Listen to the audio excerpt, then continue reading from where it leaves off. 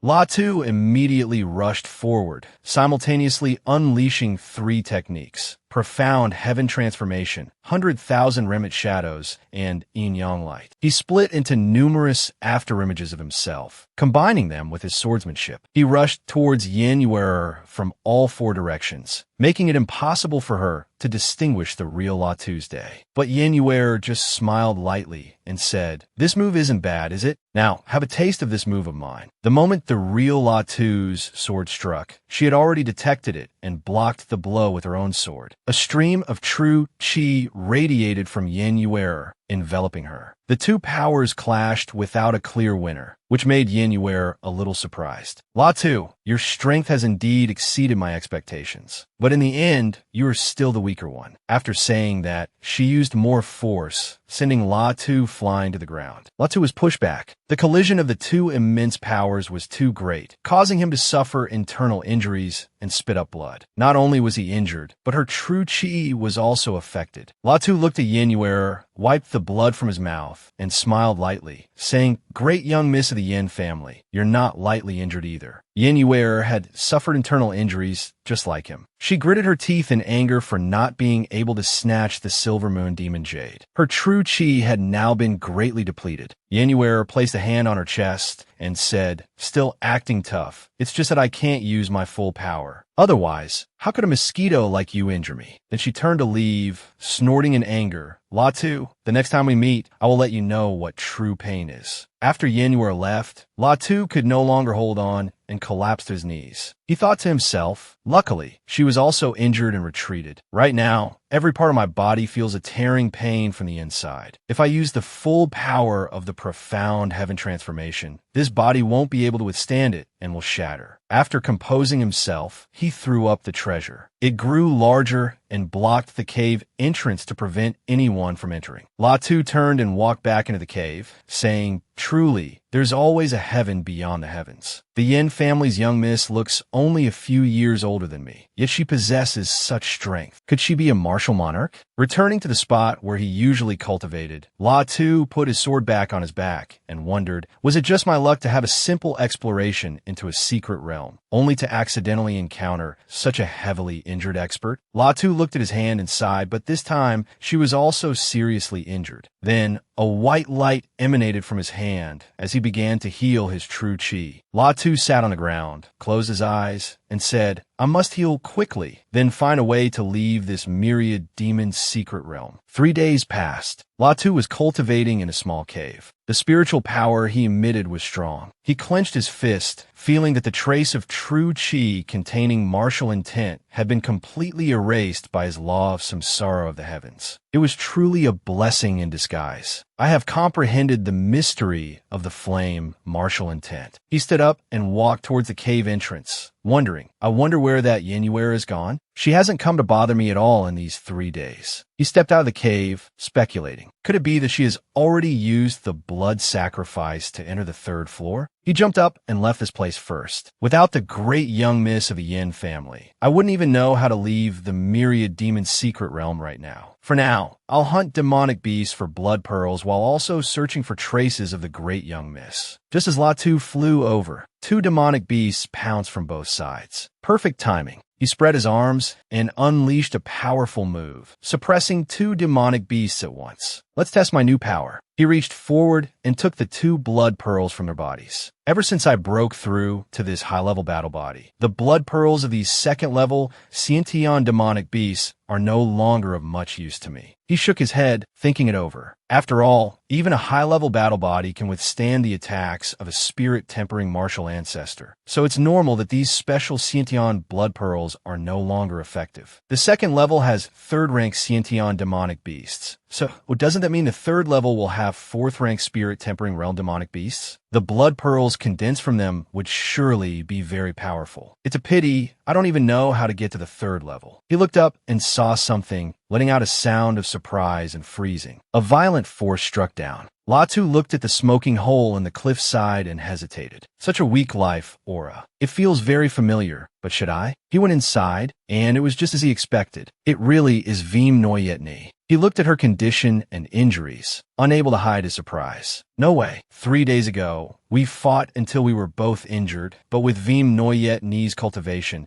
she shouldn't be this heavily wounded, right? He placed his hand to check Veem Noyetni's pulse. Under the probe of his power of reincarnation, Veem Noyetni's body was severely injured, and there were signs of internal devastation. Could it be that she was already injured before? He was startled, thinking this can't be right. Her sea of consciousness and soul are also severely injured. He stood up and drew his sword. Just then, Veem Noyetni mumbled in her sleep, "Mother." With tears in her eyes, she called out, "Mother, don't leave me. Don't go away from me." La Tu gripped his sword tightly, hesitating again. She has her own story too. Although she seems weak on the outside, she's actually very cruel and ruthless, though all martial artists in this world are like that. But she did try to kill me once. He decisively turned to leave Veem Noyetni to her fate. At that moment, she said with determination, "Mother, I will definitely avenge you." La Tu was tough on the outside, but soft on the inside. He turned back, sighed, and looked at her. Forget it. I guess I'll have to save someone again.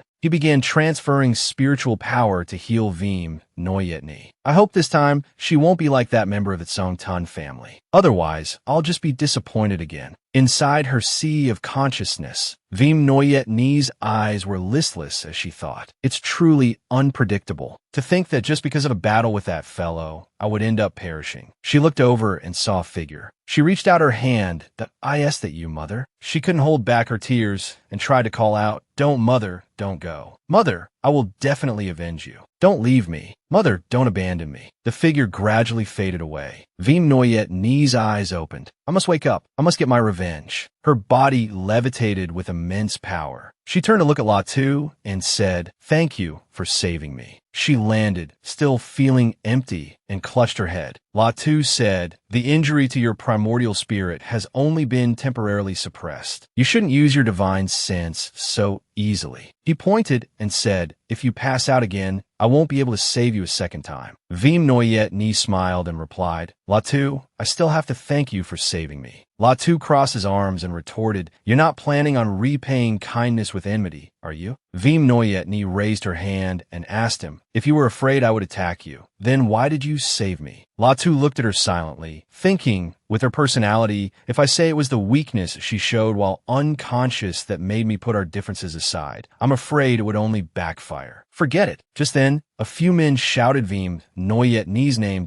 "I know you're in there. Come out here." Veem Noyetni looked towards the cave entrance and said, "Those are the two Xiantian martial masters I brought in here. There are also a few other martial masters I captured." Latu looked at her questioningly. "What about them?" Veem Noyetni turned her head and replied, "I placed a soul restriction on those two, putting them under my control. But since my primordial spirit was injured, the soul restriction was naturally lifted. That's why they can sense that I'm here." Latu frowned, thinking a soul restriction? To have a soul restriction placed on you means your life and death are in someone else's hands. The bearded man pointed and yelled, "Little lady, hand over the method to lift the soul restriction to me. Did you ever think this day would come?" The long-haired man also raised his hand and reasoned, "Young Master Latu, you know what this young lady Veem did to the two of us, right? As long as you hand this woman over, we will definitely remember your great kindness." Hearing this, Veem Noyetni looked at Latu, who also looked at her with a troubled expression.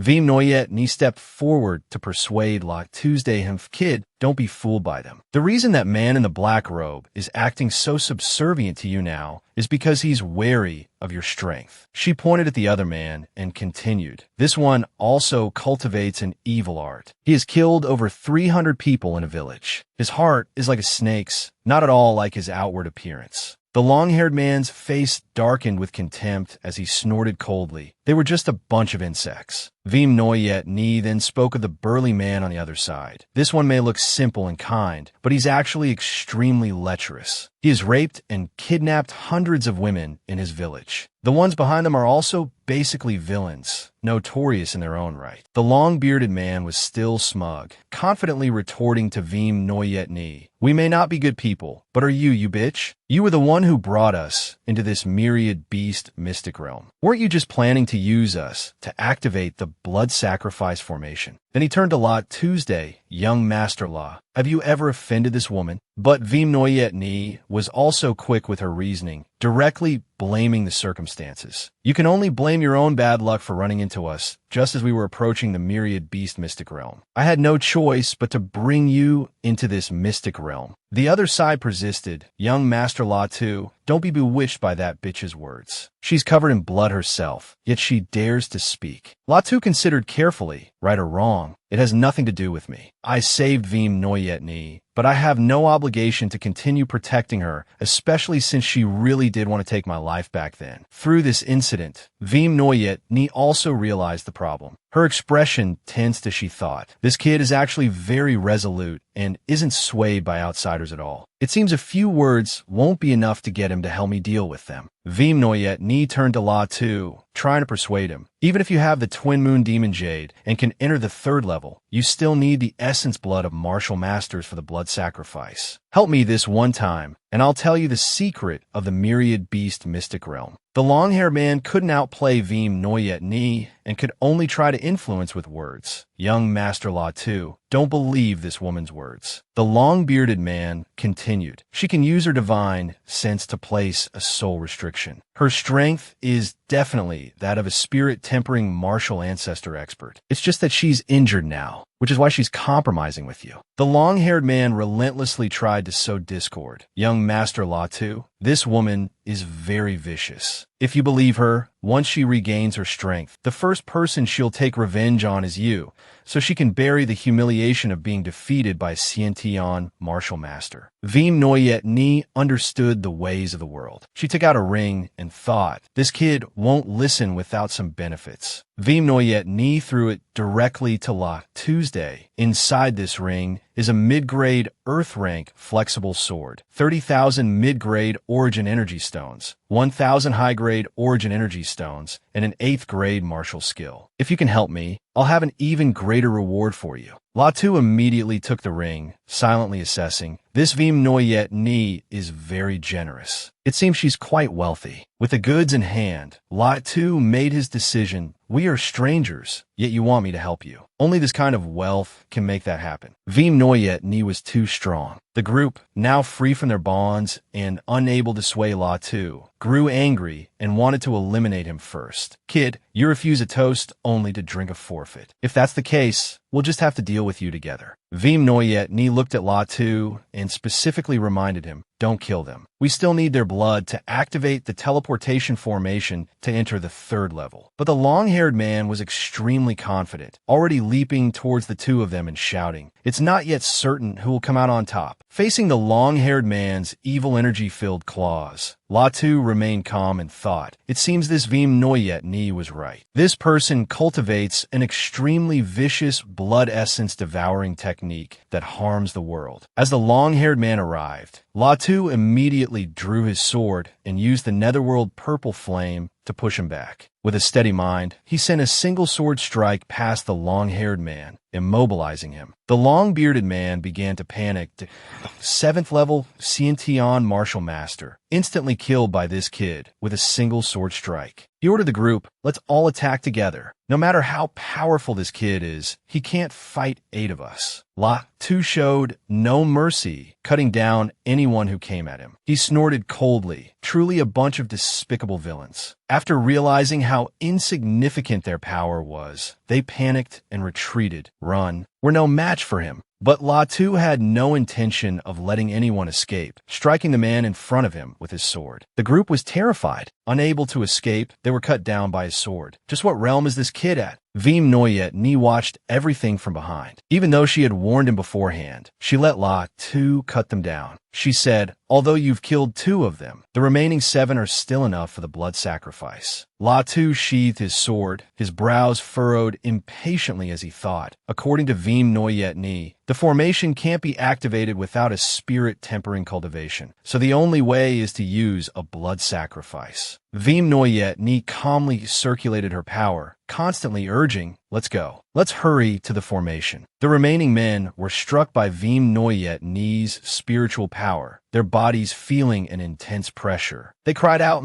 our luck has run out. After she was done, Veem Noyet Ni said calmly, I've sealed your cultivation. Law 2, you clear the way. I'll follow behind and escort them. Afterwards, in the middle of the Crimson Dry Forest, the place was extremely chaotic, with demonic beasts leaping about in disarray. Law 2 did a good job of clearing the path, knocking away any demonic beast that blocked their way. Veem Noyet Ni could hardly remain silent that you've worked hard. These demonic beasts are not easy to deal with. All the defeated demonic beasts dropped blood pearls, and Law 2 casually collected all of them. Veem Noyet Ni silently assessed. This Law 2 looks to be only 18 or 19 years old, with only a 3rd level Xiantian cultivation. Yet he's invincible against those at the spirit tempering realm. Perhaps he can help me succeed in my revenge if I just nurture him a little. Law 2 cleared the way, knocking away a boulder blocking the path. The group then saw a new location. Veem Noyet Ni said, over there is the formation that leads to the 3rd level. Law 2 looked ahead and said to himself, that 3rd level is definitely very dangerous. I need to raise my realm first. Law 2 took out a few blood pearls. Veem Noyet Ni watched him nonchalantly. Just let him be. The stronger this kid is, the greater my chances of survival on the 3rd level. Still with that air of not wanting to be beneath others, Veem Noyet Ni asked, Law 2, didn't I give you an 8th grade martial arts manual? You can try practicing it. She shared, the soul condensing art is a high-grade method for tempering the soul. I had to rely on this martial art to comprehend the mysteries of the blazing flame martial intent. Law 2 became even more resolute and replied, thank you for the reminder. And so he tempered himself. 7 long days passed in a flash, with Law 2 always cultivating diligently. Inside a blazing red ball of fire, his eyes suddenly snapped open. Law 2 slowly retracted the flames. Then he turned and shook his head at Veem Noyet Ni, saying, even with 2nd grade Xiantian blood pearls, I can't break through. I'm still quite a ways off from reaching the peak battle body. Veem Noyet Ni's eyes showed great determination. Then let's just enter the 3rd level first. The group sat down, forming a formation. The 2 pieces of the demon, Jade, in the air gradually moved closer to each other. Law 2 crossed his arms, thinking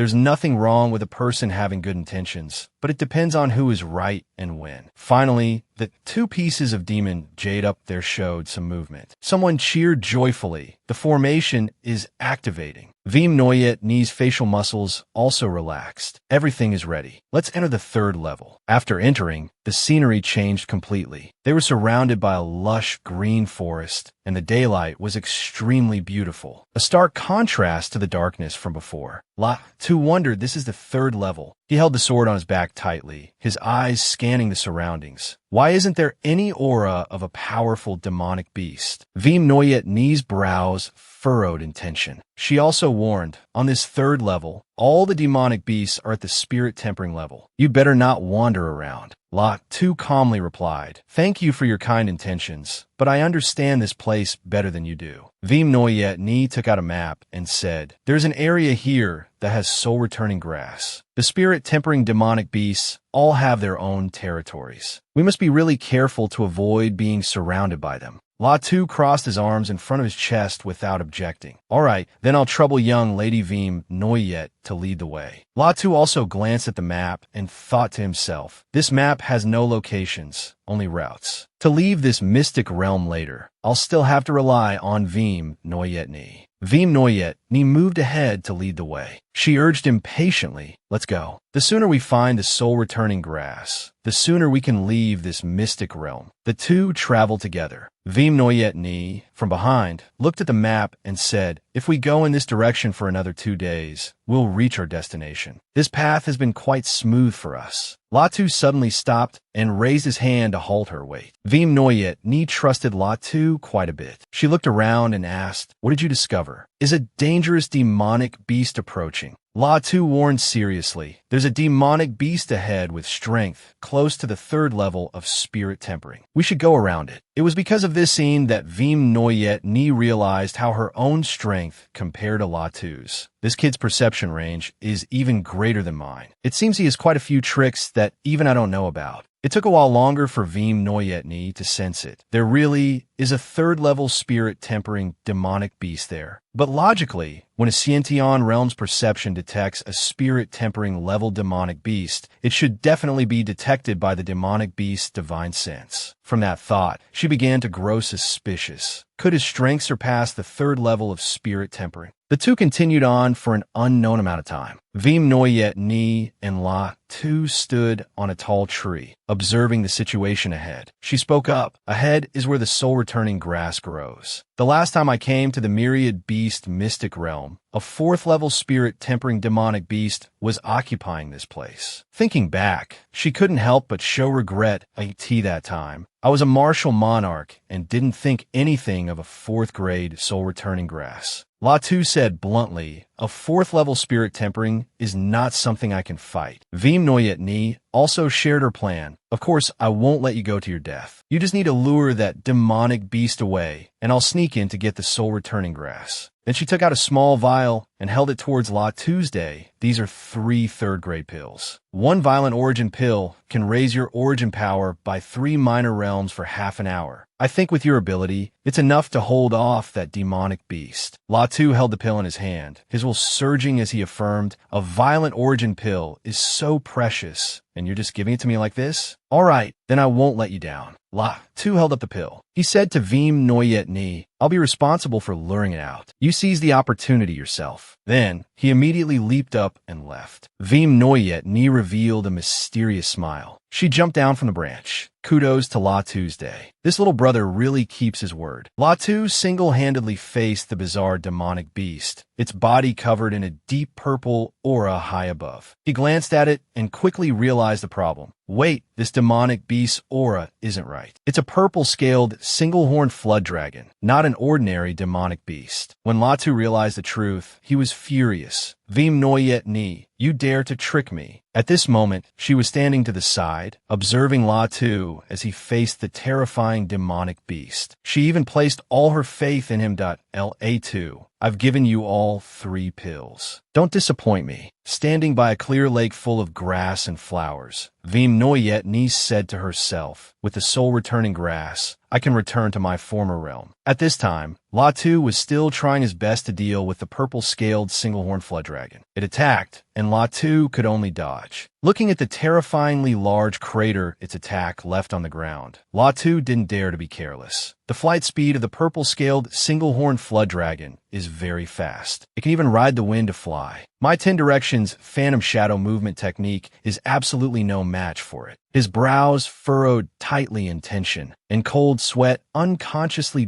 beaded on his forehead. In his heart, he made a bet that I'll risk it and test the strength of this purple-scaled single-horned flood dragon. Latu stood in midair and decided to take a violent origin pill. In his heart, he prayed, Vim Noyet Ni, I hope the pill you gave me isn't a fake. Latu drew his sword to deal with the terrifying claws of the purple-scaled single-horned flood dragon. It was clear that the difference in strength was too great. Latu clutched his chest in pain, as expected. Even after taking the violent origin pill, I can't even last one round against this purple-scaled single-horned flood dragon. The purple-scaled single-horned flood dragon tilted its head back, displaying its earth-shattering power. Latu sensed the risk and retreated that I have to run. This purple-scaled single-horned flood dragon is not something an ordinary spirit-tempering level demonic beast can compare to. I'm no match for this demonic beast at all. Latu nimbly dodged its attack. At this moment, he felt he was in grave danger, and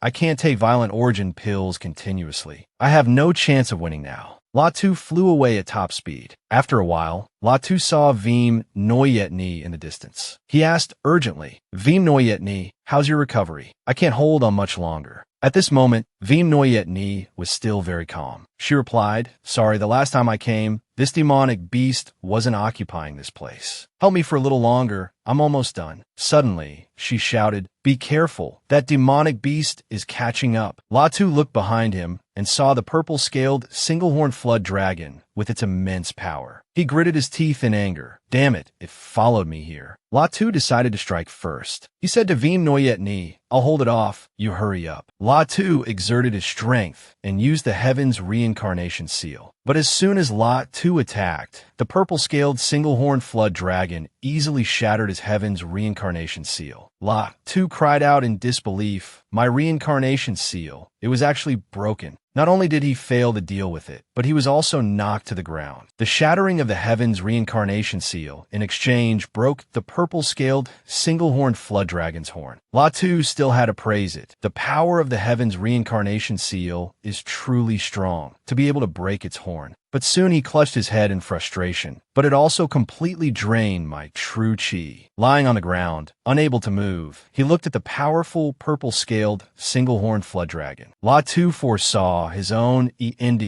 my body is injured, and that one move just now completely depleted my true chi. It seems there's really no way out this time. He pressed his lips together, unwilling to accept this where I'm going to die. Just as Latu was about to close his eyes and give up, a loud voice suddenly rang out. You beast, your opponent is me. Vim Noyet Ni actually stood before the massive mouth of the purple-scaled, single-horned flood dragon, her back straight, showing no trace of fear. Latu was surprised and silently called her name, Vim Noyet Ni. Vim Noyet Ni seemed different now. Unleashing a powerful, blazing phoenix, soars the heavens attack. But her flames had no effect on the purple-scaled, single-horned flood dragon. Vim Noyet Ni leaped into the air again, preparing her next move. Val Beast, take this. She strained to use the blazing flame prison. The massive purple-scaled, single-horned flood dragon was trapped by Vim Noyet Ni's barrier, but it refused to stay put, constantly ramming its head against the wall, trying to break free. Vim Noyet Ni struggled to hold on, looking like she was about to collapse, but she was still full of determination. Vim Noyet Ni will absolutely show no mercy to those who deserve to die. But for someone who has shown me kindness, I will not stand by and watch them walk to their death. Vim Noyet Ni gathered fire, forming a large sword. She decisively used all her strength to slash down at the purple-scaled, single-horned flood dragon. A powerful sword strike cut through the fire barrier and descended upon the demonic beast. It took the full force of the strike and fell into the large lake, drained of its strength. Seeing that the purple-scaled single-horned flood dragon had been defeated, Latu smiled to himself, "Oh, it seems I'm not going to die. This Veem Noyet Ni is truly powerful, to have recovered so much strength in just a short moment." Veem Noyet Ni slowly landed. Seeing her, he asked, "That move of yours just now?" But before he could finish his sentence, Veem Noyet Ni collapsed onto him. Latu called out in alarm, "Veem Noyet Ni, what's wrong with you?" At this moment, Veem Noyet Ni was completely exhausted, with fresh blood trickling from her eyes. Latu quickly checked her and cried out in his mind, "Not good," using the reincarnation pearl to check. Her life force is continuously scattering. She forced her body to unleash that power just now, disregarding the self-inflicted damage. The injuries that had just recovered have become even more severe. Sweat poured down his forehead. Latu gritted his teeth in anguish. Did she do this to save me? Latu wanted to heal Veem Noyet Ni, but he quickly assessed the surroundings that a battle just took place here. Other demonic beasts will surely come to investigate. I have to find a safe place to heal her. After finding a safe place to heal, 3 days passed. Veem Noyet Ni sat cross-legged, recuperating, always under Latu's attentive care. He held the soul-returning grass and thought to himself, "Fortunately, because of the lingering aura of the purple-scaled single-horned flood dragon, the surrounding demonic beasts don't dare to approach this lake. I managed to collect 4 stalks of soul-returning grass by the lake, as well as the spirit-tempering level blood pearl that condensed after the purple-scaled single-horned flood dragon died." Latu sat on the ground and gathered his chi, deciding to use the remaining soul-returning grass for Veem Noyet Ni's injuries. Latu was deep in thought. I don't know how long the lingering threat of the purple-scaled single-horned flood dragon will last. If Veem Noyet Ni doesn't wake up, I have no way of leaving the myriad beast mystic realm. Speaking of Veem Noyet Ni's injuries, Latu couldn't help but be curious. I wonder who the great young lady of the Veem family fought with to have her primordial spirit so severely injured. He sighed with regret. This soul-returning grass is only a 4th-grade spirit medicine after all. Its healing effect on a martial monarch expert is quite small. I can only gather more. Latu still had to go out himself to gather more medicinal herbs. As soon as he looked up, he saw several demon beasts blocking his path. Latu cursed inwardly. Damn, some audacious demon beasts weren't satisfied with using their underlings to scout and came in their true forms directly. Just as things were getting tense, a huge commotion suddenly came from inside the cave. Latu was startled. This spiritual sense. Could it be that Yin Yuer has woken up? The demon beasts were also scared off by the commotion in the cave and fled. Indeed, Yin Yuer had woken up, her body emitting countless powerful streams of dark red energy. Latu could feel it even from outside the cave. This aura, it's even stronger than what I felt from Meng Jiao's father, Lu Feichen, before. Is this the 9th level of spirit refinement or a half-step martial monarch? Night had fallen and Yin Yuer had woken up. Soon, it will be time to part ways. I should go. The soul-returning grass is useless to me now. Next, I'll need a 6th-grade medicinal pill. Lata knew his own insignificance. My strength is truly too weak. The gap between me and Yin Yuer is almost insurmountable. After we leave the myriad demon secret realm, we will likely never meet again. The 2 pieces of demon jade met once more. Yin Yuer took out numerous blood pearls. These are 16 spirit refinement level blood pearls I just happened to hunt. Yin Yuer, her expression unchanging, tossed them all to Latu. Useless to me. They're all yours. He happily accepted them. Thank you. With these blood pearls, my combat body can probably break through. Yin Yuer kindly reminded him blood pearls can be used for body refinement, but let me tell you about a hidden danger. Absorbing demon beast blood pearls will cause a human martial artist bloodline to become impure, affecting future advancements. It's best not to absorb too many. Latu replied calmly, "Thank you for the reminder, but I have some special methods to eliminate these effects." Yin Yuer smiled faintly and said, That's good then. The two of them finally got out, and the entrance to the myriad demon's secret realm slowly closed. Yin Yuer was kind enough to leave something for Lad who dot. I have to go. The Twin Moon Demon Jade and the secret map are for you. When you break through to spirit refinement, you can come back here to harvest resources. Latu cupped his hands in thanks. Yin Yuer said her farewell, then see you again. After that, she immediately flew away without any hesitation. Having gone through these events, Latu sighed wearily. These past few days in the myriad demon's secret realm, although she didn't say it, I could feel that the desire for revenge of this Yin family's eldest miss burned like fire. My strength is too weak. I can't help it all. After all, she used to be a martial monarch. Yin Yuer can tread on air and fly away, while I, Latu, can only walk out. Latu turned and left, not knowing that Yin Yuer was still standing in the air, watching him. She thought to herself, alone for 300 years. I cultivated single-mindedly, just for revenge. Yet in this short journey to the secret realm, I've developed feelings for a young man. Truly unexpected. Ladu found a cave to temporarily stay and cultivate. He sat cross-legged on the ground, looking at the blood pearls in his hand and calculating. After 2 days, he finally reached the outer region. Most of the nearby beasts were Xiantian demon beasts, so he could relax a little and cultivate his divine body. However, a series of large and small explosions suddenly shook the night sky outside. Latu rushed out only to see a spectacle of red and gold in the sky. What's happening? High above, Yin Yuer was facing two powerful experts alone. Latu's eyes widened in shock as he cried out, Yin Yuer.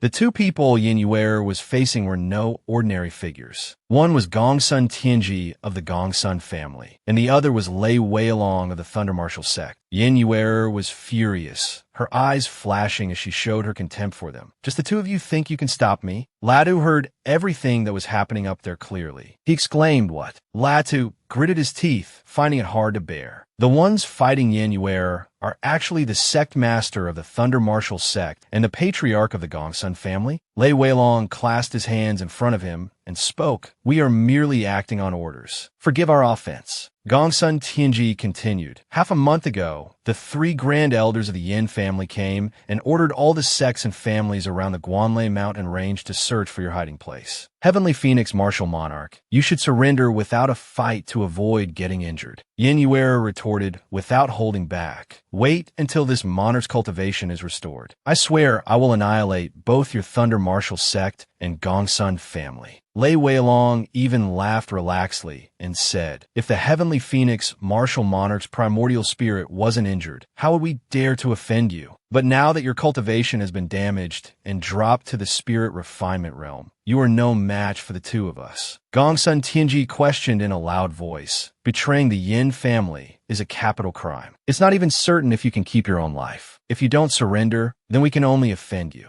By the time Gongsun Tianji had finished setting up the formation, someone was still missing. He called out impatiently, Lei Weilong, why haven't you attacked yet? The talisman flags surrounding Yin Yuer formed a formation that began to activate. Many rays of light shot out. At the same time, Lei Weilong charged forward, shouldering a massive blade. The dazzling golden scene high in the sky made Latu extremely anxious. My cultivation is too low to fly through the air, and that old Gongsun Tianji is a 5th grade formation master, relying on a martial king's spiritual sense cultivation to set up a killing formation. His strength is equivalent to 3 experts of the same level. That Lei Weilong is also a formidable martial king, no less powerful than Wen Tianhong. The battle in the sky was extremely chaotic. Not long after, Yin Yuer was seen being knocked back. Latu couldn't hold back and used his lightness skill to leap up, wanting to intervene in the fight. He thought to himself, it's Yin Yuer. Her primordial spirit is indeed injured, so she can only exert the strength of the spirit refinement realm. Facing these 2 powerful martial kings, she has absolutely no chance. Yin Yuer's raging fire quickly erupted again. Standing amidst the flickering, powerful red flames, Yin Yuer warned coldly, Lei Weilong, Gongsun Tianji, you too remember this well. Don't regret it later. The raging fire phoenix quickly fled. Lei Weilong shouted in time, don't let her escape. Gongsun Tianji just replied lightly. Forcing her power like that will definitely cause her primordial spirit's injuries to flare up. Let's quickly give chase. Latu stood on a high rock, observing. He told himself, Thunder Martial Sect, Gong Sun family. I need to become much stronger. He clenched his fists, his determination soaring. Ever since obtaining the Heaven's Samsara Pearl, my destiny has clearly changed. I've always believed I could become stronger, so I've always had faith deep down, but I've never felt as weak and helpless as I do at this very moment. I must become stronger. The next day, Latu continued his journey. Looking into the distance, he wondered, is that the Guanlei temple over there? Observing the crowd below, he began to analyze. Ordinary Xiantian martial artists can only reach the outskirts. At most, they can only get near the foot of the mountain. To reach the foot, the mountainside, or even the summit, one must be a body refinement martial ancestor, a martial king, or even a martial monarch. Latu unwillingly jumped down. But I don't want to be like this. I must stimulate my own potential. As soon as Latu appeared, he strode through the crowd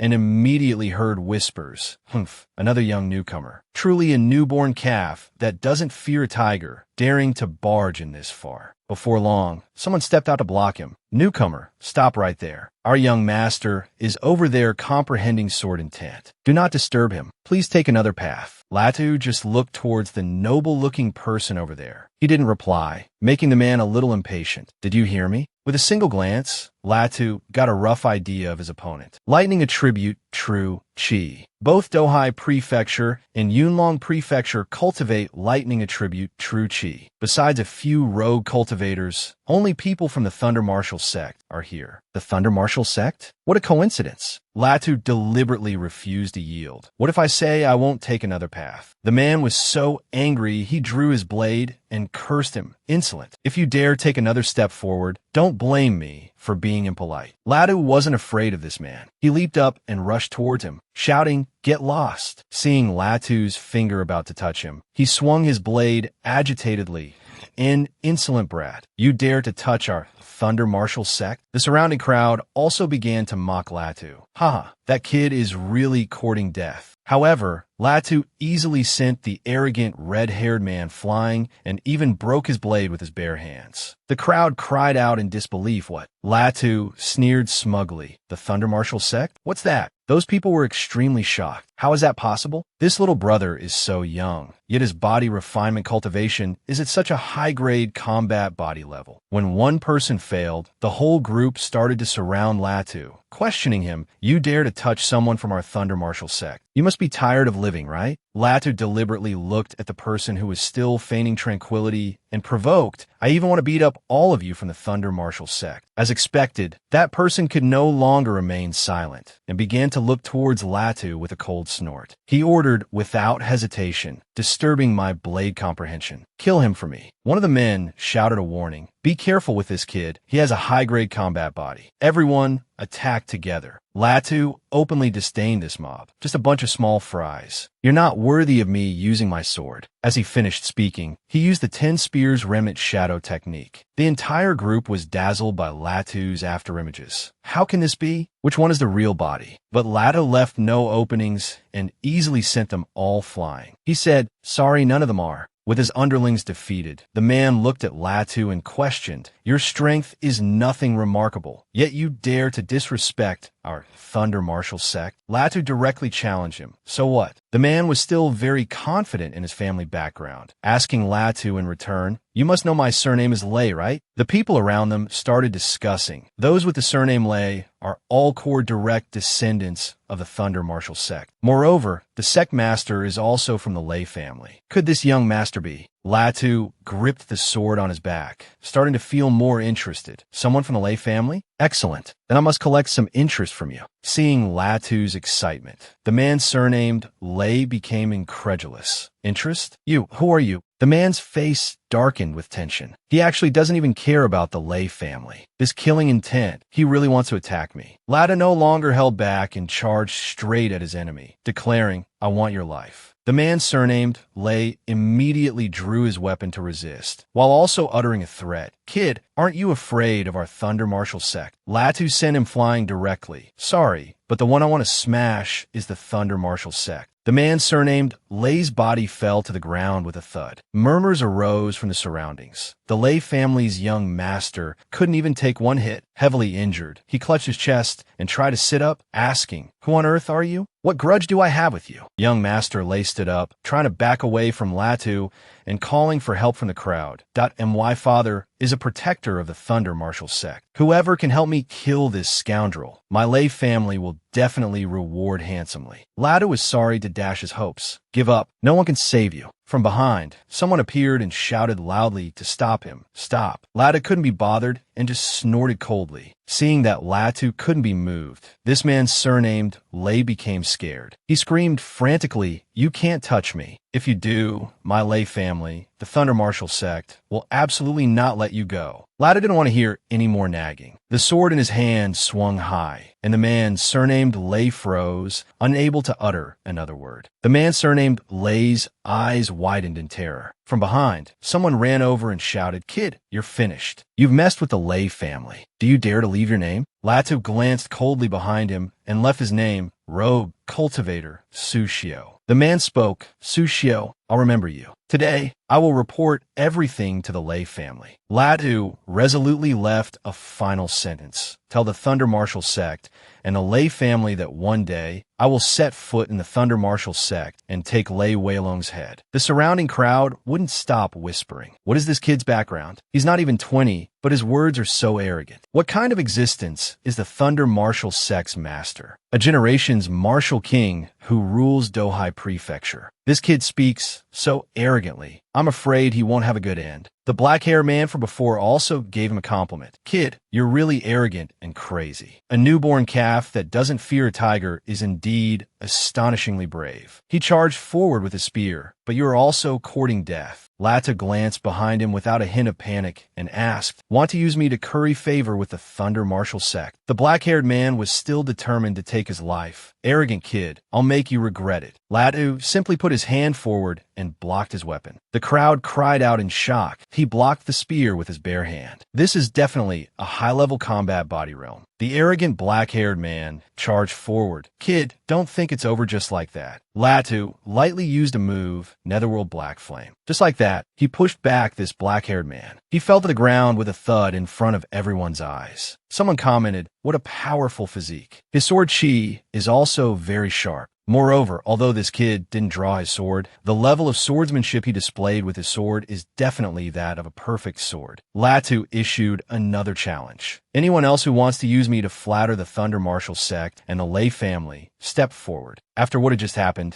this group still didn't know their place and charged forward together.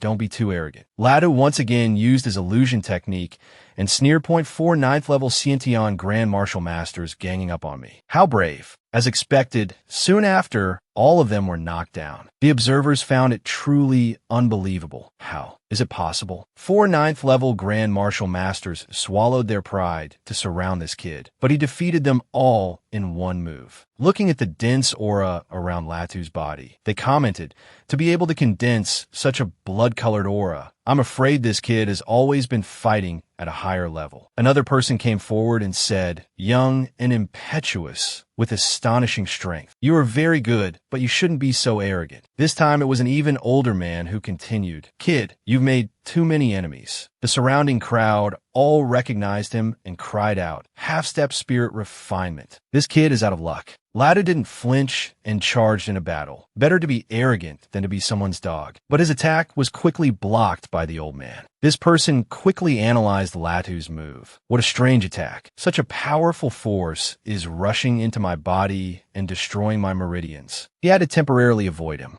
Latu was extremely excited and drew his sword. "Take this sword of mine." The old man immediately became confident. "Perfect swordsmanship? Your sword is useless against me." But very quickly, the old man realized there was a problem. Not right. I clearly dodged it. But why do I feel like my head has been chopped off? Could this be sword intent? He looked at the palm of his hand, completely unable to believe it. At this moment, Latu charged forward like a profound dragon, using the profound heaven transformation technique. The old man cried out, "There's still another move?" A huge explosion occurred before the crowd's eyes, completely obscuring the situation inside. They were immediately terrified. What happened? That was a dragon's shadow. Then, they only saw the old man lying at Latu's feet. He spoke coldly, "You lose." The old man was also scared and repeatedly cried out, "Stop! Spare me! Spare me! I won't treat you as an enemy anymore." There was no benefit in it either. Latu despised him to the extreme. "You wanted to use my head to curry favor with the Thunder Marshal sect. But when you found out you were no match for me, you want me to show mercy. Aren't you thinking too beautifully?" Latu decisively finished him off and declared loudly, "Anyone else want to take revenge for the Thunder Marshal sect? I'll be right here to entertain you." Truly, no one dared to step forward anymore. 5 9th level Xiantian Grand Martial Masters, 1 half-step spirit refinement. Unless a spirit refinement expert attacks, can this kid not be defeated? Lato looked at the group, finding it hard not to feel contempt. Haha, it seems that even spirit refinement martial ancestors want to be the Thunder Marshal sex dogs. He turned and left. "I need to get out of this place first." One after another, they keep coming. A long-haired man was confused. Where did that kid run off to? The blindfolded man launched a palm strike towards the forest to probe. He realized that kid has escaped. Quickly record everything that happened here and report it to the Thunder Marshal sect. The scene changes to Thunder Marshal Mountain, Thunder Marshal sect, Cultivation Square. The disciples were whispering amongst themselves. "Have you guys heard? Not long ago, a young man named Latu appeared in the Guanle mountain range. With just a 6th level Xiantian cultivation, he killed a half-step spirit refinement expert. That guy even threatened to set foot in our Thunder Marshal sect and take our sect master's head. Many elders and protectors have already led our brothers into the Guanle mountain range to search for this kid." And Lu Mingjiao heard all these words. She wondered, Latu? Could it really be him? "I've already cultivated to the 1st level of Xiantian with Latu's talent. If he joined the Thunder Marshal sect, he would surely be able to advance to Xiantian. Latu, are you living well now?" From behind, someone approached and called her Mengjiao. Lu Mengjiao asked in surprise, "Uncle Master Luo, I heard from the senior brothers that you protectors have been very busy lately. What brings you here?" Old Luo laughed and said, "Haha, I was busy with matters before and couldn't take good care of you, Mengjiao. If I were to go to the netherworld, I don't know how Brother Lu would blame me. If Mengjiao encounters any difficulties in cultivation, just come find your uncle." Lu Mengjiao cupped her hands and replied, "Thank you, Uncle Luo." She thought to herself, "Uncle Luo and my father are sworn friends who would die for each other. If Latu and I could have entered the Thunder Marshal sect together, we would definitely have been taken care of by Uncle Luo. What a pity." Old Luo casually said to Lu Mengjiao, "All right, Mengjiao, I remember when you came to the Thunder Marshal sect, you said a little brother escorted you to Dohai Prefecture. That little brother's name was also Latu, right?" Hearing Latu's name, Lu Mengjiao happily replied, "Yes, that's right, Uncle Luo. The Latu, I know, not only has a very fast cultivation speed, but his combat power is also extraordinary." However, she couldn't believe it and denied it. "But when I entered the Thunder Marshal sect, he was only at the 6th level of Chi Hai. So I'm sure the Latu I know and the one the inner sect is talking about are not the same person." Old Luo acted understandingly. "Oh, so that's how it is? Then I'll go and instruct the inner sect disciples not to mistake him if they happen to meet this little brother. But when that time comes, we can also invite him to our Thunder Marshal sect and thank him properly." Hearing this, Lu Mengjiao was as happy as a blooming flower. "Then on behalf of this friend of mine, I thank Uncle Luo." The smile on her face was evident. She also said, "Latu cultivates all by himself outside, so he's bound to run into a lot of trouble with no one to guide him. When the time comes, I will definitely guide him." Old Luo also secretly speculated. Just a 6th level Chi Hai martial artist protected Mengjiao through the many dangers of the Guanle mountain range. "I'm afraid this kid Latu holds quite a few secrets." Just like that, 3 months passed. Latu sat on a mountaintop, concentrating on his cultivation. He was fully focused, thinking to himself, "I've been searching and cultivating here for 3 months. I've used up almost all my origin chi stones, yet I've only reached the 8th level of Xiantian." He stood up, a worry in his heart that in the Tianwu kingdom, there are many Xiantian martial artists, but spirit refinement martial ancestors are as rare as phoenix feathers and Shilin horns. In any sect, they are the core strength. Countless martial artists are stuck at the 9th level of Xiantian, unable to break through to become a spirit refinement martial ancestor. Latu quickly left, calculating, if I break through to spirit refinement, I can use Yin Yuer Soul condensing profound art to condense my spiritual sense. but that would require a large amount of resources. He quickly set a goal for himself. Therefore, next I must fight, survive against the strongest, and seize new opportunities. Latu stopped, held out a golden token, and said, "Dohai Prefecture, Demon Hunters Guild, Prefecture City." The door slowly opened. Elders one inside welcomed him. "Young Master La, please come this way." Latu cupped his hands respectfully. "Thank you, Senior." He was a little surprised. A first-level spirit refinement expert is being so respectful to me. But makes sense. With the Demon Hunters Guild's intelligence capabilities, they would surely know what I've been doing in the Guanle mountain range, and they would have also confirmed my identity. Elderswood knew what Latu was thinking and said, "Young Master Latu must be feeling puzzled by my attitude towards you, right?" He continued, "Besides the things you did recently, there's another reason, which is that you are a mid-grade, yellow-rank genius member of our guild. Within the guild, your status is equivalent to a mid-third level spirit refinement martial ancestor." Walking towards the screen, Elderswood inquired, "Is young Master Latu here to participate in the annual assessment?" Latu did not deny it. "That's right." The elder brought out a crystal ball and praised him. "Very good." He gestured to the crystal ball and said to him, "Then, young Master La, please infuse your true chi into this crystal ball to test your cultivation." So, Latu gave it a try. Seeing Latu's strength, Elderswood was very surprised. According to our intelligence, Latu was only at the 6th level of Xiantian 3 months ago. But now he's already at the 8th level of Xiantian. He stroked his beard humbly. "Geniuses like you really know how to discourage others. Last year, young Master LA's cultivation hadn't even entered Xiantian, but now you're about to catch up to me." Latu immediately asked, "Senior, with your cultivation as a spirit refinement martial ancestor,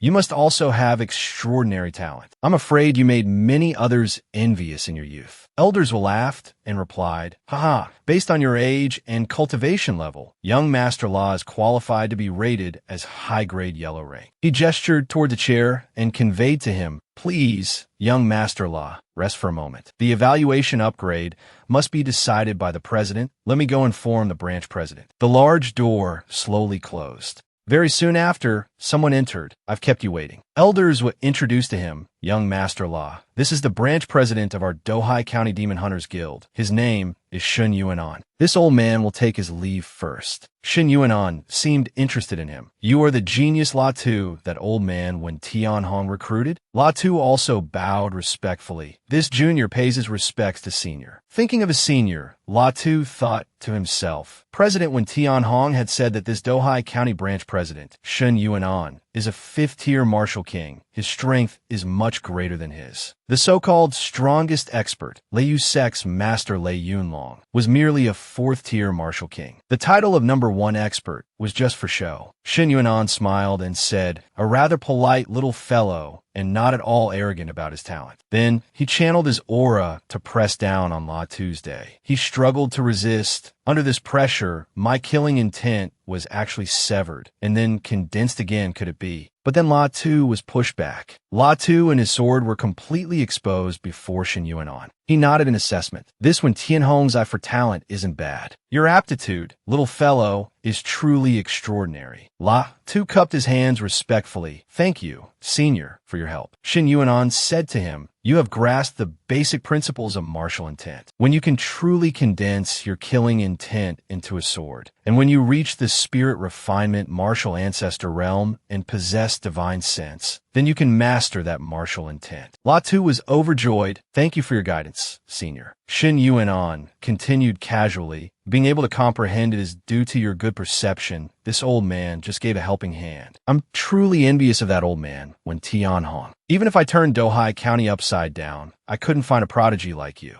A girl standing behind Shun Yuanan spoke up to remind him, "President, I, Lin Jiaer, am not any worse than this Latu." Shun Yuanan patted her head and thought dotingly, "Lin Jiaer's talent is indeed not bad. However, this Latu is so young, yet possesses such astonishing killing intent. It's clear he has very rich combat experience and methods." Shun Yuanan took out a secret manual and said, "All right, this old man has personally tested your strength. Latu, your genius level authority has now been raised to high-grade yellow rank." He handed it to him with a radiant smile. although I know you, little fellow, can kill a half-step spirit refinement expert, so your martial arts grade is definitely not bad. But you should still refer to the pure martial arts the guild has given you. Choose 3 from this list. Who knows? One of them might turn out to be a hidden gem. La Tu smiled and accepted it. This little one understands. Shen Yuanan walked ahead with La Tu and Lin Jiaer following behind him as he said, La Tu, now that you have chosen your techniques, follow me to receive your other rewards. The origin energy stones and some weapon equipment you can choose for yourself. He suddenly turned his head as if remembering something. Oh right, in less than 2 years, the Xianyu Mystic Realm will open. He aimed his words directly at La Tu and Lin Jiaer's abilities. There will be a competition for slots before the Mystic Realm opens. All the forces in the 13 counties will send people to participate. You two should also prepare well. La Tu fell into deep thought. This is the second time I've heard about the Xianyu Mystic Realm. I wonder how this Xianyu Mystic Realm is different from the 10,000 Demon Mystic Realm. Shen Yuanan continued walking. He instructed, some information about the Xianyu Mystic Realm is available in the guild. You can go get it yourselves and study it. But he also noted the maximum number of people who can enter the Xianyu Mystic Realm is 80. But our 13 counties are only allocated 10 slots. Therefore, this will be a major competition among talents. You two must do your best during these 2 years. Both of them bowed seriously and replied in unison, understood. With determination in his eyes, La Tu thought to himself, in the entire Tianwu Kingdom, Yunlong and Dohai counties are just 2 small, isolated counties, completely not worth mentioning. When compared to all 13 counties of the 6 continents, this is why, as President Shen said, the 13 counties only have 10 slots. His fist clenched slightly. Regardless of whether it's for myself or for those close to me, spirit refinement martial ancestor is not my focus. I must have the strength of a martial king. Only then can I have a foothold in this Tianwu kingdom without having to care about others' opinions. Meanwhile, at the Leiyu sect, Elder Luo was talking to Lu Mengjiao.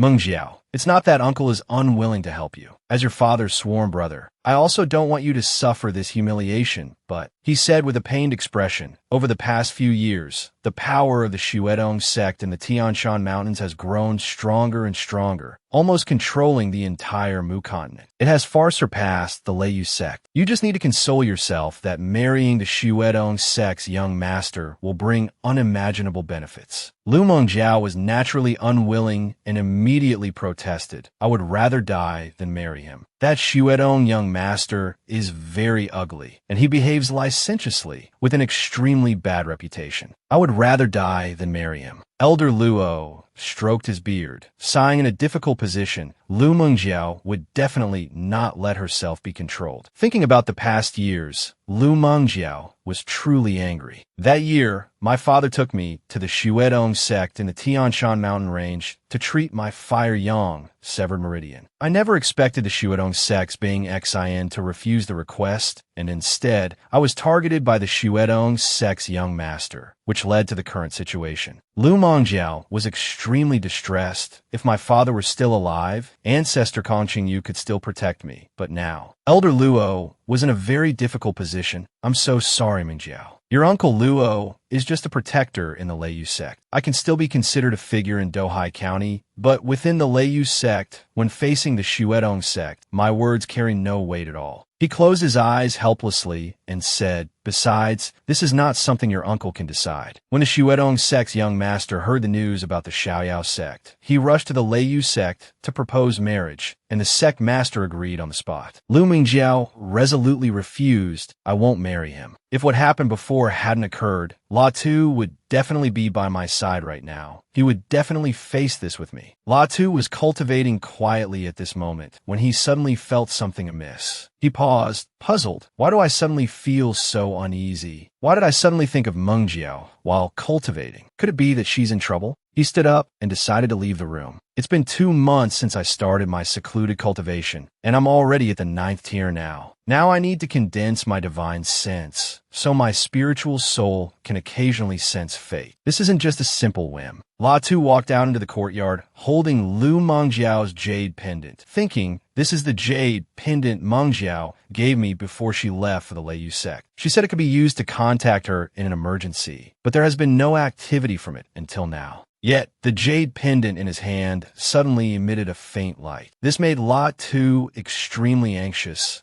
The jade pendant is suddenly glowing. Could it be that Mengjiao is really in trouble at the Lei Yu sect? She's even running towards my direction. He quickly ran off, wanting to find Lu Mengjiao as fast as possible, his heart still heavy. Because Mengjiao's father is Lu Feishan, Mengjiao and I can no longer be together. But even if we can't be companions on the path of martial arts, we are still friends who share joy and sorrow. Latu rushed into the hall and hurriedly asked Elder Zhua, Elder Zhua, has anything happened at the Lei Yu sect recently? He thought for a moment, then replied, the Lei Yu sect? The most recent major events at the Lei Yu sect were that sect master Lei Weilong and the Gongsun family had unsuccessfully pursued an enemy. Other than that, there was the matter related to you in the Guanlei mountain range. Then he suddenly remembered, oh right, there's one more thing. The young master of the Xiefeng overlord, the Shuedong sect, came to Dohai County and personally went to the Lei Yu sect to propose marriage. The one he proposed to is Lu Mengjiao. She was originally the daughter of the sect master of the Xiaoyao sect in Yunlong County, and Lei Weilong agreed on the spot to curry favor with the Shuedong sect. Latu knew his guess was not wrong. It really is about Mengjiao. Latu looked behind him and suddenly noticed something. He said to Elder Zhua, let me go over and see.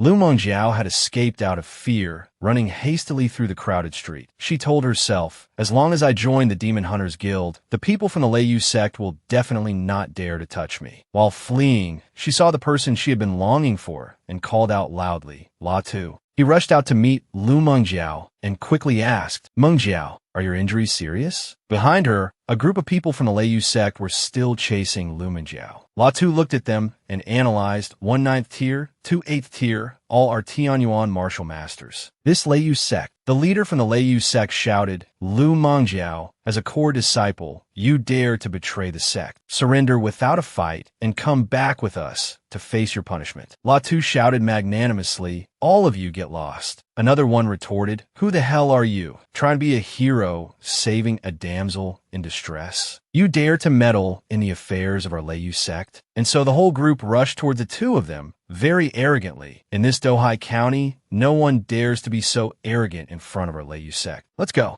Latu drew his sword and reminded her, Mengjiao, step back a little. He frowned and said, this is just child's play. The three of them were quickly defeated by him. Only then were they stunned in astonishment. You're actually a 9th tier Grand Martial Master too? He pointed at Latu and questioned, who exactly are you to dare to be so ruthless towards our Lei Yu sect? Latu just asked back, what do you think? Scarface finally felt fear. This is bad. Could he be that recently wanted kid? Latu laughed inwardly. Ha! It seems this fellow has guessed who I am. But revealing my identity is not a problem. Actually, I'm about to leave this place with President Shun anyway. The men from the Lei Yu sect quickly fled to save their lives. But Latu had no intention of letting them go and pursued them to the end. Since things have come to this today, do you think you can still leave? Scarface pleaded helplessly for mercy. Please, spare me. Latu showed no mercy and directly skewered the man. Lu Mengjiao was extremely curious and asked, Latu, is it true that the young expert in the Guanlei mountain range that the Lei Yu sect was gossiping about a while ago was you? She looked at Latu and assessed him inwardly. In just a short time, he has already broken through to the 9th tier Xiantian Grand Martial Master. Just how many dangers has he faced during this time? Lu Mengjiao also took the opportunity to probe. Alright, Latu, you didn't agree to return to the Lei Yu sect with me back then. Could it be you were worried that at some point Uncle Luo would? Latu didn't answer, just sheathed his sword and said indifferently, let's go. Let's not stand here first. Let's go to the Beast Hunters Guild. Lu Mengjiao felt a sense of inferiority. Indeed, I was too well protected in the past and was too naive, not even as good as Latu, who is several years younger than me. Latu walked behind Lu Mengjiao and said, the Lei Yu sect has lost 3 Xiantian Grand Martial Master experts here, so they will soon send a spirit refinement martial ancestor expert here. Let's hurry into the guild. Once in a private space, La Tu asked Meng Jiao, "What's the situation with that Xuedong sect's young master?" Lu Mengjiao recounted sorrowfully, "Originally, my talent was outstanding, so my father had high hopes for me. But when my cultivation broke through rapidly, I suddenly developed the Fire Yang Severed Meridian disease. My father took me to the Xuedong sect, hoping to use their secret technique to suppress this Severed Meridian disease, but the Xuedong sect disagreed unless I was married to their young master. I didn't agree that year, so this time the Xuedong sect's young master came to the Leiyu sect to propose, wanting to force me to marry him. That's why I risked everything to escape from the sect." Latu reassured her, "Don't worry about those Leiyu sect fellows. In this Demon Hunters Guild, let alone the Xuedong sect's young master, even the Qianwu Kingdom's royal family wouldn't dare to act so arrogantly here." Lu Mingjiao looked very apologetic. "La Tu, I'm sorry about what happened before." La Tu shook his head and said, "Let bygones be bygones. As long as I am here, I guarantee I will keep you safe." He also shared with Lu Mengjiao, "After some time, I will go to Qinghua County to participate in the competition for a slot." Lu Mengjiao asked in surprise, "Are you talking about the competition for the Juyo Mystic Realm slots? I heard that all the major forces in the 13 counties will send their best disciples to participate in this battle." La Tu also offered, "That's right. When the time comes, you should come with me. As long as you are with me and President Shan is here, even if Lei Weilong comes personally, he won't dare to touch you." At this moment, the scene shifts to the main street outside the Demon Hunters Guild. Elder Luo was observing their every move. Someone spoke up, "The three of us, Spirit Refinement Martial Ancestor Protectors, plus several dozen martial artists, have already surrounded this place. That kid and Lu Mingjiao will absolutely not come out." On the other side, another person said, "The Demon Hunters Guild protects the martial cultivators of the world, and there's a rule in the guild against killing people, but I don't believe they will never step out." A person bowed and reported, "3 protectors. We can't see the 2 of them in the guild's guest hall, and no one has used the teleportation array to leave the city today either." Elder Luo speculated gravely. Could it be that kid has been recruited by the Demon Hunters Guild as a genius member? If they're not in the front hall, they can only be in the back courtyard or on other floors, and those are places only internal members can enter. But then, Elder Zwa personally came out to meet them. This prompted him to ask, "Elder Zwa, have you been well recently?" Elder Zwa didn't waste words and said directly, "The president told me to inform you Leiyu sect people. Within 10 breaths, get all your people out of here." Elder Luo still wanted to stand up for justice. "Elder Zwa, the one who killed our Leiyu sect's martial cultivators has fled into your Beast Hunters Guild. We are only waiting outside the guild. For you to do this is quite unreasonable."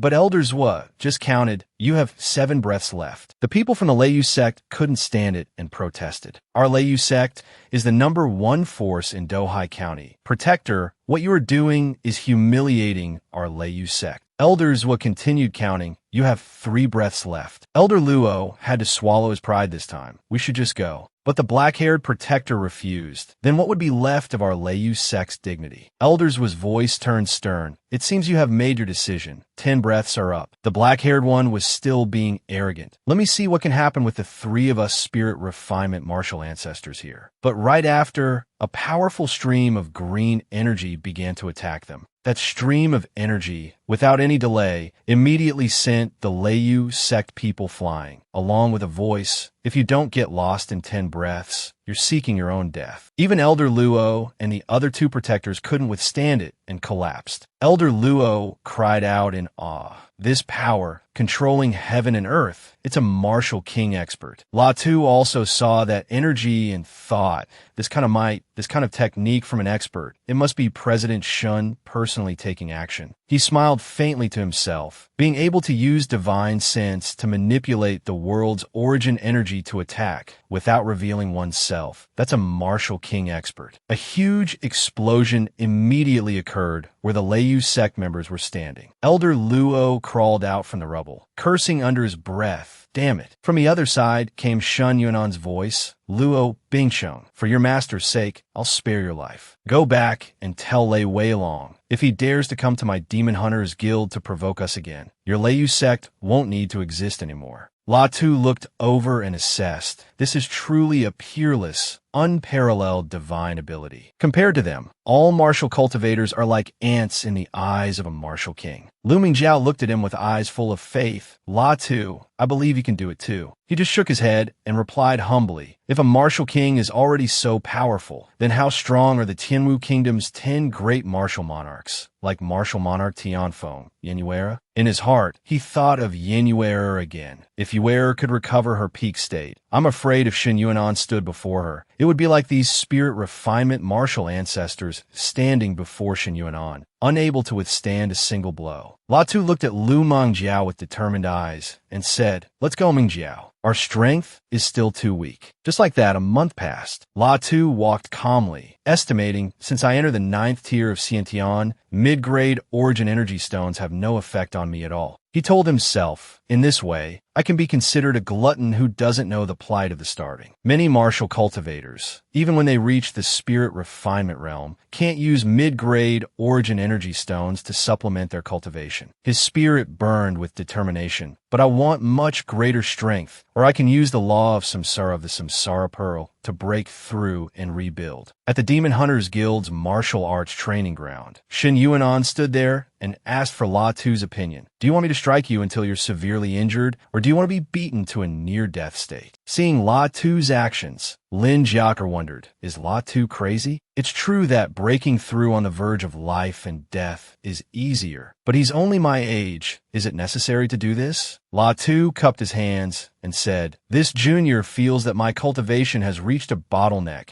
and I desperately need the pressure of a life and death crisis." Shen Yuanan immediately scolded him. "This is reckless. You're gambling with your own life. Once you die, you'll have nothing, let alone a breakthrough. You are still young, so breaking through to the spirit refinement realm is only a matter of time." La Tu was still very determined. "I have a reason I must do this, Senior Shun. I'm counting on you." In his heart, he was thinking of Lu Mingjiao. Only when my strength becomes greater can I help her. Otherwise, I will never forgive myself for not being able to protect her. Shen Yuanan explained gently, "You survive at death's door. Failure means your body perishes and your Tao vanishes. Success means everything is achieved. Little fellow, you have committed 2 great taboos of a martial cultivator, rushing and taking risks to advance. But I can't blame you. I myself have committed the taboo of clinging to life and fearing death." He still wanted to ask La Tu again. "I'll ask you one more time. Do you know how dangerous this is? It's a 50-50 chance between life and death. Even I can't control my own strength. I might accidentally kill you. Are you sure you still want me to strike?" La Tu maintained his decision. "Senior, please strike." Shen Yuanan no longer refused. He began to make his move. La Tu also drew his sword, ready and waiting. A sword and a hand collided. La Tu's strength was inferior, and he found it hard to bear, being immediately pushed back. Elders was somewhat surprised. This old man wouldn't even be strong enough to take that last palm strike from the president. Yet La Tu only suffered internal injuries? La Tu was in so much pain, but still pleaded, "This level is really not enough. I still don't feel the pressure of death hanging over me." Shen Yuanan was very indulgent of La Tu. "Then as you wish." He executed the move, Qiankuan Cauldron.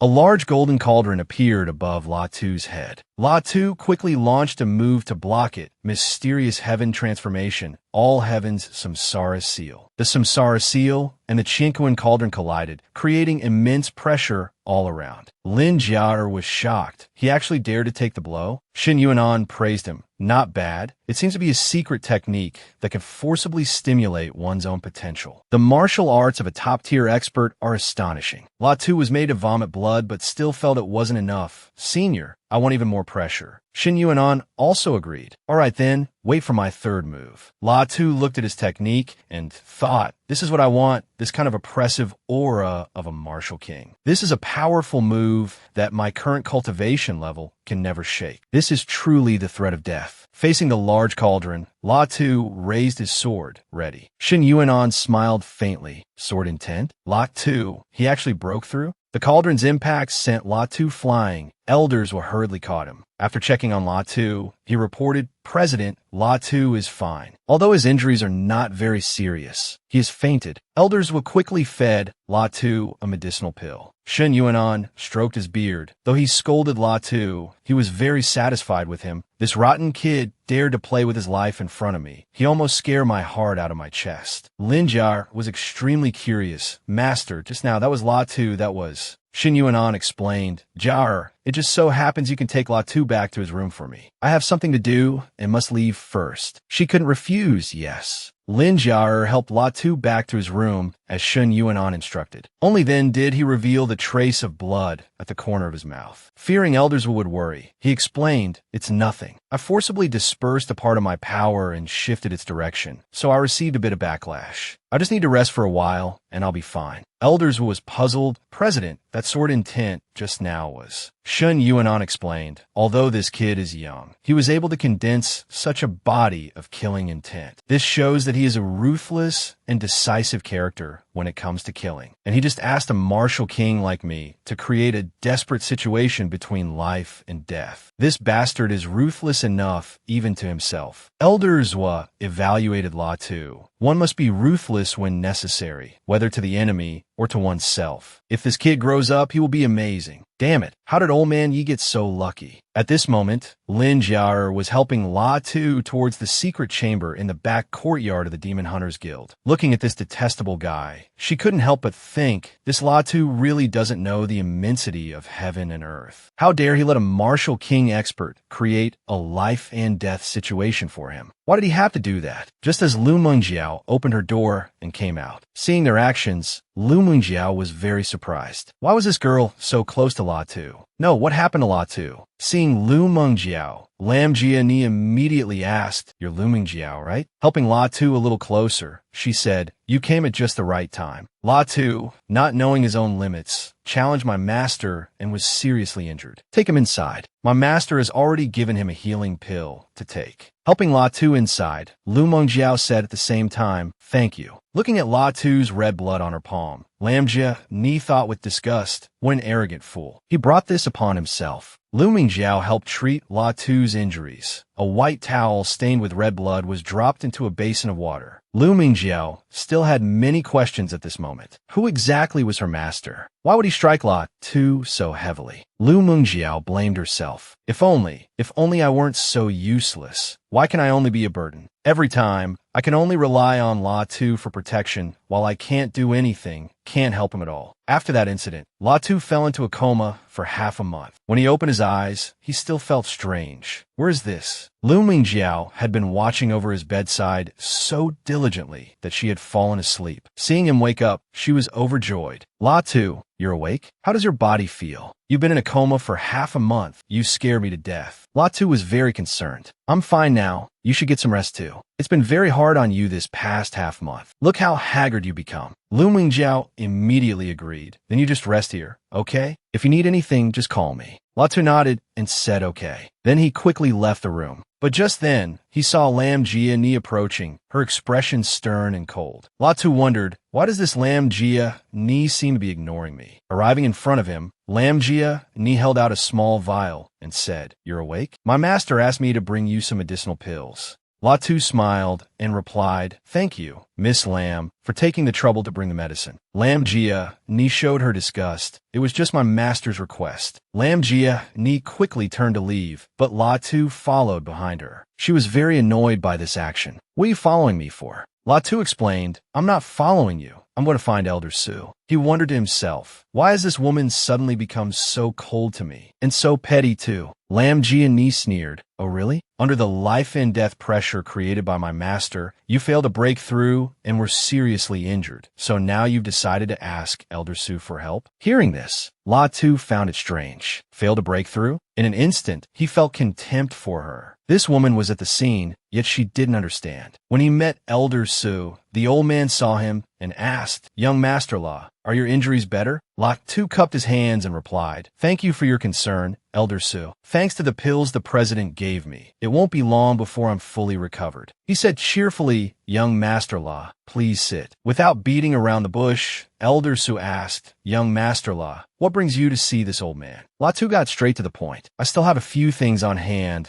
that I'd like to exchange for some origin chi stones." Taking the items, Elder Su replied seriously, "Let me see." After examining them, he said happily, "Although the grade of these items from young Master La isn't considered high, the quantity is not small. They can be exchanged for 50,000 low-grade origin chi stones." Latu is also quite satisfied. "All right, then I'll have to trouble you, Elder Su." Elder Su smiled and said, "Don't be so formal." La Tu tossed the ring in his hand and said to himself, 50,000 origin chi stones, if converted to mid-grade, would be 500. My cultivation level isn't high, but the resources I use for cultivation are comparable to the entire net worth of an ordinary martial king. No joke. After all, the cultivation of those martial kings also consumes a lot of resources. Come to think of it, I really do have quite a few good things on hand. But this is Dohai Prefecture, after all. I can't guarantee that President Shun is like Senior Yi. La Tu tucked the ring into his clothes and thought, in the coming days, I must recover as soon as possible. Then, I'll condense my true origin, transform my divine sense, advance to the spirit refining realm, and become a martial Dao Grandmaster. Just like that, another half a month passed. La Tu stepped outside, stretching to greet the beautiful sunlight, and thought to himself, President Shin really helped me a lot this time. At the very least, he saved me several years of arduous training. La Tu was in a very good mood. Since Meng Jiao is also cultivating diligently, I won't disturb her. With that thought, he went to see Elder Su again. The old man stroked his beard and greeted him cheerfully. Judging by young Master LA's happy expression,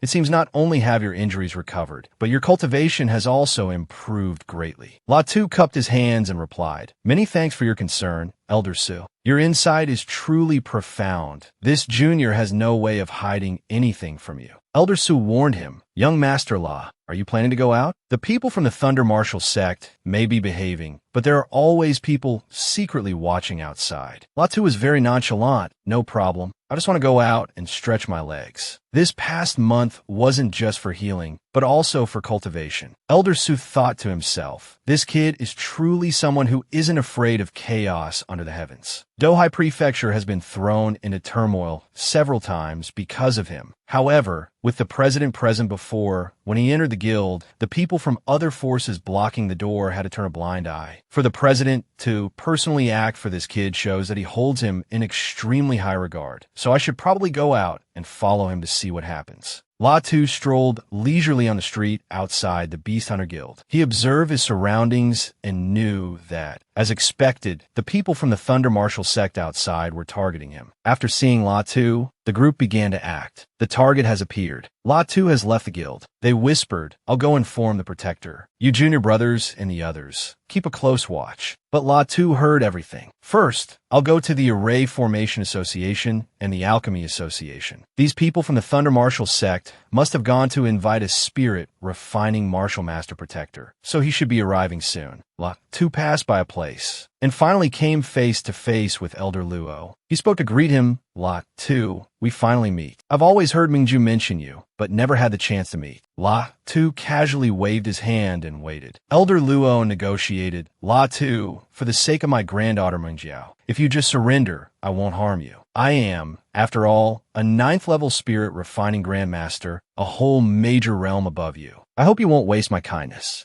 La Tu exposed him. "Surrender with my hands tied? Do you take me for a fool? And you think I can't see through your kindness?" Elder Luo no longer tried to be amicable, angered, truly someone who doesn't know what's good for him. "It seems you'd rather do this the hard way than the easy way." The old man rushed towards him.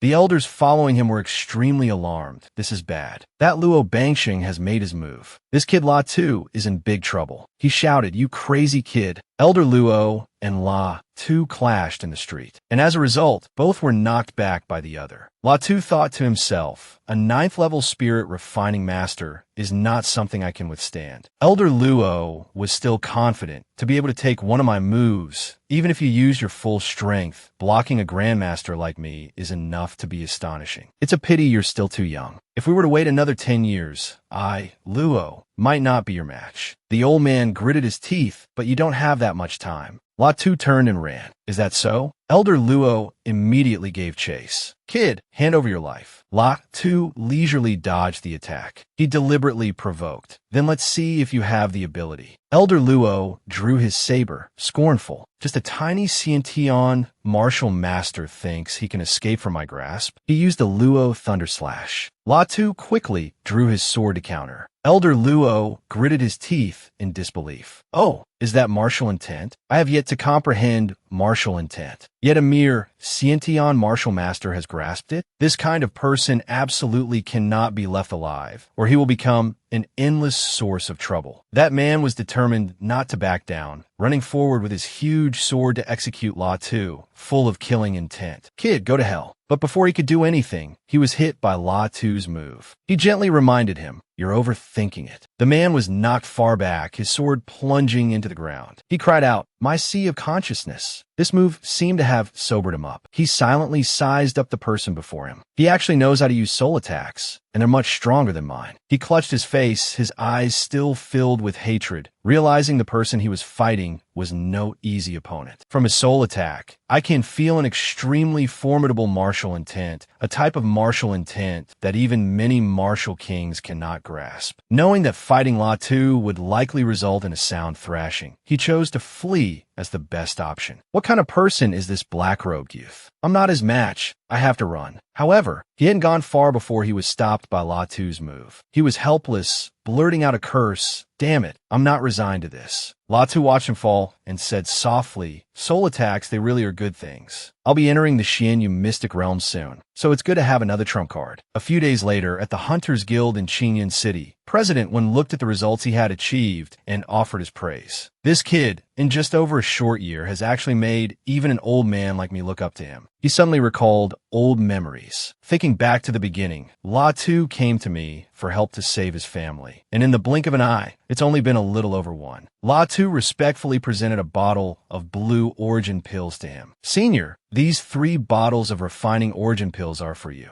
The president said if these 3 vials of origin pills are used correctly, then Yi Xiangdo, in his remaining years, might still have a chance to break through to the martial king realm. After all, he helped me a lot in the past. As he spoke, he opened the vial of origin pills in astonishment. 3 days passed quickly. The president of Qinyan City was full of praise, highly appreciating Latu's talent in just over a year. You've actually achieved your current cultivation level. If you had another 1 or 2 years, I'm afraid your cultivation would surpass even mine. Hearing the praise, he replied humbly, President Wen, you flatter me. The Tianwu kingdom is too small, after all, but this world is vast. Suddenly, President Wen became serious. He reminded Latu of the impending danger. That's right, someone has posted a bounty mission in the Hunters Guild. It's to kill you for 100,000 origin chi stones. You must be careful. He thought to himself, assessing the motive of the mission. A reward of 100,000 origin chi stones is quite a lot. Even an ordinary martial king-level expert would probably be tempted. And so, 3 days later, outside Shuiyang town, it was truly unexpected. On the way to the capital of the Tianwu kingdom, he actually encountered an assassination squad. A muscular man wearing a mask attacked Latu from behind. He shouted, kill him. That kid must die. But he was no match for Latu's day. He punched the man so hard his sword broke without even using much force. The man was terrified. Oh my God, how is this possible? He rubbed his wrist and said with contempt, too weak. You can't even block one of my punches. Speak, who sent you to kill me? A man who seemed to be the leader ordered the others to attack. The report said this guy's strength is equivalent to a 7th level spirit refining master. Let's make this quick. Set up the formation. The underlings immediately formed up in a line, waving their flags with great momentum.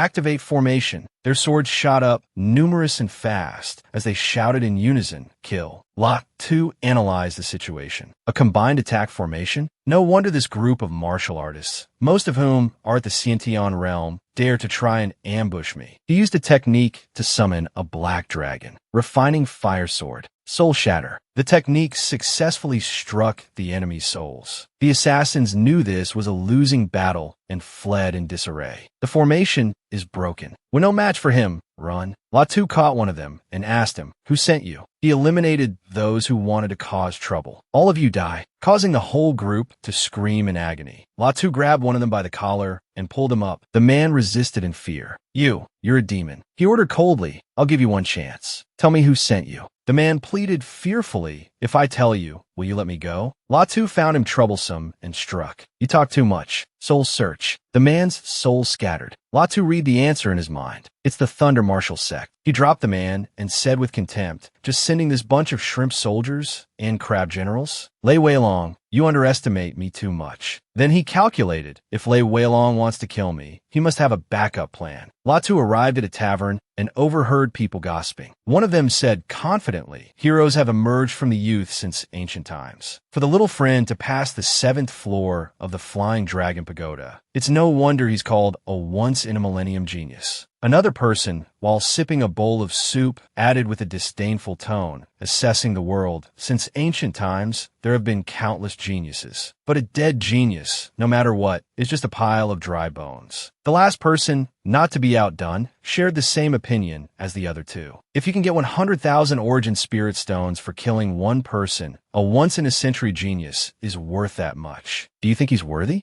Latu drank from a giant gourd of wine and joined in the challenge. Origin chi stones are good things, but you need to be alive to take them. Stop wasting words. The three of you, come meet together. The man with long golden hair accepted Latu's challenge. "Arrogant kid, go to hell." Riding on the dragon's back, he replied, "If that's the case, then I'll send you on your way." The man noticed something unusual and shouted. The sword in his hand is no ordinary sword. The dragon roared, and the man was finished. Dead. A green-haired elder approached and said, "True dragon vigor, soul attack, earth-grade battle sword." "Old man, there's no need for you to act. Just find someone to kill him." Latu understood the elder's meaning. Martial intent. This skinny old man is actually an expert who has grasped martial intent. The old man raised his weapon and charged, arrogantly proclaiming, "Kid, the 100,000 origin chi stones are mine." The old man used his move, 8 directions, slashing shadow. Latu sneered, "Let's see if you have the ability." Shin, Tian transformation, refining fire sword. He launched a defensive move.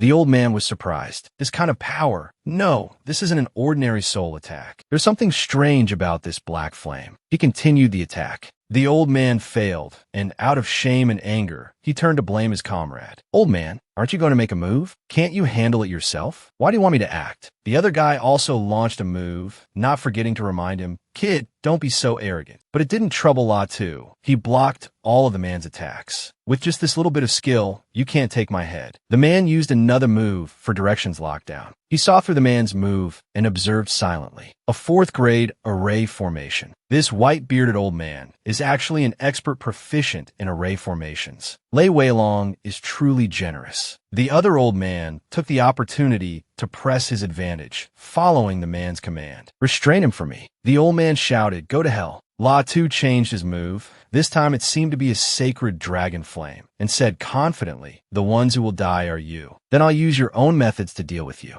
The man saw the move and was shocked. "What? Impossible. A 4th grade defensive array. At such a young age. I can't believe Latu is also an array master." Latu confidently swept through the enemies, looking down from on high. "I already said, the ones who will die are you." A phantom was facing Latu's day. It cried out in fear, "No, I'm not his match. I have to run." Latu held his sword, his face filled with killing intent. "The earth evasion art isn't bad. I'll count it as you running fast, old man." Seeing this, the shadowless dragon couldn't help but be surprised. It asked Latu, "You kid are a real monster. Not only do you know alchemy, but you also know array formations. Don't tell me you also know artifact refining." Latu replied, "I really don't know artifact refining." It crossed its arms, looking smug. "I thought you were some heaven-defying monster, but it turns out there are still things you don't know." Half a month later, Latu stood before a grand, ancient building, speaking in a self-satisfied tone. All the talented prodigies who have a spot to enter the mystic realm can hold the Tianwu order and go to the Royal Academy in the city. Latu continued to ponder, it seems I have to enter the Royal Academy in the city. But before that, I have to go to the headquarters of the Hunters Guild first. At the Hunters Guild headquarters entrance, after standing before this place, Latu overheard two strange men discussing a battle. I heard that 3 days ago, the Heavenly Phoenix martial monarch near Yunhai Mountain was ambushed by experts from the Yin clan and the Purple Mansion Palace. They continued to discuss. That battle was incredibly tragic. 2 martial kings were killed. Hearing them, Latu thought to himself, are they talking about the Heavenly Phoenix martial monarch, Yin Yuer? 2 other men were also in a lively conversation. One had long hair, the top half of which was tied up in a bun. No matter what you say, the Heavenly Phoenix martial monarch is the #1 female heavens chosen, a heroine among women, but also a pitiful person. The other man, holding a wine jug, replied enthusiastically, that's right. Over 300 years ago, the young master of the Purple Mansion Palace was traveling the world. In our Tianwu kingdom, he saw a beautiful woman. The scene flashes back 300 years. In the frame is a scholarly-looking man standing behind a beautiful woman. The storyteller continued, that young master was infatuated, falling in love at first sight. However, that woman was the wife of the previous Yin clan's patriarch. Another man, with his hair tied up in a high bun and a stern expression, raised his hand to stop the man with the wine jug from continuing. It's best not to speak carelessly about such matters. There are many people in the capital of the Tianwu kingdom right now, so be careful not to bring disaster upon yourself. Then suddenly, the scene became chaotic. The 2 men were suddenly thrown into the air. You're looking for death. Who was it? Luo Shui unexpectedly appeared with her 2 palace maids. One of the 2 servants raised her sword and said, you dare to insult our young master, a crime punishable by death. To dare speak nonsense here, you truly deserve to die. When he saw Luo Shui about to step inside, a man hurriedly stopped her. Please wait, everyone. This is the headquarters of the Hunters Guild. I hope our esteemed guests will not cause trouble here. A palace maid quickly took out a wooden token and ordered, step back. Seeing this, the man immediately obeyed. Understood. I didn't realize the 3 of you were from the Purple Mansion Palace. This old man was blind.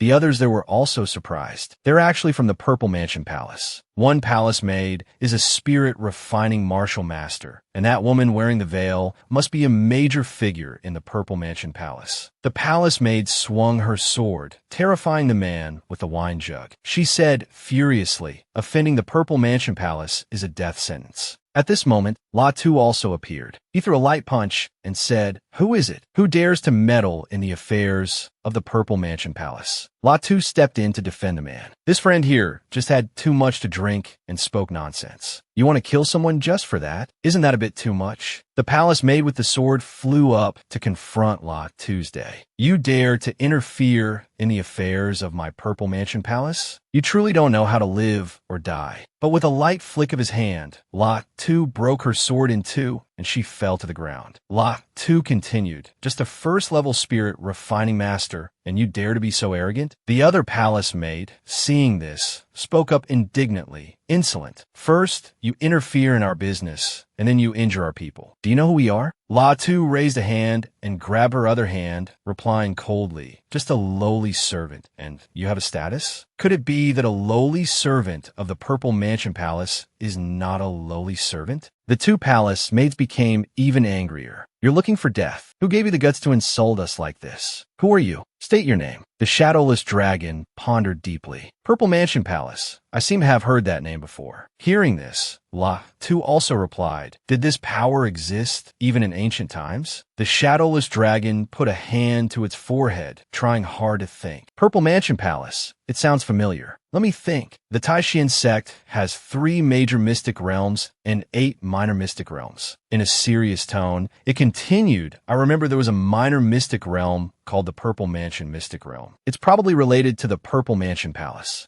Latu asked again, major mystic realms, minor mystic realms. The shadowless dragon said mockingly, "You kid are really ignorant. You don't even know about this?" It continued to explain to Lot 2. Powerful experts with heaven-piercing martial Tao can rely on their own power to open up grotto heaven minor worlds. These were called major mystic realms in ancient times. As for minor mystic realms, they used the power of array formations to form an independent space. Of course, in terms of profundity, they cannot compare to the grotto heaven minor worlds opened by powerful experts. Latu replied with a doubtful voice, opening a grotto heaven minor world with one's own power. He thought to himself, with my current cultivation level, I can't even shake space, let alone open a grotto heaven minor world. The shadowless dragon crossed its arms and replied, the myriad demon mystic realm, the purple mansion mystic realm, and the Xianyu mystic realm are all minor mystic realms formed by array formations. It explained further, the flying dragon pagoda has its own space and can also be considered a minor mystic realm, but its level is too low, so it's not included. After hearing this,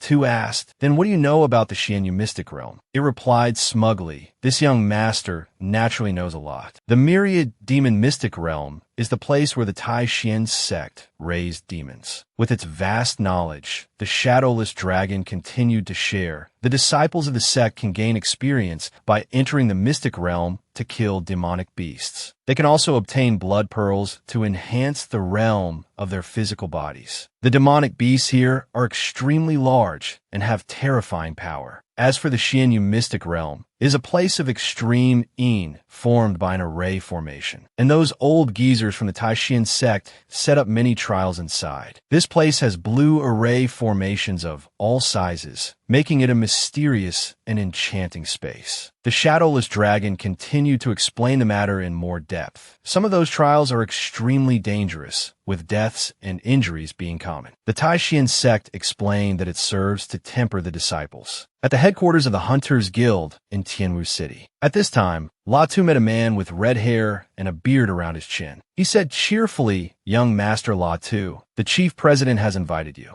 Latu politely requested, please trouble Senior to lead the way. After being led to another room, Latu saw a man with long hair flowing down his back. He was holding a cup of water, his expression relaxed, and he gently asked Latu, you are Latu? Tianhong's eyes aren't bad. To think he actually discovered such a good seed. Latu clasped his hands together and respectfully greeted the man. Greetings, Lord Guild President. The man replied, according to the information you registered in the guild, you are currently only 16 years old, correct? He continued, reaching the 5th level of the spirit refining realm at 16 is enough to achieve a mid-tier Xin grade genius ranking in the guild. Adding your abilities as a 4th stage formation master and a 4th stage alchemist, I can rate you as a high-tier Xin grade genius. If you can reach the Martial King realm before you turn 20, or become a 5th stage formation master, or a 5th stage alchemist. He stood up and walked. Then you could be promoted to a low-tier Tian grade genius. Genius members above the Xian grade have special privileges in the guild. He reached out to grab something blue and then threw it towards Latu and continued. As for the disciples' privileges, you can just look at this jade slip for the specifics. You should first find out for yourself. Latu reached out to catch the object and thought to himself, according to the records in the jade slip, Huang grade geniuses below the Xian grade are equivalent to the outer sect disciples of a sect. These disciples are usually not very talented and are not highly regarded. As for geniuses rated up to the Xian grade, his eyes were full of contemplation. They are equivalent to the inner sect disciples of a sect. They can receive the guild's cultivation resources and protection as well. Then, the guild president turned to continue the conversation with Latu. The Xianyu Mystic Realm is opening this time. Our Hunters Guild has 3 other people who will go inside with you. I can introduce you so you can get acquainted. Then, 3 people appeared at once. The first was Tang Tian Thak of the 5th level realm. He had long green hair and a stern face. The next was Lai Na of the 6th level of spirit refining, a girl with long blue hair tied up in a half ponytail. The last one was Te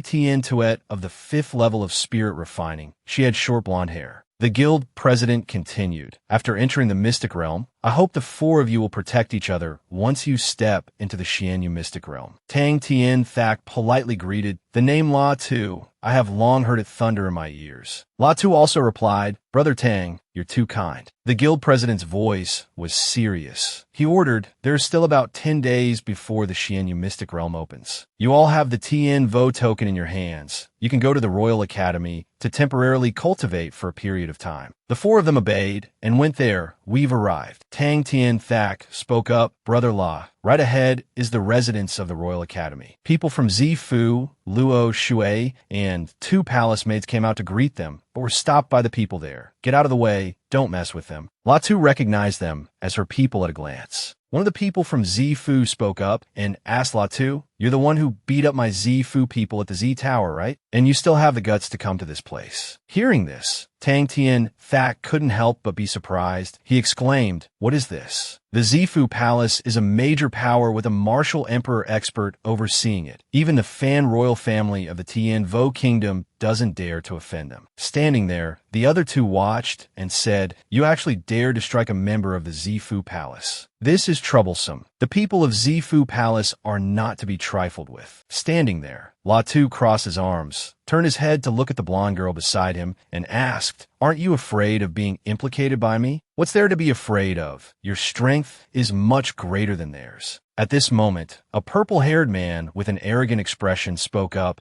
Do all the people of the Tien Vo kingdom not know their own limits? Just a mere 5th-level spirit refining brat. Yet you dare to boast, embarrassing yourself without knowing shame? Seeing that Chao Trin was right, this black-haired man agreed. Chao Trin is right. I, on Lapquan, also don't know where these 2 fools get their confidence and spirit from. Seeing those 2 like that, La Tu turned and said, are these 2 fools the helpers you invited? Does your Zifu palace have no one else? Being insulted, these 2 didn't stay quiet and jumped up, you thing that doesn't know life from death, not to mention hitting young Master Dao's concubine. You still dare to insult us? Still extremely calm, La Tu held out his hand and said, if you don't even have a little self-awareness, then what are you if not a fool? Are all the disciples of Zifu Palace like this? The purple-haired man became more and more annoyed and shouted loudly, insolent, you dare to insult our Zifu Palace. Watch me teach you a lesson today. Seeing them making a scene, the people around also pointed at La Tu and discussed, what is this fellow's background? To actually dare to offend the Zifu Palace. Who knows, but I know the person next to him. Their voices kept ringing out. That person is named Tang Tien Thak, a recruited genius of the Hunters Guild. He's rated as a high-tier Huang-grade genius, while the serious-looking dark-skinned young man still stood silently. Somewhere, a group of arrogant-looking youths continued to gossip. I heard that this time, the Hunters Guild has 4 genius members entering the Yuming Mystic Realm. It must be these 4. Over here, the brash brown-haired man came out and pointed a finger straight. You are very bold. You actually dared to use a killing move to injure a disciple of our Zifu Palace. Being told that, La Tu asked back, do you want to die together too? Then a shout rang out, kill him. He dared to kill a disciple of my Zifu Palace. Even if you're the crown prince of the Fan royal family of the Tien Vo kingdom, you must pay with your life. At the same time, several surrounding soldiers appeared and surrounded him. Immediately after, they shouted kill. At the same time, he also rushed forward with his sword. Seeing him rush forward without any fear, that man also spread his arms wide to unleash a move. You're courting death. But contrary to this man's imagination, La Tu's sword was as fast as lightning, weaving through the rays of power, surprising him. How can his sword be so fast? In the end, La Tu managed to strike his body, causing him to fall backward. Why is it like this? At this moment, he held his sword as if about to dive down from the sky to attack, killing a 7th-level spirit refining disciple of Zifu Palace with a single sword strike. This person is truly formidable. At this moment, Elder No flew and hovered in midair with his immense power. What happened? Seeing him appear, everyone cried out, Elder No, why is Chao Trin dead? Who killed him? Being asked like that, the black-haired man pointed straight at La Tu and started tattling. This guy killed Chao Min and also the Duong Wen brothers. Hearing this news, Elder No's eyes widened as if in anger. You dare to kill a disciple of my Zifu Palace. You have some real nerve. Then he hovered in midair with great solemnity. Cripple your own cultivation, then bind your hands and surrender. If you make this old man act, you will wish you were dead. Seeing him say that, he also stepped forward and mocked. I'm afraid you've become muddled in your old age, telling me to cripple my own cultivation, bind my hands, and surrender. and let you kill me as you please?" The old man then began to channel his power. "It seems you want this old man to personally take action." Seeing this, he also raised something to threaten, "You dare to touch me, just try." This thing is the hunter's badge of a confident spirit, refining realm expert. Seeing it, the old man was surprised. He's actually a 4-star spirit, refining realm hunter. Xian, this is. Seeing this badge, the surrounding people pointed and chattered. If Old No still dares to make a move, then he will be challenging the Hunters Guild. This is difficult for Old No. Hovering high above and looking down, he was surprised. No wonder he dared to blatantly kill a disciple of the Zifu Palace. Then a few others also spoke up. Based on his status as a Xian grade genius of the Hunters Guild, even a martial king expert from the Zifu Palace wouldn't dare to lay a hand on him. High above, Elder No became angry and clenched his fists. Even if you're a Xian grade genius of the Hunters Guild, you can't just kill a disciple of my Zifu Palace at will. Next, he pointed straight down at La Tu and affirmed, "Therefore, a life for a life. This old man will definitely demand justice for the deceased disciple." Then he used his power to stir the space. Get lost. Finally, he used his power to fly away quickly, as if he was running away. "Fine, then I'll go." Seeing him leave, those who remained looked on and speculated wildly. Why did the martial king expert from Zifu Palace suddenly fly away? I'm afraid someone from the Hunters Guild headquarters made a move. The next day, a large ship was hovering in the air. Everyone stood below, looking up, depart immediately. It is said that the warship in front is led by Prince Namvin. Standing on it, a man with long black hair raised his hand and announced, "The Xianyu Mystic Realm is about to open. All young heroes coming to the Xianyu Mystic Realm, please board the ship using your Tianvo token." Up here, after seeing La Tu, they went over to accuse him. "Young master, that person is La Tu, the one who killed Duong Guin.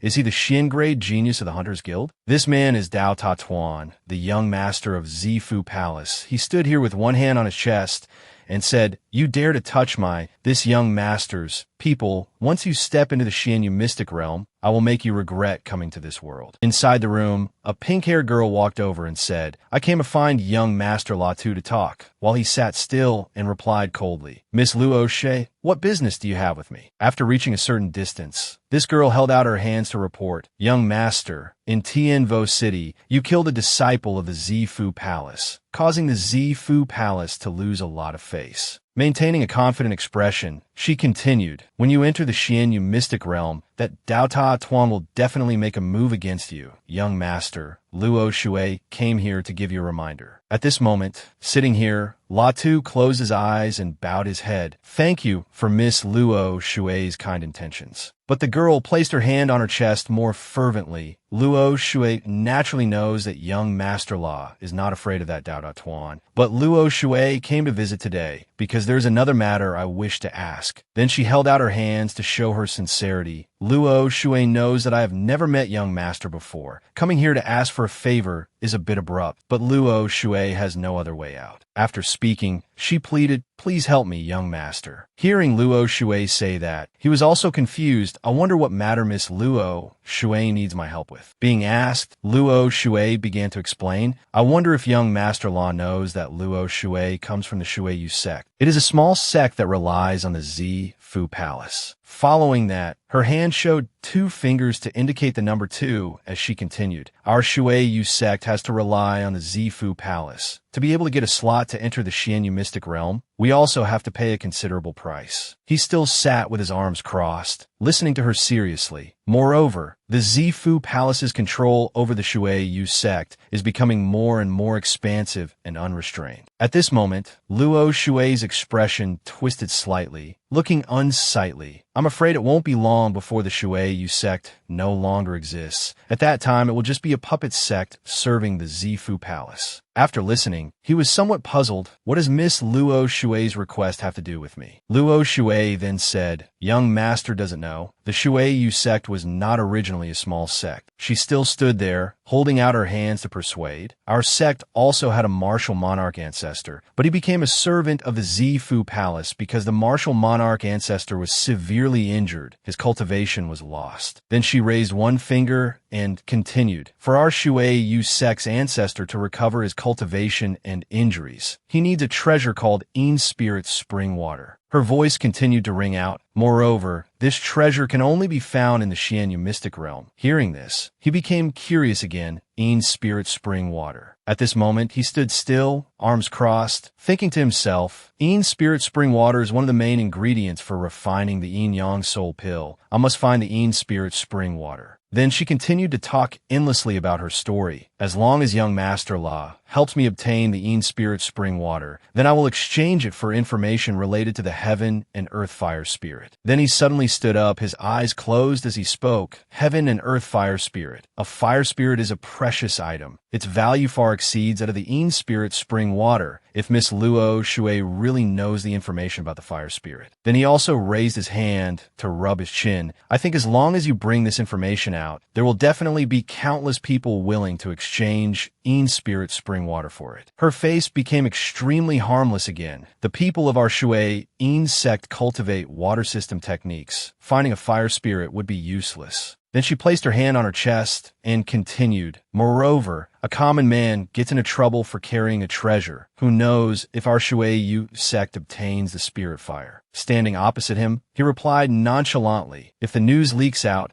it could be a sect-destroying disaster. Then she also offered an opinion. As for the issue you mentioned about exchanging information for In spirit spring water, we have also considered this method, but there are too many variables. It could easily lead to a great disaster. Nan Tich Nuok said, I see that young Master La is cultivating a black flame. If you can obtain this fire spirit, your strength will greatly increase. She looked towards La Tu. Besides, you are also a Xian-grade genius of the Hunters Guild, so if you obtain this fire spirit, others will not dare to try and snatch it. Tich Nuok recounted that our ancestor, nearly 100 years ago, accidentally discovered the place where the fire spirit exists. He originally wanted to subdue it, but failed in the end. She suggested, until now, after so many years, whether this fire spirit still exists or not is still unknown. What does young master think? La Tu immediately replied, after all, over 100 years is enough time for many things to happen. If the fire spirit is not there, then nothing will happen. Nan Tichnok clasped her hands and begged La Tu, young master, if you can help me find the In spirit spring water, then the information about the fire spirit is only one part. When our Shui Yu sect's ancestor recovers his cultivation, she excitedly told of a new treasure. Then he can help you, young master, 3 times. This is the second thing. In addition, there's a bottle of 1,000-year spirit milk, which is the third thing. Tich Nuok tried her best to persuade the other party, young Master La. Although how did you end up with a grudge against the Zifu Palace? But through your actions, I can feel your hostility towards the Zifu Palace. She sincerely begged La Tu, it is because we have a common enemy that I am telling you these things. Therefore, I really hope you can help me. La Tu hesitated and replied, I can help you search for the In spirit spring water in the Xianyu mystic realm, but I can't be sure that I will definitely find it. Suddenly, the outside shook violently. La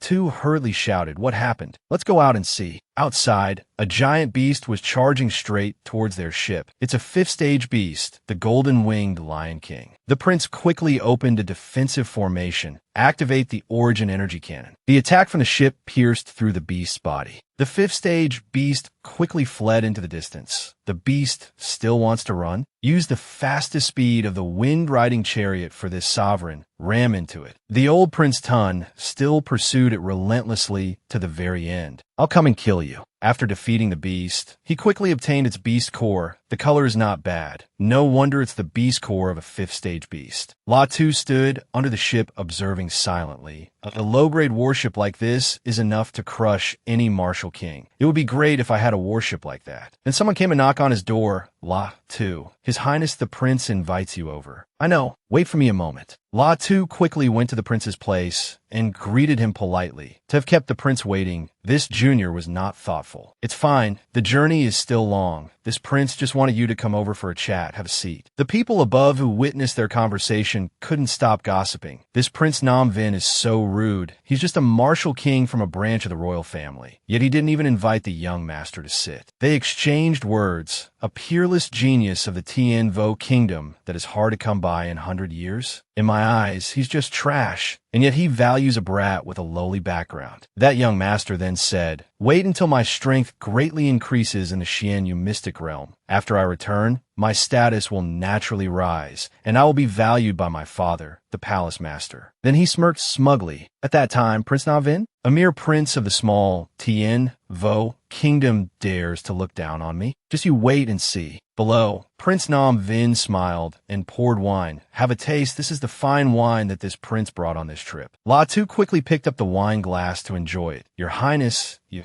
didn't call me here just to drink, did you? Since you're so straightforward, I won't beat around the bush." The prince quickly got to the main point. "Do you know that the Xianyu mystic realm opens once every 30 years? Each time more than 130 people enter, but in the end, only about 50 people come out?" La Tu answered swiftly, then thought to himself, "I know about this. With the authority of a Xian-grade genius, I can get information about the Xianyu mystic realm from the Hunters Guild." The old man Tun then praised him. "It seems you have prepared very carefully on second thought. It's true, based on the intelligence that the Hunters Guild has." He picked up his wine glass, took a sip, and said, "It's not inferior to the information of our royal family branch. It's just that this prince wants to remind you of one thing." The prince looked at La Tu cautiously. "In the Xianyu mystic realm, besides the inherent dangers, you still have to guard against the threat of other people." He earnestly advised him, "This prince knows your strength is not weak, but you can't possibly fight against a large group. It's best not to act alone after entering the mystic realm. My royal family also has 10 people entering." Then he gave La Tu his next task. "I will introduce you to them. At that time, you can go with them to find treasures and opportunities in the realm." "Thank you, Your Highness." Both stood up after just a few glasses of wine. "No need to be so polite. This prince just doesn't want a genius like you to be lost inside the mystic realm." The bearded prince offered to invite La Tu to his academy. "After you get out, are you willing to join the Royal Academy? Consider it as repaying this prince." 2 days later, their ship had arrived. The opening time of the Xianyu mystic realm is 100 days from then on. The survivors will be teleported back. All the heroes were dropped off at a large martial arena. Then the game began. I hope all the heroes can find their own opportunities. The trial begins. As the sky turned dark, La Tu was alone, looking around. "So this is the Xianyu mystic realm? This is the place where a great expert of the ancient Tai Xian sect used a formation to attract the power of heaven and earth, forming this land of extreme Yin." He carefully examined every wisp of energy there. It really is a place of extreme Yin. The Yin energy is so dense. After a long time, it will inevitably form Yin stones. Then he grimaced in discomfort. "Is this damn place the Xianyu mystic realm? The Yin cold here makes my whole body, Great Master Long, feel uncomfortable." Suddenly, a brightly shining crystal attracted La Tu's attention. Yin Xian iron. No wonder it's called an ancient mystic realm. There are treasures everywhere. I just entered and already found a piece of Xian iron. Great Master Long, and he both looked at the crystal called Yin Xian iron. "Can this kind of trash make you so happy?" The closer to the center of the land of extreme Yin, the denser the Yin energy becomes. La Tu quickly continued his journey forward. "If I can cultivate in the center of this place, plus a 5th stage spirit gathering formation plate, then the speed of my cultivation progress will surely be unimaginably fast." Suddenly, a stream of energy passed through his body. "What is this thing?"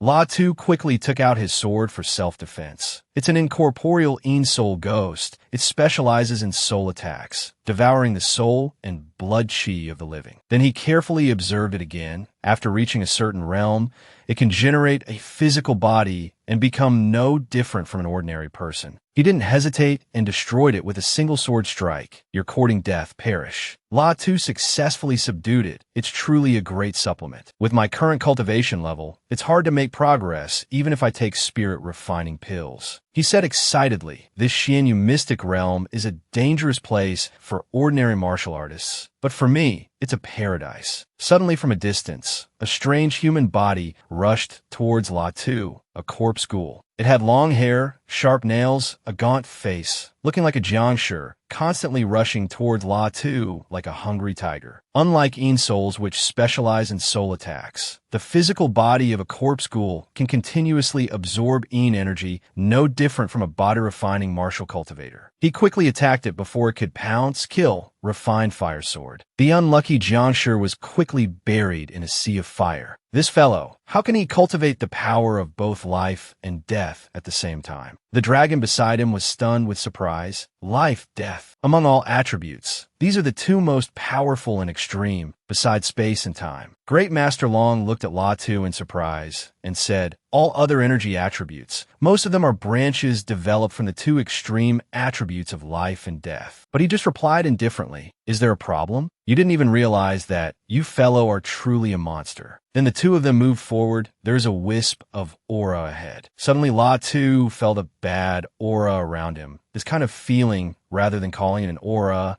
it should be called a kind of intent, a kind of martial intent, a martial intent that contains the aura of death. The green dragon next to Latu also realized something. The Taishan sect in the Tenhai realm is also considered a major power. There are also masters in the sect who cultivate the power of life and death. It squinted to look carefully around. This wisp of martial intent seems like it must have been left by a master who cultivated the power of life and death. Then the two decided to continue moving forward. Let's go forward and see. The further forward they went, the stronger and clearer the power of the martial intent of death became. He walked while observing the stream of energy in front of him, the formless energy of martial intent. It makes one feel as if their body and soul are on the brink of death. Suddenly, Latu hurriedly sat down on the ground. This place is just right for me to use, to comprehend some things. This made the green dragon beside him gape. This kid has already immersed himself in a state of selfless enlightenment. He has no defense against the outside world. Should I take this opportunity to kill him?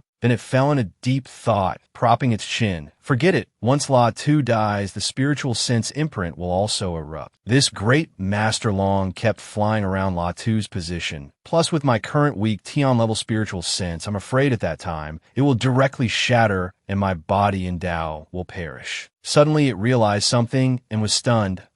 Great Master Long, had to go through 9 deaths and 1 life to defy the heavens and reclaim my fate. Almost dying a second time. If I die like this, wouldn't it be a pity? In the distance, a purple foreign object was rushing this way. Something is coming. Is it attracted by the martial intent emanating from this kid? It quickly flew towards Latu. Should I help him? It would be best to let this Een soul destroy this kid's enlightenment. But if he gets seriously injured? The green dragon stuck out its tongue with a look of amusement. Then Great Master Long, will have more time to improve my strength. From then on, I can turn the tables and escape the control of his spiritual sense imprint. Latu's sudden attack took it by complete surprise. Kill. So this is the power of the martial intent of death. That monstrous being was quickly defeated by him. Holy crap, that worked? This kid is too much of a monster. How could he have comprehended the profound meaning of the martial intent of death so quickly? Lord Long was quickly interrogated by Latu's day. What are you doing? You bastard. This damn spiritual sense imprint. Did you just have some ideas? This green dragon, terrified, screamed for forgiveness. I know I was wrong. Stop burning me. If you keep burning me, I'll definitely die. Do you have any idea you almost got me killed just now? It was beaten a few times by Latu's day. I won't dare to do it again. It quickly collapsed to the ground, losing all semblance of a mighty dragon. If there's a next time, I'll directly activate the spiritual sense imprint and make your soul scatter and spirit disperse. Lord Long gritted its teeth in anger, thinking to itself, I can't win against him.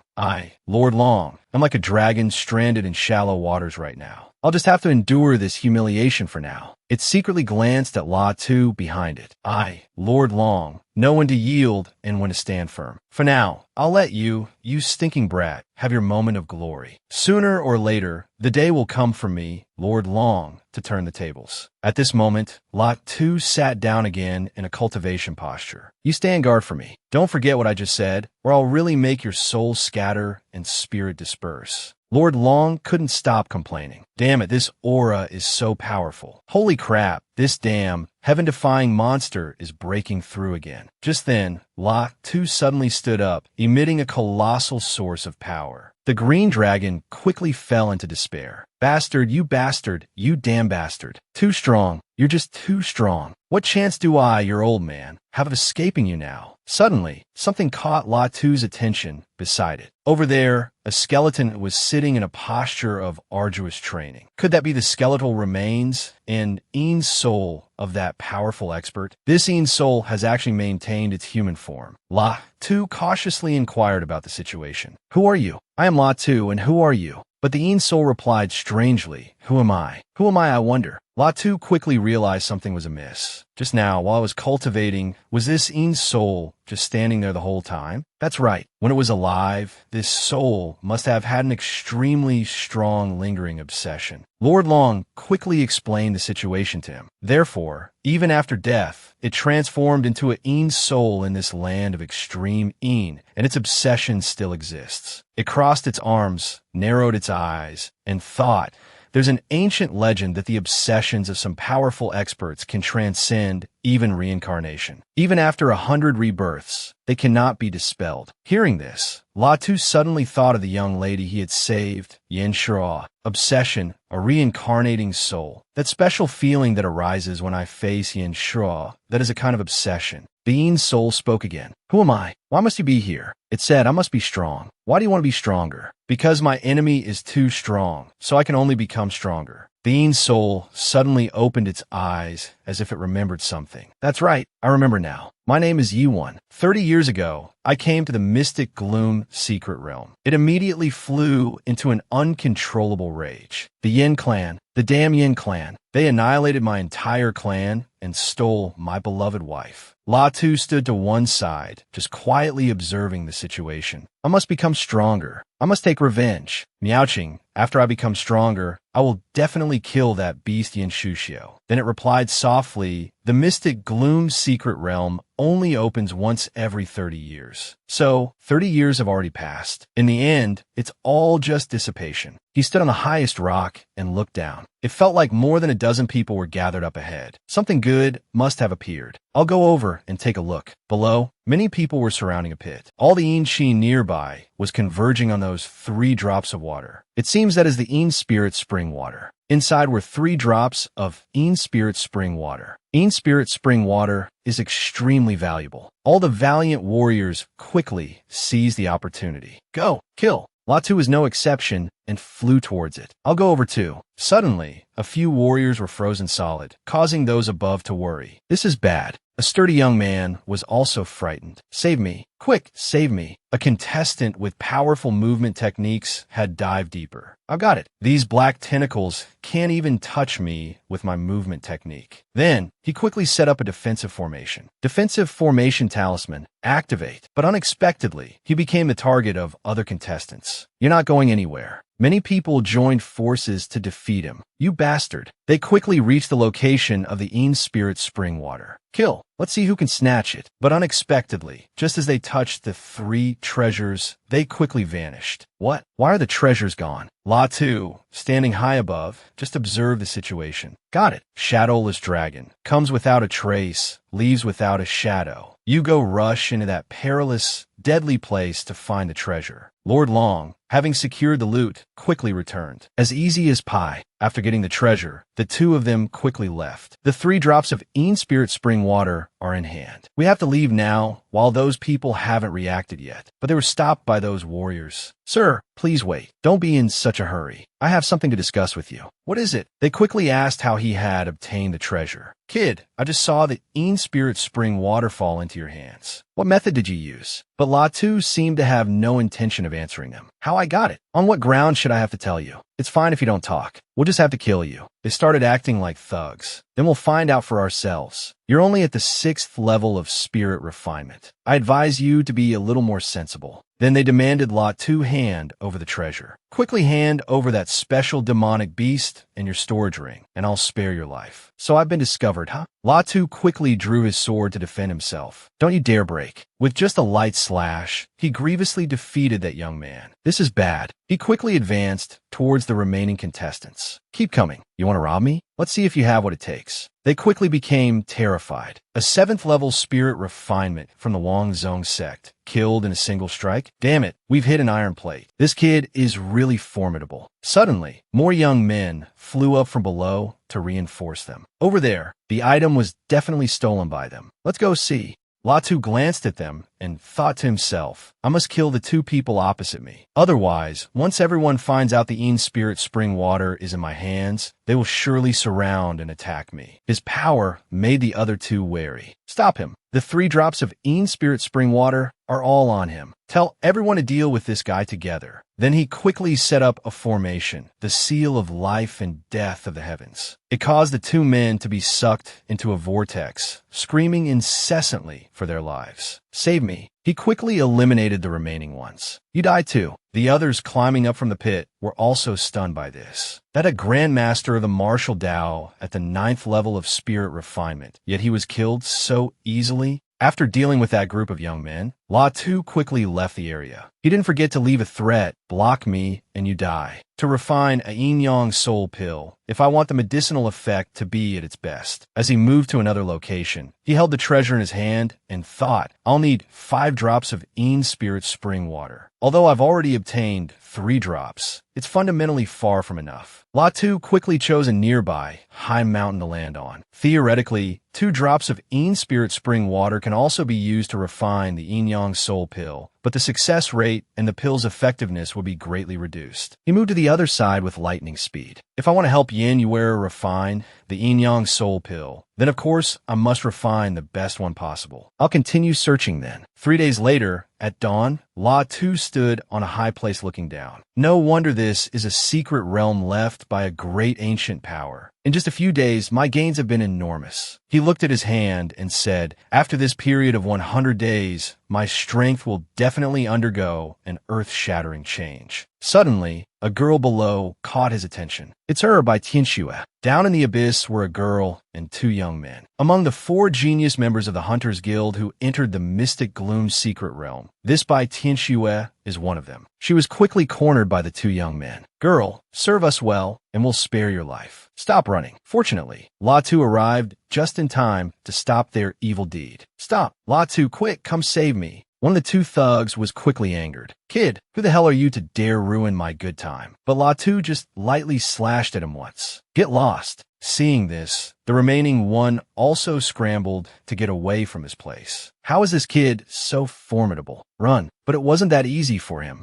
Latu quickly moved to finish him off at the last moment. Trying to run? Mystic Heaven Transformation. Afterward, he quickly returned to check on by Tianxue. Latu, thank you. If you hadn't appeared in time, with your strength, it shouldn't have come to this. He said, even if your opponents were 2 6th-level spirit refinement cultivators, with your strength, even if you couldn't win, you should have been able to escape. Bai Tianxue quickly fell into a panic. Don't forget, you are a genius member recruited by the Hunters Guild. Latu continued coldly. According to my knowledge, you're 19 years old this year, with a cultivation at the 4th level of spirit refinement, and have the authority of a superior grade, emperor-level genius. This left her speechless. Moreover, you are also a student of the Royal Academy, a key genius nurtured by the Fan royal family. You surely don't lack life-saving treasures. He crossed his arms and said bluntly, if I'm not mistaken, even without me, those 2 6th-level spirit refinement cultivators shouldn't have been able to do anything to you. Bai Tianxue quickly denied it. I only know how to cultivate, so I rarely go out for training. Although my cultivation level isn't low, and I don't lack treasures. Hearing this, Latu said nothing more and coldly bid farewell. But your actual combat strength is weak. If you're all right now, then I'll take my leave. Unexpectedly, Tianxue suggested wanting to go with him. Can I go with you? She quickly explained her feelings to him. My combat strength is still weak. It's too dangerous to act alone. Your behavior just now was very strange. But Latu was completely unconvinced. If you can't give a reasonable explanation, then I won't let someone I don't understand travel by my side. Tianxue just continued softly. Brother La, you may not know, the mystic Yin body is a special constitution. Within the body, it nurtures mystic heaven chi. Then she took out her treasure. When cultivating Yin attribute cultivation techniques, progress is incredibly fast. Moreover, the mystic Yin power cultivated is not like ordinary spiritual power. Pointing at it, she explained to him, compared to martial cultivators of the same realm, it is much stronger. Bai Tianxue said in a low voice, once someone obtains my primal Yin, their cultivation will greatly increase. It's also known as a top-tier dual cultivation cauldron. Latu was puzzled. If you have the mystic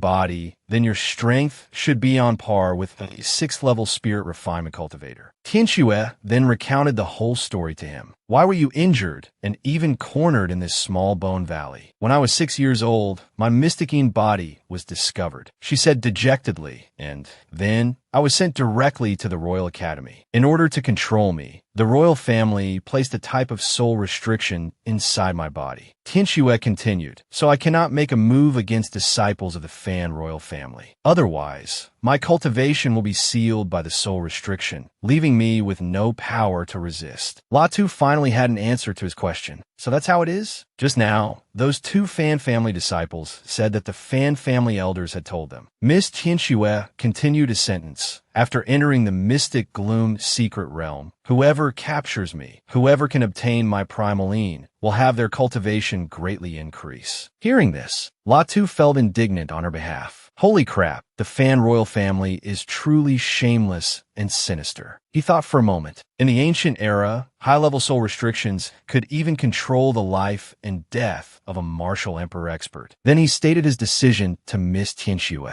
It's not that I don't want to take you with me. Those disciples of the Fan royal family pose no threat to me. He pondered grimly. The important thing is that if your soul restriction cannot be removed, your problem cannot be fundamentally solved. Hearing this, Tianxue suddenly became frightened. Then what should I do? Latu, I'll give my primal to you, and then you can just kill me. At this moment, Lord Long reminded him from behind. If it's a low-level soul restriction, I know a secret technique, but I'm not sure if it can break it. It whispered in Latu's ear. Moreover, it can also seize control of the soul restriction. Seize control? If so, the Fan royal family will have no way to use their soul techniques. Explaining the secret about Miss Tianxue, the mystic body is one of the most top-tier cauldrons. Besides the first time obtaining the primal which can greatly increase cultivation, Lord Long looked at Latu with a cautious gaze. During dual cultivation, one can use the mystic Shi to condense and refine true essence, which is an extremely good thing. Latu quickly relayed this to Tianxue. Your soul restriction cannot be broken, but I can use a secret technique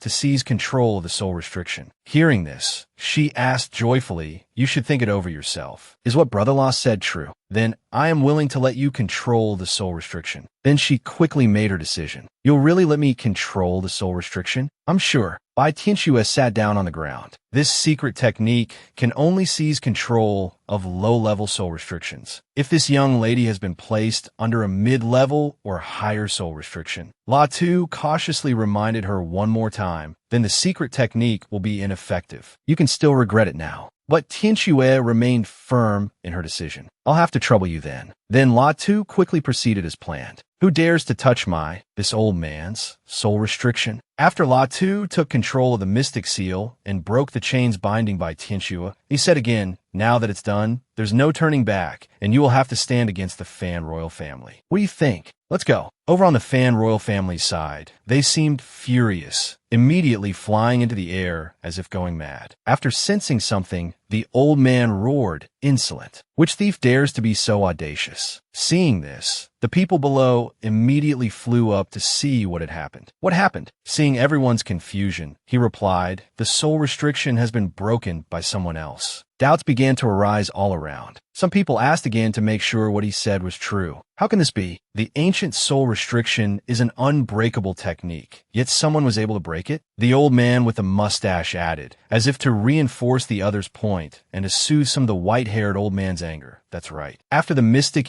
body entered the secret realm, her companions were only at a cultivation level below Martial King. The Fan royal family member also had some questions. Just as spirit refinement cultivator dares to break an ancient secret technique? But then this white-haired man immediately gave an order in a stern voice. Investigate for me. Immediately send people to surround the outside of the mystic gloom secret realm. He added, seeming very eager to find the one who ruined his good deed. A thorough search must be conducted of everyone who has entered the mystic gloom secret realm. A loud explosion boomed from Latu's side. Bai Tianxue asked, with such a huge commotion there must be some treasure. Latu was also curious and said, let's go over there and see what's happening. A moment later, after the two arrived at the site of the explosion, they looked down and saw many groups of people as if searching for something and said, the inchi in this place is dense. There probably really is some treasure. Are all these people here to find treasure? The two of them continued to observe the group for a while. Below, someone who had dug something up held in his hand and laughed loudly. Found it. I found it. The people around looked on with regret. No wonder to Stone, the extreme inchi is so pure. It seems that thing is very valuable. Seeing that, Latu, from above, was both surprised and curious. Stone. More and more people found the demonic stones and exclaimed with joy, I got one too. I'm rich. I'm rich. To think there are so many stones this time. The two people standing above felt suspicious. Why are there so many stones? Every time the mystic gloom secret realm opens, at most only 10 stones are found. The male lead also marveled at this trial. It's truly extraordinary. The number of stones here is really too astonishing. Perhaps the abundance of stones is strange. It's an opportunity to get rich, but also a place where conflict arises due to its great value. As expected, a dispute broke out at the explosion site. The old man with brown hair, using a sword, had just snatched a stone from someone else and said with satisfaction, a top-grade stone. I told you long ago, you don't have the life to use this treasure. The male lead also thought that if he could obtain that top-grade stone, then he could also break through to the 7th level of spirit refinement. According to him, these dark purple crystals are likely a treasure that is both economically valuable and can allow the user to break through to the next realm. On the brown-haired man's side, it seemed many people were dissatisfied with him. They rushed forward, shouting, kill. Hand over the top-grade stone, or we'll kill you. About 2 or 3 men advanced, wanting to snatch his stone. Seeing a good opportunity, the two couldn't just stand by. They immediately channeled their power and flew down. As he flew, the young man reminded the girl, we're going to get some too. Stick close to me, don't run around. As the male lead created small pits to search for stones, he thought, just by relying on the bipolar true essence cultivated from the wheel of life and death of the heavens, my sensitivity to stones is extremely keen. It seems these things are extremely important to his cultivation process. Something appeared in the hole he created. Found it. A sentence escaped his lips. Latu had found what he wanted. But just as he found it, the greedy crowd around him, brandishing machetes and toy swords, all wanted the stone. A few men shouted as they rushed forward. That kid has dug up a stone. Charge! Take it back. The greedy crowd probably didn't know the male lead's true strength, so they were very confident, treating him like a kid who likes to play with rocks. Turning and swinging his sword, a shock wave slammed straight into them. 2 men on the sides managed to dodge, but the one in the middle, well, if you're in a group of 3, you should stick to the sides, not the middle, right, folks? A sharp-eyed man immediately recognized something upon seeing the technique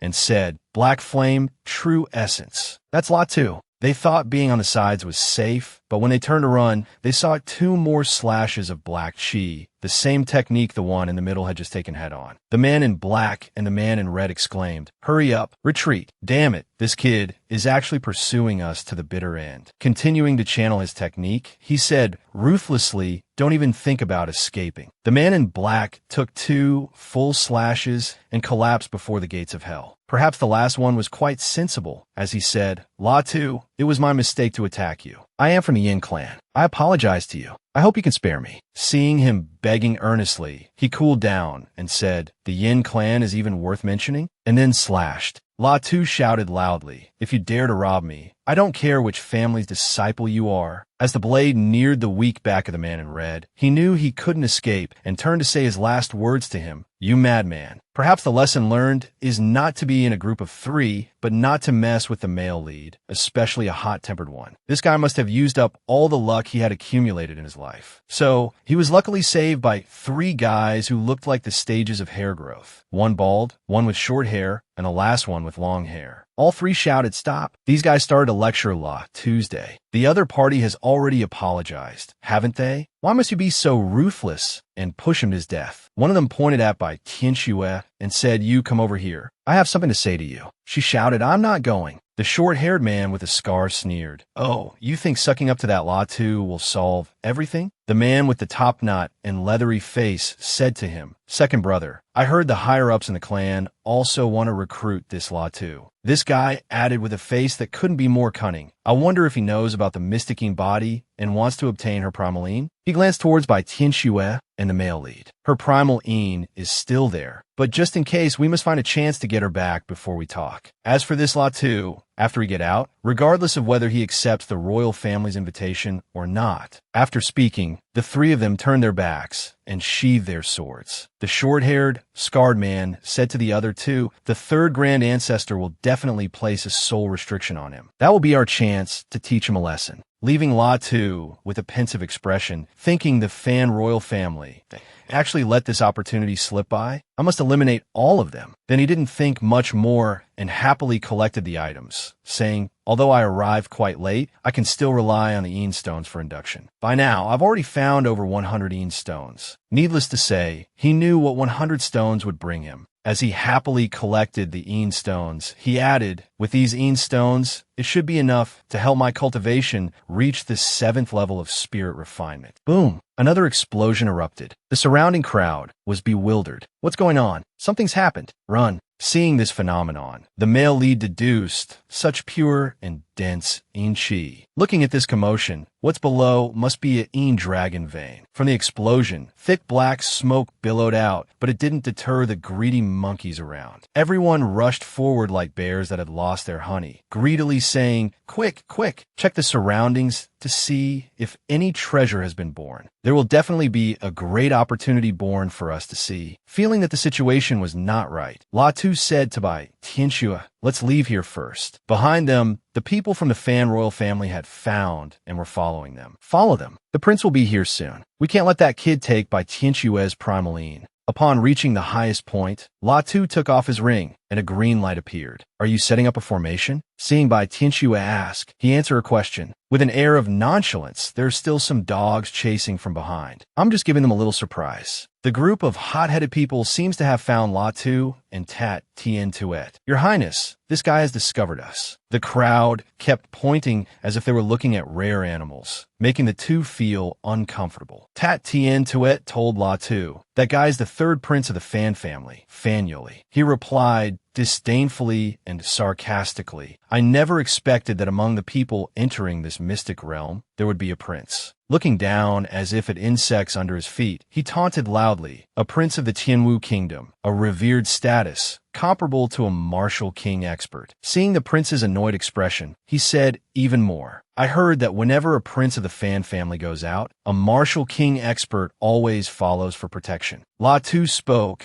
as if to confront him, "Your third highness, you led people to tail us. I wonder what scheme you have for me." Latu's day. His attitude was like someone born in the 2000s, maybe even 2003, very arrogant, like a true Gen Z. Seeing that attitude, the short-haired, scarred-faced man from before angrily shouted, "Insolent! Who gave you the guts to speak to the prince like that? Don't think you can be so arrogant just because Prince Nam Tong values you. He doesn't even care about the prince. So what right does a mere soldier have to order him around?" Latu retorted, "I'm talking to your prince. What the hell are you?" Both embarrassed and bitter, unable to retort, the comrade could only utter bitterly. The prince smirked like a playboy, smiling threateningly. "If you already know I am a prince, then how dare you be disrespectful to me?" The camera angle changes to a more sinister one to add weight to the prince's words. "If you have been recruited by the royal family, then you should know that in the future, you will be my subordinate." He wasn't intimidated and replied confidently, "But I'm not your subordinate now. Besides, I have no intention of joining and becoming a subordinate of your Fan royal family." Hearing this, the prince was also surprised. "Oh, in the Tianwu kingdom, no one dares to refuse an invitation from the Fan family." Seeing this, he could only laugh out loud, causing the crowd below to wonder and snap. "What are you laughing at?" He retorted, "I'm laughing at your Fan royal family. Ignorant, despicable, and shameless. You plan to recruit me and then place a soul restriction on me to control me?" Latu arrogantly and brazenly provoked them. "If everyone has arrived, then I'll send you all on your way together." He really isn't afraid of anyone, fighting wherever he goes, extremely capable, only outmatched by a street boy in terms of dynasty. The noisy monkeys below shouted angrily, "Latu, you've got some nerve, daring to attack the third prince? Seeing this, the prince also asked Latu, do you have any idea what you were doing? The minions added, this is treason, don't you know? While channeling a move, Latu warned the people below about their status. Do you really see yourself as the son of heaven? The royal family of the Tianwu kingdom is merely one of the families with a powerful foundation and strength. The prince, burning with anger, ordered, capture Latu and Tat Tien Tuet for me. The minions rushed forward, determined to score a takedown on the boss named La Tuesday Kill. You brat, go die. The prince ordered their capture, but the soldiers shouted to kill. These insects probably don't understand human language, or these soldiers don't understand dog language, which is why they're acting this way. Joining the battle, Latu instructed Tat Tien Tuet, you stay here and protect yourself. Although she also has a 4th level spirit refinement cultivation, it's not of much use. Move. Activate formation. 2 streams of dragon-shaped smoke with terrifying, glowing red eyes shot out. Latu rushed towards the opponent and unleashed a move. 1 sword and 2 dragons struck a powerful blow at one man, making him understand the ways of the world. Ultimate killing sword. This is bad. After that, Latu was surrounded by the crowd from all sides. They shouted in unison, quick, break the formation array and get the third prince out of here. Latu, with sharp eyes full of killing intent, raised his hand to channel a technique, muttering, no one is allowed to leave. A soldier was stunned, having unfortunately been hit by Latu's soul attack. Latu swung his sword and cut down the soldier effortlessly. The surrounding men saw this and were terrified, exclaiming in fear, physical body realm, peak battle body. Another added, powerful black flame, true essence. And he's also a 4th grade formation grandmaster. Latu stood still, black chi emanating from his body, along with the soldier's words. He looked incredibly cool and domineering. Add to that the soul attack and the peak battle body. An opponent like this is fundamentally impossible to withstand. Suddenly, a talisman was raised, emitting a brilliant aura. The third prince raised the talisman, and a formation array immediately opened. The third prince shouted, break it for me. Latu ordered the green dragon, named Long Ming, to go down. Long Ming, watch him for me. Then Latu rushed down, muttering to himself, after leaving the mystic realm, I must learn a better movement technique. Chasing wind and blocking moon is still not enough. Although Latu's hand was injured, he still unleashed an incredibly powerful move. With angry eyes, he shouted, despicable and shameless Dai. Xian Tianbian. With one move, spiritual power gathered into an invisible blade that shot straight down at the opponent. An oppressive killing intent emanated from Latu's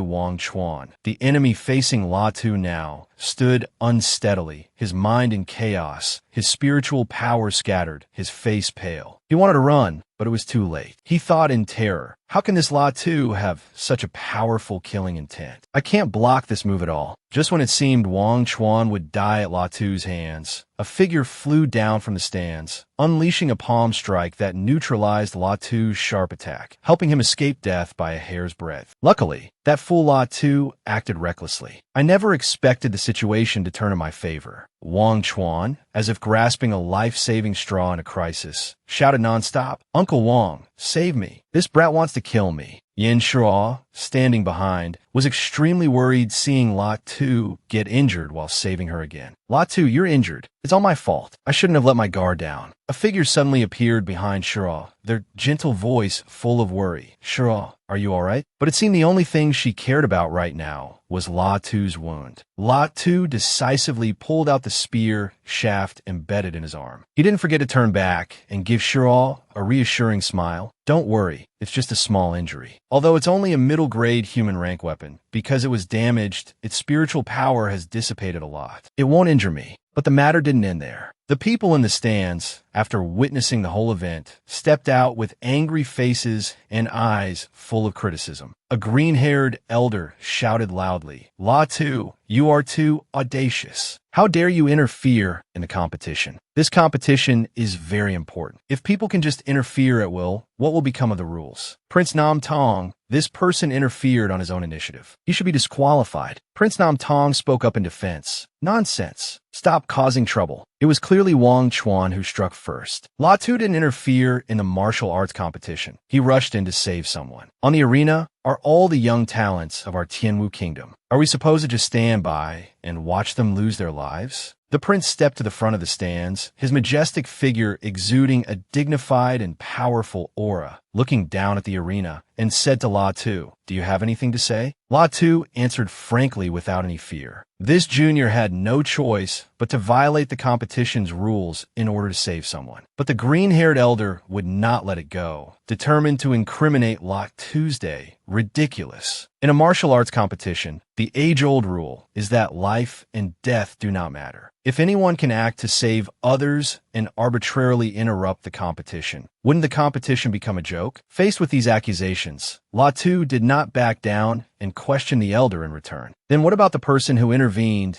to save Cheng Xian earlier? The green-haired elder, having lost the argument, could only continue to be unreasonable. You're just a junior. What right do you have to compare yourself to a martial king expert? Prince Nam Tong still stood calmly on the stands. His words were gentle, but carried an invisible authority. Rules are rules. Unless a participant in the competition concedes defeat, no one is allowed to interfere. La Tu and Grandmaster Xiao interrupted the martial arts competition, which is breaking the rules. You two will each take out 10,000 origin chi stones as compensation for this matter. The elder still did not give up. Your Highness, this matter. Before the elder could finish his sentence, the prince turned to look at him with a cold, sharp gaze, making the elder tremble in fear. The atmosphere seemed to freeze for a moment. The prince said sternly, "Are you questioning my way of doing things?" The green-haired elder knew he could not go against the prince's will and had to compromise, but he was extremely dissatisfied inside. "I wouldn't dare. The prince's decision is wise. I have no objections." The prince stood on the stands and announced the result of the match. "I declare, in this match, Wang Chuan is the winner." After the result was announced, the entire arena was filled with buzzing discussions. Wang Chuan on one side was extremely smug. Luckily, that fool La Tu acted recklessly. I never expected the situation to turn in my favor in the end. Not only did I get a spot to enter the Xianyu mystic realm, but I also got 10,000 origin chi stones as compensation. At this moment, Yin Shuo finally noticed her master's arrival. She felt guilty and wanted to explain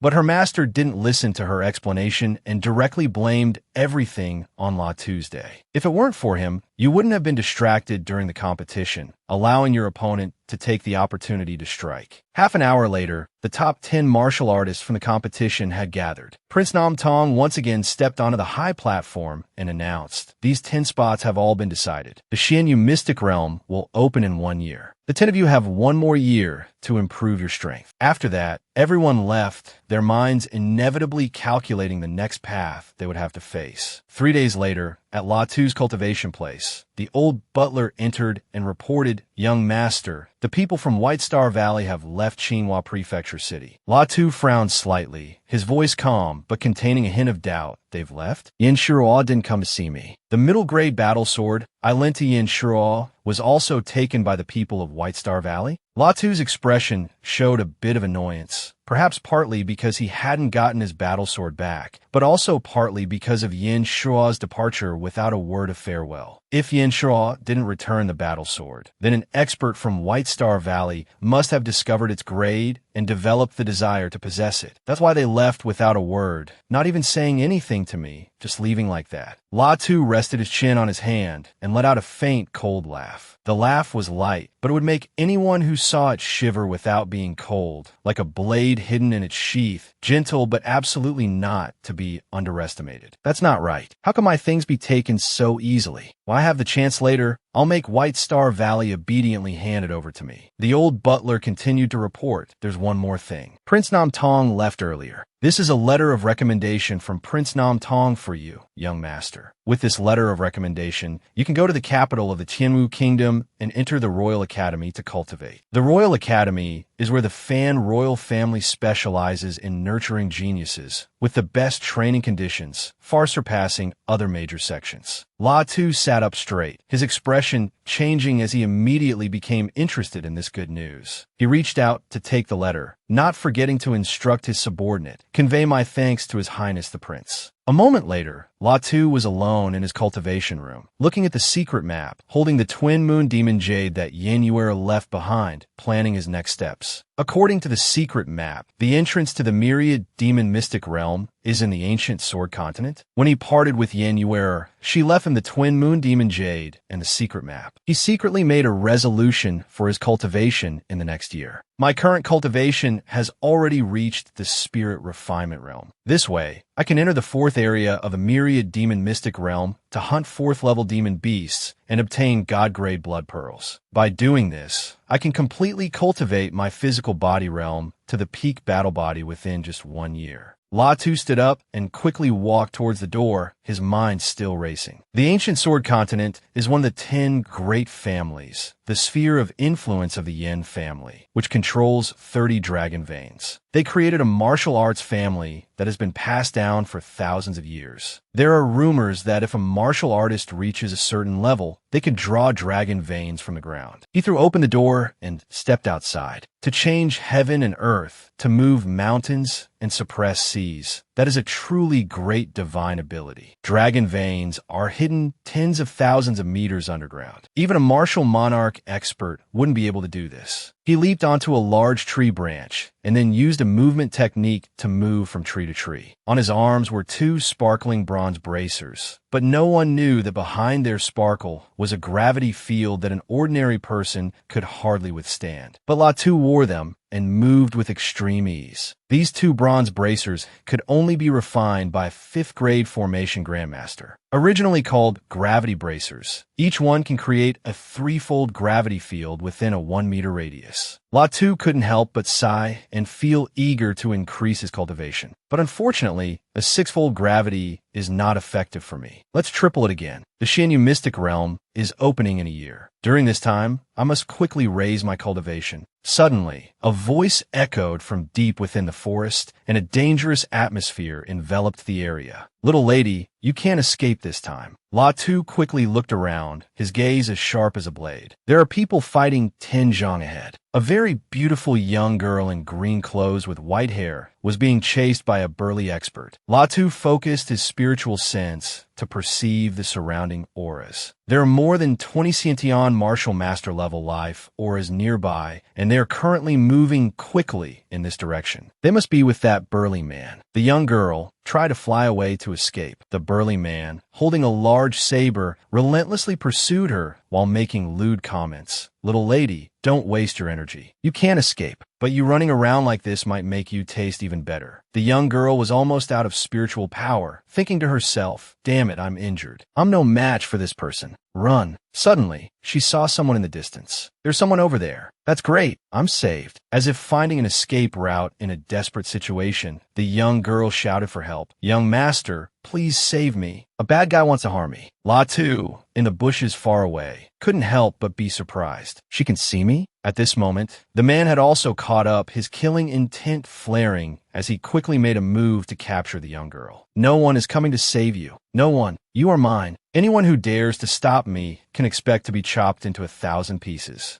Latu quickly raised his hand to block the move. The 2 auras collided, creating an explosion in the air. The man shouted, "Damn it, who are you?" Latu thought to himself, "Forget it. Since she's discovered me, I might as well save her." He didn't forget to reply to the burly man nonchalantly, "You don't need to care who I am. I just can't stand your disgusting face." Latu gently waved his hand. "Scram, Xian Tianbian." As he finished speaking, a powerful aura was released, suppressing the opponent. Seeing the newcomer attack so powerfully, the man was terrified. This is bad. Such intense killing intent. Could this person be at the spirit refinement stage? Before he could recover, he was enveloped by a powerful aura. He was lifted into mid-air, completely unable to move, still not understanding what was happening. "Strange, why am I?" Without much thought, the burly man quickly found an excuse to explain to Latu in a very gentle tone. "This friend, please listen to me first. The person next to you has a problem. I just lost my mind, which is why I attacked your friend. I sincerely apologize to you."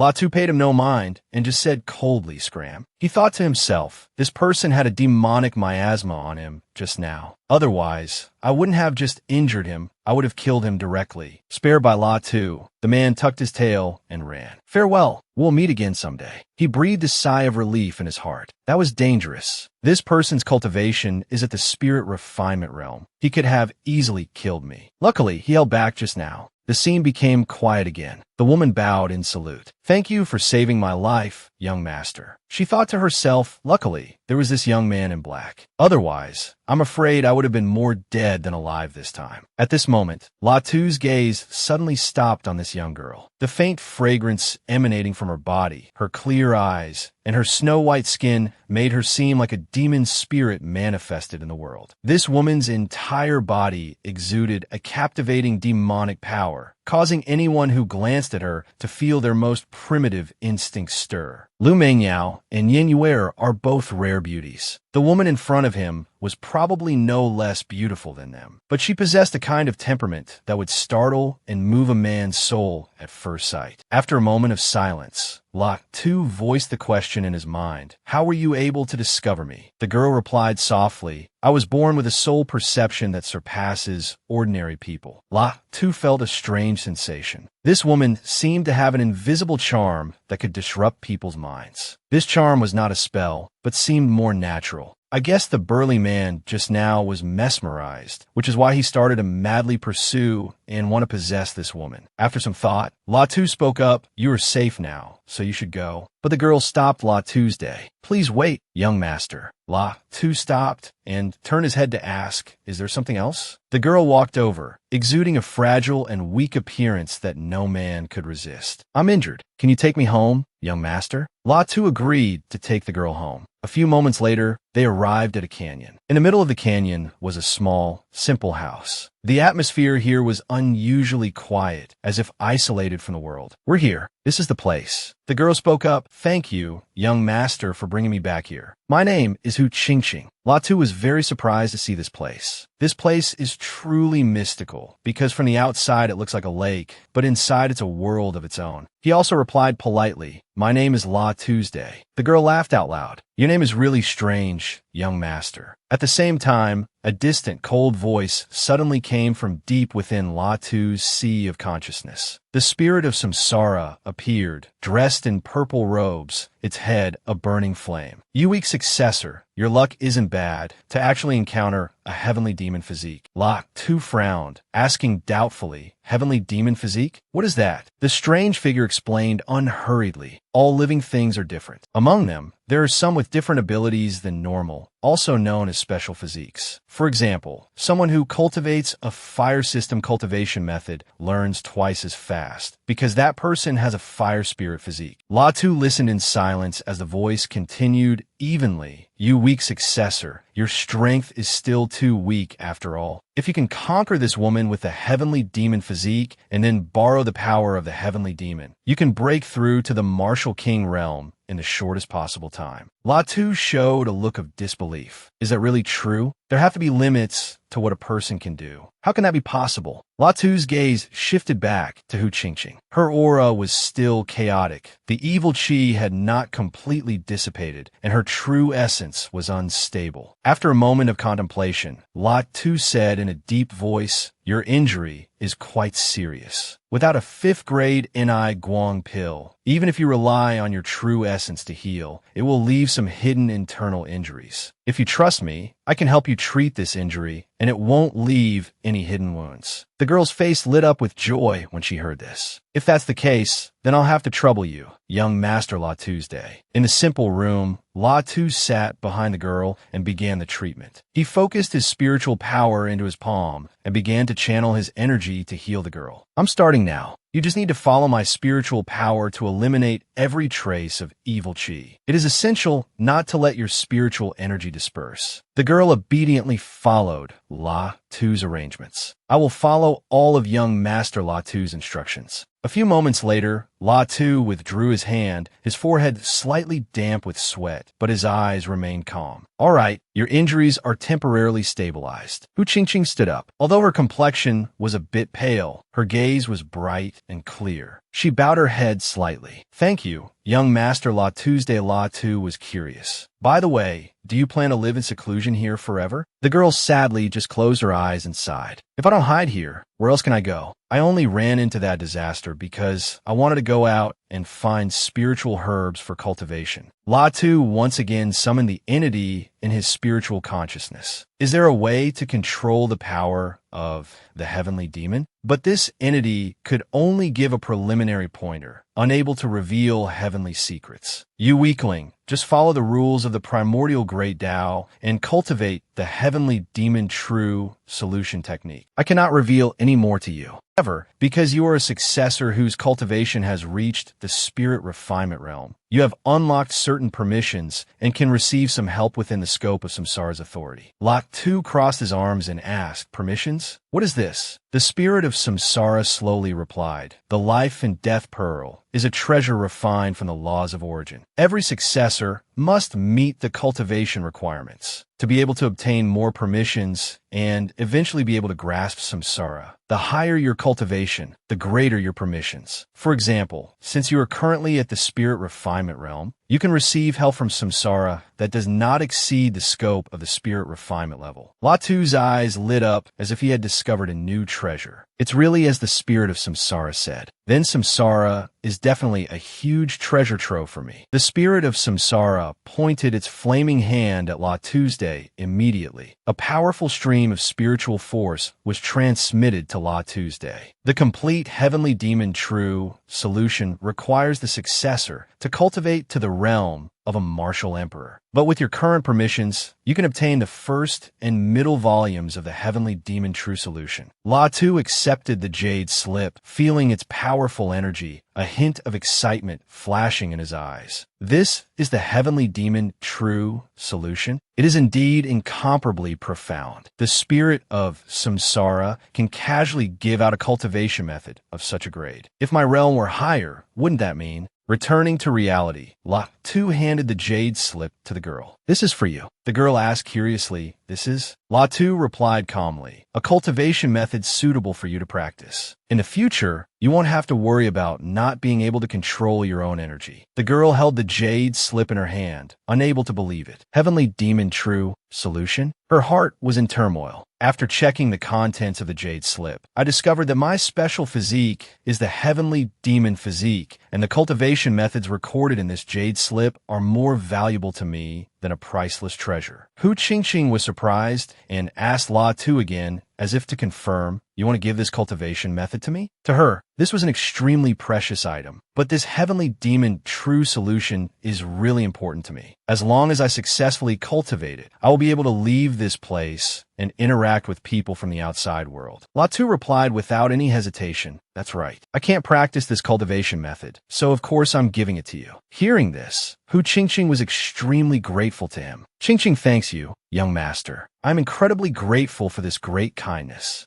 Luo Xiao also replied, turning his head coolly, wanting to leave. It was just a casual act. I still have things to do. Let's take our leave. We'll meet again. Hu Qingqing also bid him farewell. This debt of gratitude, I, Hu Qingqing, will never forget for the rest of my life. I will definitely repay you. 3 days later, on Nine Cauldrons Mountain, the demonic beast roared incessantly as it attacked Luo Xiao. You human die. Luo Xiao couldn't help but exclaim, this demonic beast is really strong. It's already at the spirit refining level. Seeing Luo Xiao charge forward, the demonic beast immediately threatened, are you looking for death? You are only in the early stage of spirit refining, yet you dare to challenge this king. But Luo Xiao was not afraid at all and immediately rushed in. Your body is so tough, it has truly reached the peak battle body level. This is the perfect time to use you to temper my physical body. But unexpectedly, a surprise situation occurred. Someone launched a sneak attack. Where did this villain come from? What kind of skill is it to attack when others are off guard? But through the move, Luo Xiao could somewhat guess the opponent's strength. Such domineering sword chi, he's probably at the spirit refining realm as well. At this moment, Li Hongyun appeared arrogantly, brazenly wanting to rob Luo Xiao. Just a first-level spirit refining cultivator managed to block a sword strike from this seat. Kid, the gall of this three-eyed violent bear is of great use to me. If you can block my sword, you can leave. Luo Xiao frowned in annoyance. Ridiculous. My prey, on what ground should I give it to you? Besides, you just launched a sneak attack on me. You think it's the end of it? Li Hongyun just sneered, threatening Luo Xiao. Are you looking for death? Then this seat will grant you your wish. My last strike wasn't even at full power. This time, you're dead for sure. Luo Xiao wasn't bothered by the trouble, ready to face the challenge. You're the one looking for death. Although he appeared disdainful on the surface, Li Hongyun felt the same inside. This guy was able to withstand my previous sword strike. It was probably just luck. He then ordered Luo Xiao, the thing this seat wants, hurry up and offer it obediently. Luo Xiao just sneered at Li Hongyun's short-sightedness, overestimating your own strength. He just spun his sword to create a celestial dragon. Profound heaven transformation. Seeing Luo Xiao's move, Li Hongyun was stunned. What kind of technique is this? Spiritual chi can actually transform into a dragon form? He couldn't believe what was happening before his eyes, thinking Luo Xiao was just putting on a mystifying act. Explode for me. This isn't a dragon form at all. It must be an illusion technique. Just an early stage spirit refining cultivator. How can he block a full power strike from me? Luo Xiao didn't say much, just charged towards Li Hongyun with a majestic celestial dragon. Faced with Luo Xiao's power, he could only stand stunned, crying out in despair. Impossible! How can a first-level, early-stage spirit refining cultivator face a 7th-level, late-stage spirit refining cultivator head-on? Immediately after, he also unleashed his own move, flying a Jura Raging Fire Sword, to counter Luo Xiao's refining fire sword technique. Seeing that he couldn't defeat Luo Xiao, Li Hongyun could only grit his teeth and flee. A 7th-grade martial art, martial Dao sword intent, this is bad. Fleeing is the best strategy. This guy is not a first-level spirit refining cultivator at all. He must be an old monster hiding his cultivation. But deciding to confront Luo Xiao was Li Hongyun's fatal mistake. You can't escape. Li Hongyun was hit by Luo Xiao's move and screamed in pain. No, I'm not resigned to this. Big brother, I won't let you go. Then he fell unconscious. What is this thing? It can't be cut through? It's probably not a spiritual chi attack, and there's no way to use spiritual chi to dispel this kind of secret art. Luo Xiao thought to himself. But unexpectedly, there was another surprise for him.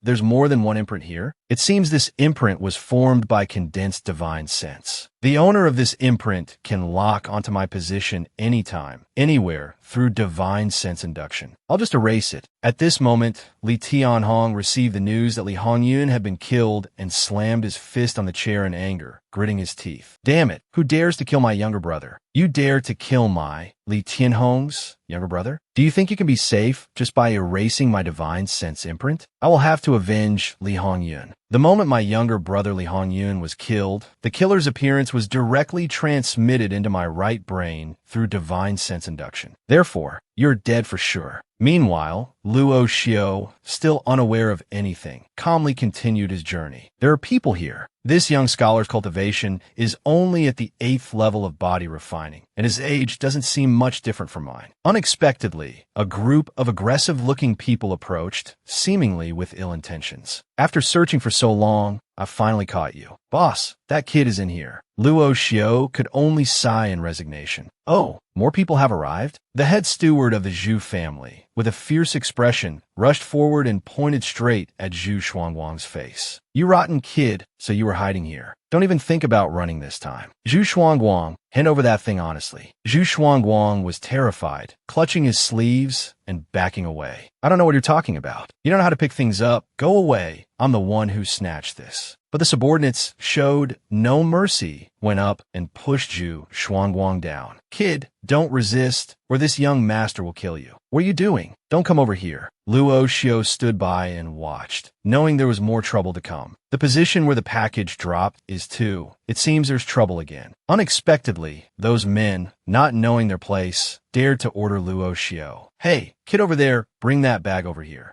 Luo Xiao shot a sharp glance and uttered a single word, scram. But the men were still fearless, even surrounding Luo Xiao. Huh, are you tired of living? How dare you talk to me like that? Surround him. Kid, are you looking for death? You dare to interfere in the affairs of our Zhu family? Which family's disciple are you? But Luo Xiao paid no attention to these men. Looking over, he saw Zhu Shuangguang taking the opportunity to escape and realized his plan. That scholar actually ran. It seems I was used by him as a decoy. Seeing this, a subordinate shouted, "Big brother, Zhu Shuangguang is running away." The head steward quickly ordered 2 subordinates to chase him. "You two, go catch that rabbit. The rest of you, help me snatch that item back." The 2 subordinates immediately obeyed. "Be careful, big brother. Zhu Shuangguang won't get away." As for the remaining men, they followed the order and rushed to attack Luo Xiao. "What are you standing there for? Go kill this kid, kill him. Since you dare to interfere in my Zhu family's affairs, you're dead for sure." But Luo Xiao only needed a slap once to clean up this scum. A bunch of rabble, scram. At this moment,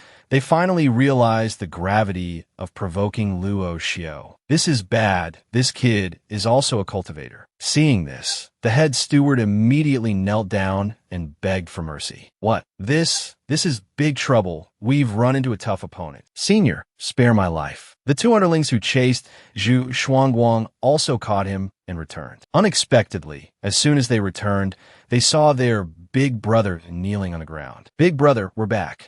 Big brother, what are you doing?" The steward immediately shouted. "Shut up, stand aside and wait." Zhu Shuangguang was also stunned by this scene. Isn't that fat guy the head steward of the Zhu family? Why is he kneeling in front of this black-robed youth? Unless, realizing Luo Xiao's identity, he also quickly admitted his fault. "Senior, please forgive me. This junior didn't do it on purpose just now." Luo Xiao had no intention of blaming Zhu Shuangguang. "You didn't do it on purpose. I saw that very clearly." The head steward was still trembling as he begged. "Young master, there's something you don't know. This Zhu Shuangguang is the scoundrel who escaped from my Zhu family. We were ordered to bring him back. If we have offended you in any way, please be magnanimous." However, having been brazenly offended, Luo Xiao couldn't just let this go. "I've never heard of the Zhu family, and I don't want to ask about your Zhu family's affairs. But I was just sitting here, and you all attacked me. Do you think a simple word of offense is enough? I had never met you, but you wanted to bring disaster upon me and run away yourself. If I were an ordinary person, I'm afraid you would have gotten me killed." Hearing Luo Xiao's questioning, the head steward could only stammer. Seeing this, Zhu Shuangguang hurriedly took out a black pearl to atone. As long as Senior forgives this junior's mistake, this junior is willing to offer this black pearl to Senior. Seeing this, the head steward yelled, "Zhu Shuangguang, are you crazy? How dare you hand over something like this?" Luo Xiao held the black pearl in his hand and asked, "What is this black pearl?" Zhu Shuangguang quickly explained to him, "Senior, this black pearl is a token to open an ancient ruin. It was obtained by an ancestor of the Zhu family more than 70 years ago. The Zhu family also went to explore the ruin, but because their strength was weak, they suffered many casualties and ultimately returned empty-handed. This was originally a secret of the Zhu family. I only happened to hear about it from my father." Luo Xiao didn't expect to receive such a treasure. "So it's a token to activate a ruin?" Zhu Shuangguang took the opportunity to talk about his family background. "This junior is Zhu Shuangguang, the son of a concubine of the Zhu family head. My mother, who came from a brothel, passed away from illness 3 years ago. But because of my background, I was bullied by the family, my status no different from slaves, so I found an opportunity. I stole the family's black pearl and risked my life to escape. Now I offer you this pearl, only hoping that Senior will spare my life." After hearing this, Luo Xiao didn't want to get involved in trouble and was about to turn and leave. "If that's the case, then I'll be going. You all can sort it out yourselves." Thank you, Senior." Seeing this, the head steward angrily shouted at Zhu Shuangguang, "Zhu Shuangguang, look at the fine mess you've made. You dared to give the black pearl to a stranger. Wait until we get back. The family head will definitely skin you alive." Zhu Shuangguang was also helpless. "I had no choice either. Who knew we'd run into such a tough opponent? Since it has come to this, let's first go back and report to the family head." A few moments later, the head steward led his underlings to to escort Zhu Shuangguang back. Zhu Shuangguang, if you dare to escape again, we will break your legs regardless of the family head's instructions. But unexpectedly, Luo Xiu was also following them. Just in case, I'll follow them for a while and see. But unexpectedly, the steward's group was blocked on the road. Stop right there for me, the steward questioned. Who are you people? At this time, the opponent's subordinate said to their big brother, Big brother, I've found out everything. It's this scholar kid. He's the son of a concubine who escaped from the Zhu family and stole a treasure. Luo Xiu watched from a distance. The target of this group is also the Zhu family's black pearl. The head steward tried to act tough. What do you gentlemen mean? I am the head steward of the Zhu family. You people. But the opponent's big brother didn't waste words. Shut your mouth. I don't talk to dead men. Kill everyone except the concubine's son. The head steward didn't expect to meet such an unreasonable person and tried to use the Zhu family's name to intimidate them. What did you say? Do you know what the Zhu family strength is like? I'm a member of the Zhu family. Are you trying to make an enemy of my Zhu family? However, the opponent didn't care about any Zhu family. So what if we make an enemy of your Zhu family? Don't you know? After tonight, the Zhu family will no longer exist. A few moments later, the opponent's big brother had wiped out the head steward's group. Trying to escape? Go to hell. The head steward also recognized the opponent's strength. Divine Wind Saber Technique. You are? Seeing this, Luo Xiu was also a little surprised. The Divine Wind Saber Technique is a 5th grade martial art, a famous martial art of the Divine Wind sect in Five Cauldrons County. In that case, the group that suddenly appeared here must be from the Divine Wind sect. The Divine Wind sect is a major power in Five Cauldrons County. Although there are no martial king level martial artists in the sect, there are 3 spirit refining martial ancestors. However, this strength is far from being comparable to the Zhu family in Zhuhua Town. After that group cleaned up the head steward's men, they turned to threaten Zhu Shuangguang. Now you're the only one left. Hand over your things quickly. But Zhu Shuangguang hurriedly denied it. Let me explain first. I don't have it. My things have already been taken by someone else. Hearing this, the big brother grabbed Zhu Shuangguang by the collar. If you're not handing it over, then you must have hidden the treasure. Let's take this kid back first. When the time comes, we'll let the elder perform soul searching and spirit seizing on you to find the treasure's location in your memory. Seeing the urgent situation, Luo Xiu finally decided to join the battle. Refining Fire Sword. The group of strangers was startled. Who is it? The Divine Wind sect is conducting business here. You better not. Indeed, they were no match for Luo Xiu. Each one was defeated by him. Damn it, am I no match for this guy? Profound Heaven Transformation. Who on earth is this guy? Could he also be from the Zhu family? But even so, the group of strangers still loudly threatened Luo Xiu. Who the hell are you? The Divine Wind sect will not let you go. Luo Xiu paid no mind, sending him to meet Meng Pe. Then you can die too. Seeing Luo Xiu's terrifying ability, everyone was terrified, wondering what his background was. The 2 spirit refining elders of the Divine Wind sect who could destroy the entire Zhu family just died like this? Who on earth is this person in the black robe? How can his strength be so terrifying? The disciples of the Divine Wind sect, seeing their defeat, hurriedly fled. The elder is dead. Everyone run. Retreat first. Hurry back and report to the sect master. The Zhu family head was also stunned by Luo Xiu's strength, but also suspicious, not knowing where this black-robed person came from, whether he was an enemy or an ally. Suddenly, Luo Xiu grabbed the old man's shoulder. Let's go. The Zhu family head hadn't even finished his question. Young friend, you are? Well, he was dragged away by him. The subordinates of the Divine Wind sect panicked when they saw him charging towards them. He's heading this way. The elder was killed by him. What should we do? Damn it, I never expected the Zhu family to have such reinforcements. Luo Xiu didn't waste words. One move annihilated the entire group from the Divine Wind sect. Profound Heaven Transformation. Black Flame Roaring Kill Formation. Zhu Shuangguang was stunned to see him appear again, and witnessing Luo Xiu's power once more, he was even more shocked. It's him. How can this person be so powerful? He can even kill a Divine Wind sect elder at will? In a forest tens of miles away, Luo Xiu had brought Zhu Shuangguang and the Zhu family head to safety. Zhu Shuangguang helplessly knelt before the family head. Great-grandfather, the Zhu family has met with a great disaster. Countless clansmen have died. What should we do now? But the family head just shook his head and sighed wearily. This is all fate. But, young master Luo Xiu. Luo Xiu was surprised that the family head could recognize him. You recognize me? The family head also answered him. The great battle for the quotas of the 13 counties. This old man has also heard about it. As he spoke, he marveled at Luo Xio's ability. I heard that young master has passed the 7th floor of the Flying Dragon Pagoda, with strength comparable to his 7th level, late-stage spirit refining cultivator. Among the young talents in the 13 counties, besides you, young master, who else could possess this kind of strength? Luo Xio seemed to be used to such praise and did not humbly accept it. That's me, he thought to himself.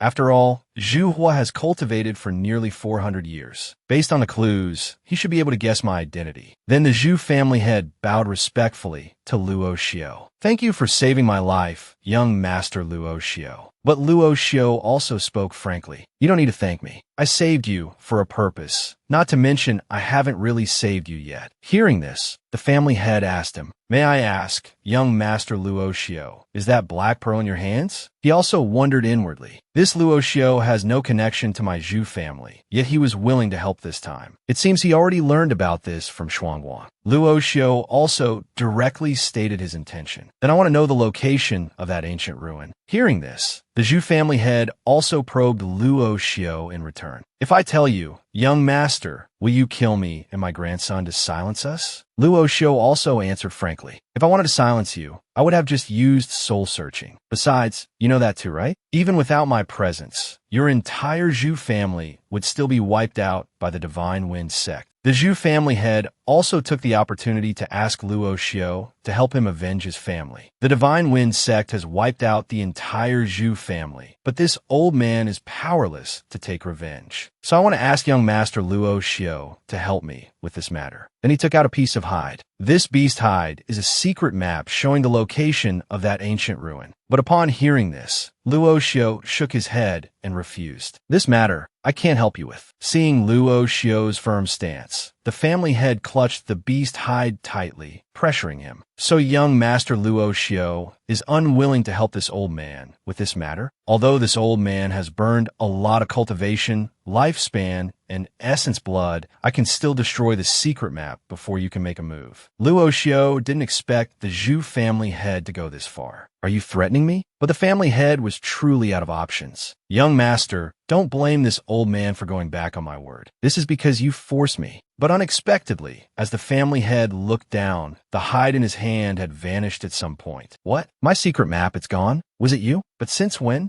Luo Xio held the beast hide scroll in his hand and reminded the family head. You think you're worthy of threatening me? Have you forgotten your current situation? Even if you and your grandson attacked together, you wouldn't be able to withstand a single sword strike from me. 3 days later, Luo Xio was on the road, recalling what the secret map recorded. According to the map described in this beast hide scroll, the ruin is a cave dwelling of a powerful martial arts expert from ancient times. However, the specific cultivation level of this martial arts expert is not recorded at all. At the entrance of the cave dwelling, there is a very powerful formation restriction, so one must hold this black pearl to enter. Inside, there are numerous mechanisms forming a chain of formations. Decades ago, Zhu Hua led people there once, but suffered heavy losses and still couldn't enter the cave dwelling. So there's no need to rush. I'll go in right now. Then he entered a shop where people were rushing to buy qi condensing pills. Give me a bottle of qi condensing pills. Give me 3 bottles of qi recovery pills. As Luo Xio walked in, he thought, first, I'll sell the pills I looted from those people, and while I'm at it, I'll buy some more spiritual herbs. A few moments later, a master suddenly called out to Luo Xio. This friend is collecting these 4th grade spiritual herbs. It seems you want to refine the 4th grade origin refining pill. The people around respectfully greeted him. Greetings, Grandmaster Oho. Paying respects to Grandmaster Oho, Luo Xio turned his head and immediately recognized him. Is this old man that 4th grade alchemy grandmaster? Is he talking to me? The pink-haired girl next to Oho heard her master address Luo Xio in such a way and was puzzled. Master, I see he's not much older than me. Why do you address him as a friend? Luo Xio also replied politely to him. Does Grandmaster have any profound insights? Oho just smiled socially and said humbly, I wouldn't dare say profound insights. This old man is Oho Yang. The people around widened their eyes when they heard this. Oh my God, did I hear that right? That kid is only about 15 years old at most. Yet Grandmaster O is treating him with such courtesy. This kid is too disrespectful. How dare he accept the courtesy of a fourth-grade alchemy grandmaster? Even a pink-haired girl secretly sized up Luo Xiao. Although they say you shouldn't judge a person by their appearance, there's nothing special about this black-robed youth. Moreover, he has almost no martial artist's aura fluctuation on him, yet he can make Master Oho treat him so politely. Could it be that his cultivation is at the spirit-refining realm?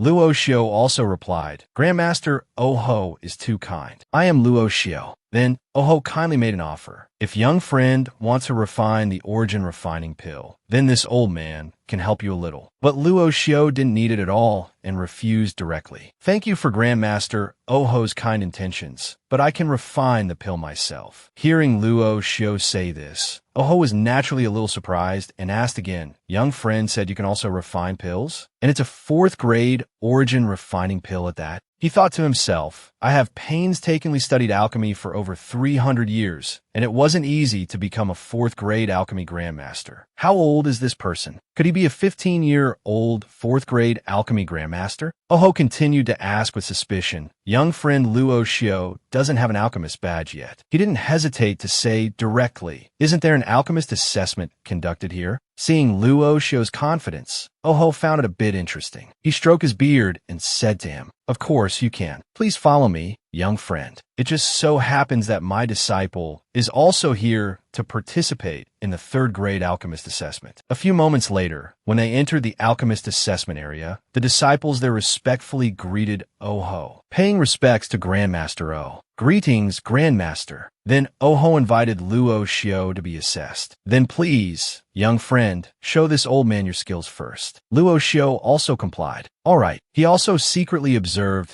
the surrounding space and assessed it. In this alchemy room, there are a total of 6 alchemy furnaces, all of which are high-grade human ray. For me, it's considered just enough. Next, Oho ordered everyone to start the assessment. All right, then everyone please begin. Let's start. Everyone was determined to become an alchemist. I must succeed today. I've been participating for over 10 years. I must succeed this time. During the assessment, Oho paid special attention to Luo Xiao. The pill Luo Xiao is refining is not simple at all. The life force aura is so rich. This flame not only has a higher temperature, but also enhances the efficiency of extracting impurities from the spiritual herbs. And the life force it contains can warm and nourish the spiritual herbs, while also enhancing their effectiveness. Such a flame is not a congenital fire spirit created by heaven and earth, but must be from a special cultivation technique that Luo Xiao has cultivated. Oh, I had to marvel at Luo Xiao's ability. This Luo Xiao can indeed refine a fourth-grade pill. But this kid is only 15 years old. A cultivator who has reached the spirit-refining realm is already terrifying enough. And he's also a fourth-grade alchemy grandmaster. Wouldn't this make it impossible for many other geniuses in the Tianwu kingdom to compete? I have always been very proud of my alchemy talent, but this black-robed youth is not only skilled in his techniques, but also has a divine mastery of fire control. At this moment, the pink-haired girl also understood why her master was so respectful to Luo Xiao. No wonder Master was so polite to this youth. After a while, the lid of Luo Xiao's furnace popped open. He had finally succeeded in refining the pill. Pill formed. This made even Oho gasp in astonishment. Young friend has truly opened this old man's eyes. The other candidates assessing with Luo Xiao were also stunned. Finished? So fast. I've only just begun. Someone even couldn't believe their eyes. This is fake. Even a fourth-grade alchemist can't refine a chi recovery pill this quickly. Oho, his face still showing astonishment, approached and spoke to La Tu. Little friend, could this old man see the pill you refined? He also very casually handed it to Oho. Of course. Please have a look, master. Holding the pill in his hand to inspect it shocked Oho even more. This is a top-grade 9/10 pill. I have been refining pills for over 300 years, and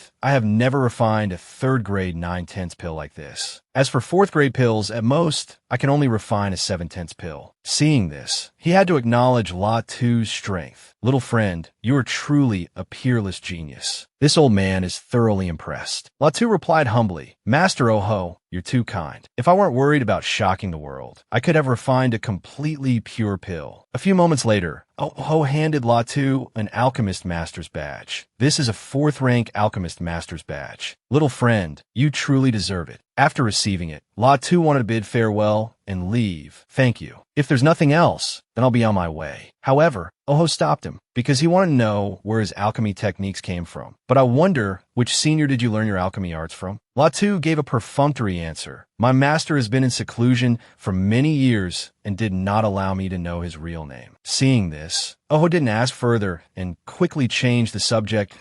This little friend is collecting spirit herbs for the origin refining pill, presumably to advance your cultivation. Is that correct? This was exactly what Latu wanted to hear, as he was eager to find the fastest way to advance his cultivation. Master Oho is indeed correct. I wonder if the master knows of any way. Oho was also very willing to share with him that if little friend wishes to purchase spirit herbs, then our Shan Yuan City Association has some in stock. Then he asked Latu, I wonder what little friend's success rate is for refining 4th grade pills. Latu answered very honestly. The success rate for refining 4th grade pills? It's roughly about 70%. The quality of the pills can be guaranteed to be above 80%. Hearing this, Oho was doubly shocked that a 70% success rate, and the pill quality is 80%. He couldn't help but secretly admire him. What a terrifying person. A 15-year-old 4th rank alchemist master with a level even higher than his own. In the history of the Tianwu Kingdom, this is truly unprecedented. Therefore, Oho immediately said to Latu, if Master Latu needs to refine pills, then this old man has a suggestion. Hearing this, Latu smiled inwardly. Everything he did was for this moment. It's here. I revealed my alchemy skills precisely because I wanted him to say these words. Latu's goal was to obtain 4th grade pills to advance his cultivation, which required purchasing an extremely large quantity of spirit herbs, especially extremely rare ones. If he could get his hands on them, then the effect of the origin refining pills Latu could refine would be even better than that of 4th grade pills. Right after, Oho made his suggestion. Based on Master Latu's alchemy proficiency, you can absolutely open a furnace for alchemy in this alchemist association. At that time, various forces will be attracted, and you can receive remuneration and the spirit herbs you need. Latu then asked a favor of Oho. I can open a furnace to refine pills at the association for 1 month. I'll have a trouble master Oho to help me spread the word a bit. Oho happily agreed. It's a small matter, just leave it to this old man. 3 days later, everyone who heard the news came to Oho to inquire. Master Oho, you said there's a 4th rank master here who is better than you at alchemy. I wonder if Master Oho can help me with an introduction.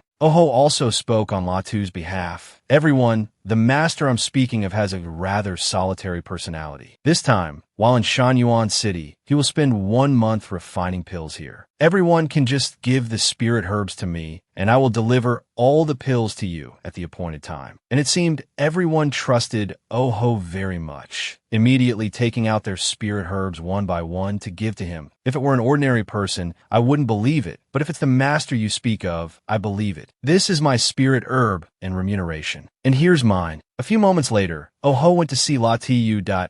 In this storage ring. There are nearly 300 types of 4th grade spirit herbs. Please take a look, little friend. Latu is also very grateful for Oho's kindness. Master, Oho has worked hard to help me. How can I ever repay this great kindness? Latu held a green jade slip in one hand and a small orange pill in the other, sharing about the alchemy in the jade slip. This records my insights on alchemy. It might be useful for improving the success rate and quality of pill refinement. After hearing this, Master Oho felt embarrassed and immediately refused. This old man only helped you a little. How can I accept so much? Hearing this, Latu smiled, waved his hand, and said, Master Oho, please don't refuse, or you won't consider me, Latu, a friend. Hearing that, Master Oho also accepted the jade slip, saying, in that case, this old man thanks Master Latu's day. He thought to himself, this Latu is truly a monster. With these insights, and at most half a year, my success rate in alchemy can increase to 70%. 1 month later, Latu stood before the gates of Shan Yuan City, setting out to prepare for the next leg of his journey. Today, I must leave Shan Yuan City. I've gained a lot this time, and the pills are all prepared. Master Oho, hearing this, asked, Master Latu is leaving today? He thought to himself, this young man is too terrifying. With time, I'm afraid it won't be long before this youth becomes a fifth-rank alchemist master that he can only look up to in admiration.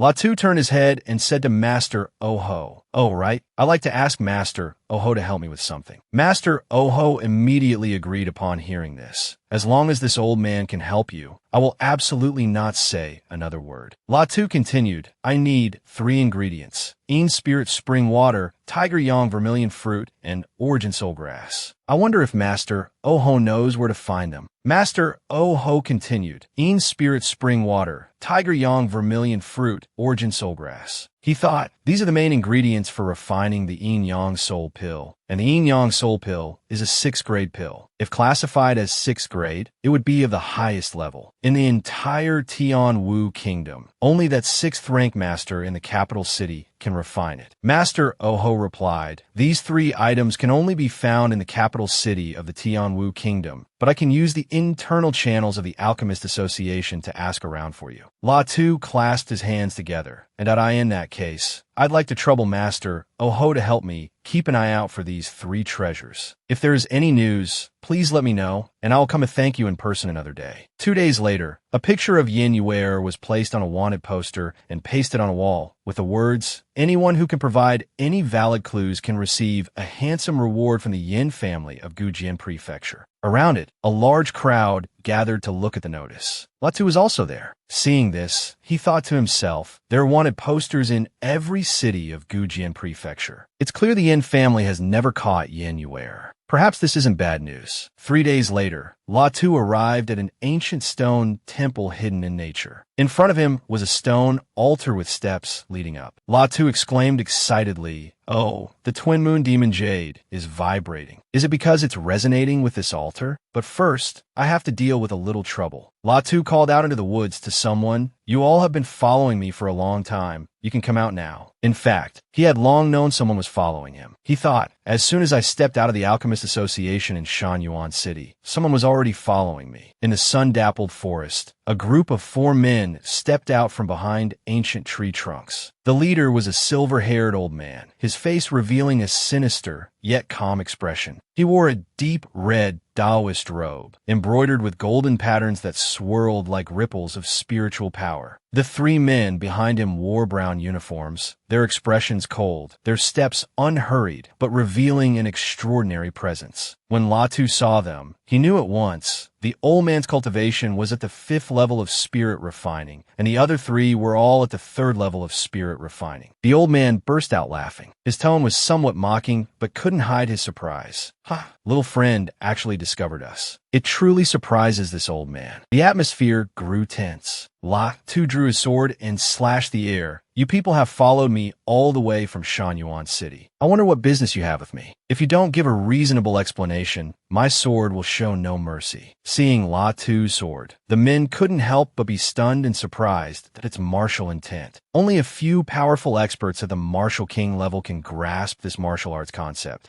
yet it now appears on a youth who is only 15 or 16 years old. The red-robed old man took a few steps forward, a smile hanging on the corner of his mouth, and asked in a serious tone, little friend is so young, yet you are already a 4th grade alchemist master. I wonder what your lineage is, and how should I address you? Latu replied in a calm voice, not worth mentioning. The silver-haired old man sneered and said, this old man represents the Yin family and would like to invite little friend to be a guest at our Yin family. The Yin family's old man frowned, his voice turning cold. In this Gujian prefecture, no one dares to refuse our Yin family. Does little friend want to reconsider? His gaze was as sharp as a knife, full of threat. Behind him, the other Yin family members also began to release pressure, making the air around them heavy. He continued, although you are a 4th rank alchemist master, in front of the Yin family, it still makes no difference. Hearing this, Latu just stood still and laughed loudly. So this is what the Yin family is like. He stated forcefully, others may fear your Yin family, but in my eyes, your Yin family is nothing at all. One of the Yin family members angrily shot forward, his hands forming a seal, spiritual power surging. Insolent. You ungrateful thing. You think you have a little ability and dare to disregard our Yin family. Our status in Gujian Prefecture is unshakable, and we are also one of the top 10 families in the entire Tianwu Kingdom. The red-robed old man continued in a cold voice, his eyes sharp. Insulting the Yin family, you deserve to die. Latu remained motionless, his eyes watching as if it were a farce. Only when the palm strike was just inches away did he raise his hand. A gentle wave easily sent the gray-robed man flying. He screamed, "My sea of consciousness, what's happening?" Latu just said coldly, "Scram." Latu's face was grim. He drew his sword with one hand and rushed towards a man. "Just a dog of the Yin family. Today, I will cripple you." A powerful force from Latu's punch sent the black-robed man flying far away, seemingly about to fall to the ground. He shouted in fear, "Don't! My hand!" The two remaining gray-robed men saw this, flew out and said, "Kid, don't be arrogant. Prepare to die." The old man angrily raised his hand, ordering his men, such a domineering physical body, "Attack, capture him." One gray-robed man drew his sword, executing the first move called Refining Fire Sword. But before he could do anything, crack, his sword broke in half. He was shocked, "My blade, how is this possible?" At this moment, Latu also drew his sword along with his profound heaven transformation technique, his netherworld purple flame, sending the gray-robed man flying into the air and screaming in fear. "What? This is bad. Save me." Seeing this, the Yin family's old man became increasingly angry. "Insolent, prepare to die." Latu swung his sword, fighting them one by one, easily sending them staggering into the air. The others cried out in fear, "Help!" Latu swung his sword swiftly, replying forcefully, "You who don't know life from death, profound heaven transformation sixfold, true dragon force." Only now was the old man truly afraid as he faced Latu's day. Around him were chaotic streams of blue and white energy. He shouted in fear, terrifying, "How can this kid's strength be so terrifying?" "Young master, this is all a misunderstanding, a misunderstanding." Latu approached step by step, making the old man even more tense, his face covered in sweat. Seeing this, Latu asked him, "That's not what you were saying just now." The old man replied, "It was this old man who didn't know his place and offended you, young master." The old man fearfully begged Latu to spare him. "I still hope young master will give face to this old man's Yin family status and spare me this time." Latu asked with a solemn face, "I ask you, do you know where the wanted woman in Gujian Prefecture is now?" The old man held a green jade slip and a small orange pill behind his back and replied, "Young master must be joking. If this old man knew where the heavenly phoenix martial monarch was, I would have naturally reported it to the family's upper echelons long ago. Could it be that young master knows the heavenly phoenix martial monarch?" Latu, with a sharp gaze, said coldly, "You brought this upon yourself." After speaking, Latu drew his sword and swish. The old man's head flew off somewhere, leaving only his body. "That I gave you a chance, and you didn't cherish it, and you still wanted to send a message. Daring to play such petty tricks in front of me, you were truly seeking death." Latu performed some kind of magic created by a purple energy rising from the ground accompanied by 2 crescent moons. "Activate." Latu exclaimed excitedly. It appeared, "Fortunately, I have the twin moon demon jade that Yenuer gave me." As expected, the entrance to the myriad demon secret realm has appeared. Latu flew into a forest covered with green trees. "This is the first area of the myriad demon secret realm.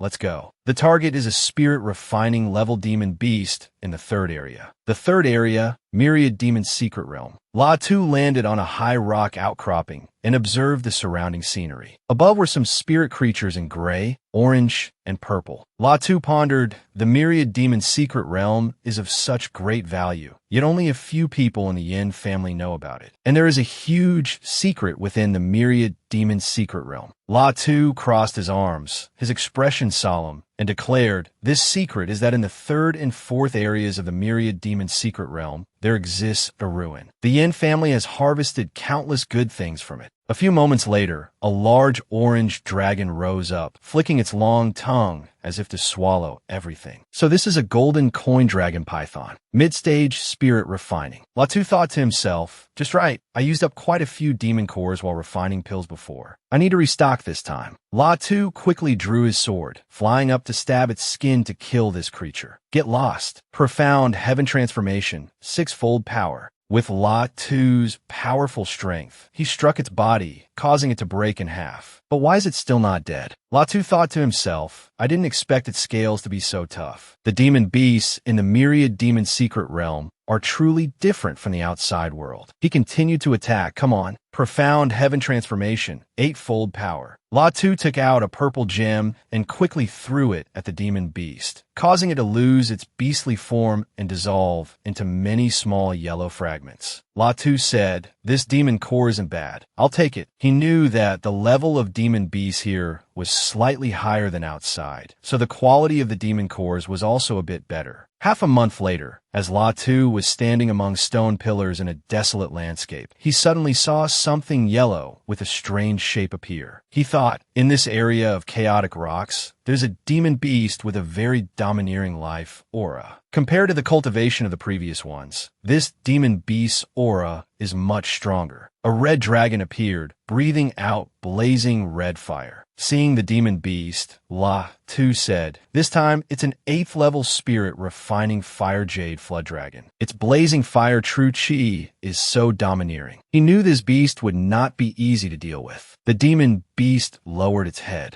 intending to breathe fire at La Tu, but luckily he managed to fly up high in time. The air it breathes is so hot. This flood dragon's body is too large. Under the 8-fold power of profound heaven transformation, I might not be able to handle it. Then, La Tu flew onto the demon beast and said, I wonder if I can behead this flood dragon. If I can cut out a blood pearl, it will definitely allow my physical body to take a big step forward. La Tu quickly swung his sword at the demon beast's eye. However, it only left a few small scratches on its back. Standing amidst the giant creature with its strange power, La Tu couldn't help but be surprised and say, my Earth-grade green crystal battle sword struck the body of the fire jade flood dragon, yet it could only create a few cracks on its scales. This flood dragon's physical defense is this strong. It's truly surprising. Next, La Tu unleashed a technique called profound heaven transformation, 24-fold power, seal of all heaven's life and death. This technique,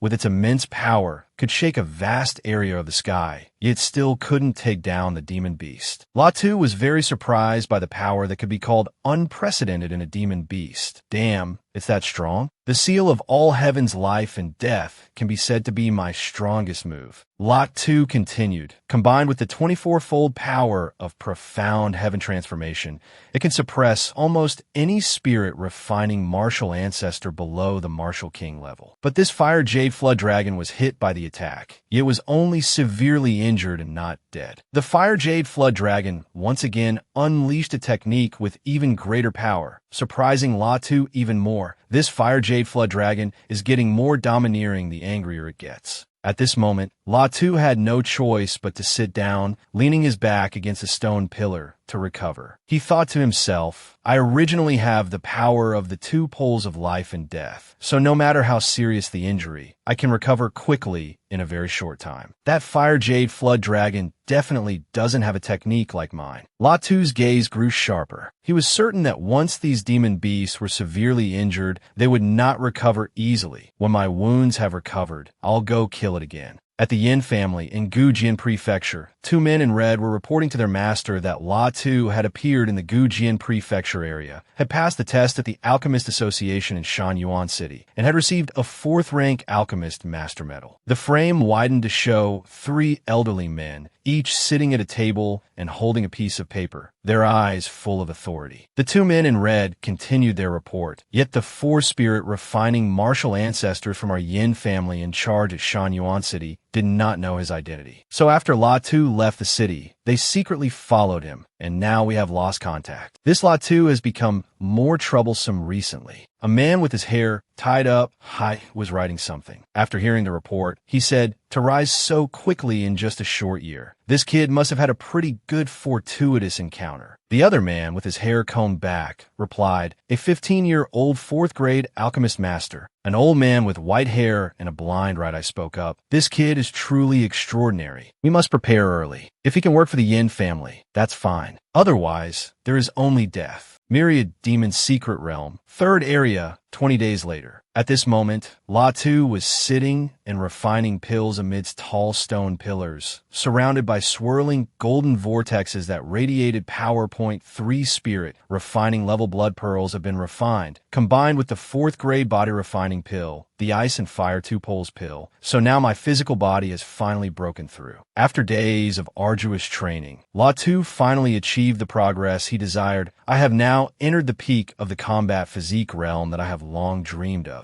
My true essence has also condensed to become denser. The distance to breaking through to the 3rd level of the spirit refining realm is not far off. Latu immediately rushed towards the fire dragon that I have to go find that fire dragon for revenge. But half a shurchen later, he discovered he was still no match for it. Damn it, I still can't win. I have to retreat. My calculations were wrong. I didn't expect this guy's wounds to heal so quickly. 1 month later, he went to confront it again. Seal of all heaven's life and death. It's been a month. This is the 4th battle, and I've finally killed this flood dragon. An 8th level spirit refining fire jade flood dragon doesn't put enough pressure on me, so I must find a 9th level spirit refining great demon. If that method doesn't work, then I'll find a variant great demon with strength equivalent to a martial king. Half a month later, Latu was now in the 3rd area of this myriad demon secret realm and could be considered a local hegemon. He calculated the time, then used his lightness skill to fly away. There are still 3 months left. The profound nether secret realm should be opening soon. Besides the time needed to get to the capital of the Tianwu kingdom, I still have 2 more months. Then he attacked a demon beast. This is one of the 3 great giants among the demon beasts in the 3rd area, a 9th level spirit refining great demon, the thunderstorm bear. Ever since the 8th level spirit refining demon beast couldn't put enough pressure on me, I've come to find this thunderstorm bear and have killed it 6 times. Each time, I was severely injured and had to flee. Seeing him charge, the demon beast roared fiercely. A good arrival. Explode for me. Latu was no pushover either, immediately unleashing a move that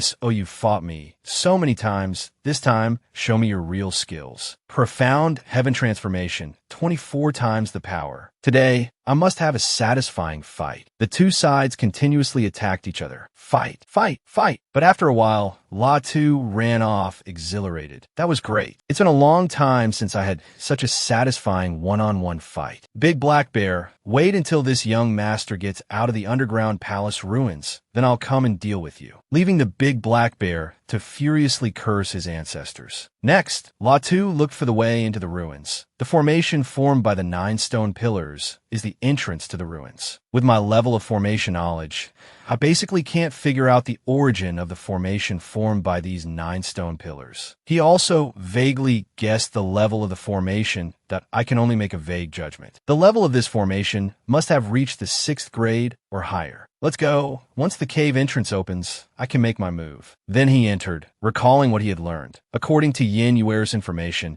this underground palace is located in the 3rd area of the myriad demon secret realm. The cultivators of the Yin family have explored it countless times and have gained many benefits from here, but the Yin family has still failed to explore the entire underground palace. The biggest reason is that there are some very strange places where even a martial monarch expert could lose their life if not careful. Latu explored the surroundings, but there was nothing here. It's very messy here, and there's nothing of value. It seems no treasures can be found in the upper part of the underground palace. I'll go down to the lower part of the underground palace to see. A few moments later, he found a glowing blue vortex. This vortex is the entrance to the lower level of the underground palace. Even a martial king expert will die if they enter. With my current strength, I need to be extremely careful. But suddenly, Latu frowned, having discovered something that, there's a faint breath of life coming through. Unless this is a hidden formation. No, there are no traces of a formation at all. With suspicion and vigilance, Latu unleashed a move to find out the truth. I have to test it to know. Netherworld purple flame. Playing tricks if you don't come out. Don't blame me for being merciless. But unexpectedly, this black shadow's speed was too fast. It was actually able to dodge Latu's netherworld purple flame, so he immediately unleashed another move. Soul condensing profound art, killing sword martial intent. Only then was a green dragon revealed. But what was even stranger was that Latu didn't know what it was. He could feel its life aura, but his divine sense couldn't detect its existence at all. The dragon was frightened and tried to flee, but Latu was determined to catch it.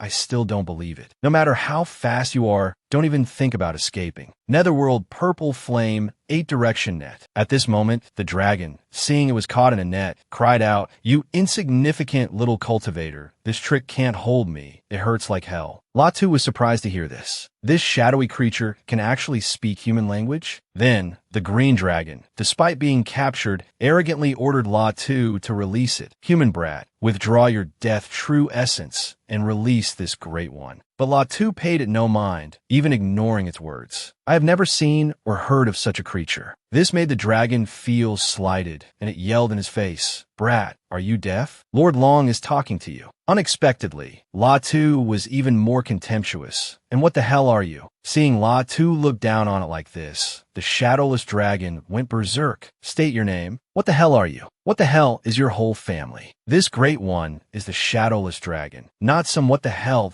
Latu flicked his finger, and the dragon was struck, causing it to cry out in pain. "This guy's head is crazy. Is he an idiot? You're my captive now, so you'd better be honest." Then Latu asked about its identity again. "You said you were the shadowless dragon." The shadowless dragon wanted to act tough, but remembering the recent blow, it had to lower its tone. "Lord Long, I, Long Ming, am the only shadowless dragon left in this world." The shadowless dragon is a unique species within the dragon clan, innately possessing spatial power, able to come without a shadow and leave without a trace, and can be invisible to the vast majority of formations. As Latu was listening, it stopped, so he domineeringly ordered, "Who told you to stop? Keep talking." The shadowless dragon could only grit its teeth and continue explaining to Latu that in ancient times, all races were caught in a catastrophe, and the shadowless dragon clan was nearly wiped out. Before the calamity erupted, I was suppressed by the Tai Xian sect in the underground palace of the myriad demon secret realm. Hearing this, Latu was also surprised. This was actually related to secrets from ancient times. It's just that Long Ming had been suppressed for too long, so would know very little about the so-called ancient calamity. Then he said to the shadowless dragon, "As far as I know, the current era and the ancient era are separated by at least 10,000 years. You said you were suppressed in the underground palace before the ancient catastrophe. Does that mean you have lived for tens of thousands of years?" The shadowless dragon replied to him, "For you humans, only a martial emperor can live for 10,000 years. But for us dragons, our lifespan is several times that of you humans. I have been suppressed in the underground palace for over 50,000 years, and my lifespan is nearly at its end. The last resort was to use the divine ability, defying heaven and seizing fate, to abandon my entire cultivation and start over from the beginning. Then, it didn't forget to boast a little. Otherwise, a human brat like you who is only at the spirit refining realm, back in my Lord Long's golden age, a single sneeze could have turned you into a million pieces." But what Latu paid attention to was the defying heaven and seizing fate divine ability the shadowless dragon had just mentioned. However, the shadowless dragon immediately said, "A divine ability is not something you can cultivate now, let alone this defying heaven and seizing fate divine ability, which is a divine ability of our dragon clan. It can only be used when one's original lifespan is exhausted, and the success rate is extremely low, so you can't practice it. Is a divine ability also a type of martial art?" Martial arts? You brat, you know and yet you don't. Martial arts are just the most basic thing in cultivation. How can they be compared to divine abilities? So Latu changed the subject and asked the shadowless dragon, "Are there any treasures here worth taking?" It answered readily, "On the lower level of this underground palace, there is an immeasurable mystic light platform that has suppressed me for 50,000 years. That is likely a treasure." But it didn't forget to remind him, but with your strength, you still can't collect it. Then it took the opportunity to make a deal with Latu. Human brat, let's negotiate. Just get me out of here. When Lord Long recovers his strength, I will definitely repay you well. Latu, still half believing, half doubting, asked back, are you sure you won't seek revenge on me? The shadowless dragon said very frankly, how could I, Long Ming, repay kindness with enmity? Unexpectedly, Latu delivered the decisive blow. Then I'll have to leave an imprint in your sea of consciousness before I can be at ease. Hearing this, the shadowless dragon roared, in no way. If you place an imprint, won't my life and death be controlled by you? But Latu just crossed his arms and said, even if I don't leave an imprint in your sea of consciousness, your life and death are already in my hands right now. A few moments later, the shadowless dragon finally submitted. Brat, be gentle when you place the spiritual sense imprint. But in its mind, it was still planning its revenge that I'll concede to this brat for now. After my power recovers to a certain level, I'll show him. Then, Latu asked again, you said there's an immeasurable mystic light platform on the lower level of the underground palace. What is that? The shadowless dragon answered him, of course, it's a spirit treasure, and a high-grade one at that. Otherwise, how could it have suppressed me for over 50,000 years? Latu feigned surprise. This is the first time I've ever heard of this spirit treasure. The shadowless dragon just sighed and continued. It seems that many ancient inheritances have disappeared. The weapons you cultivators use for fighting and killing are divided into 3 types: treasure tools, dharma tools, and spirit treasures. Hearing this, Latu showed his sword to the shadowless dragon.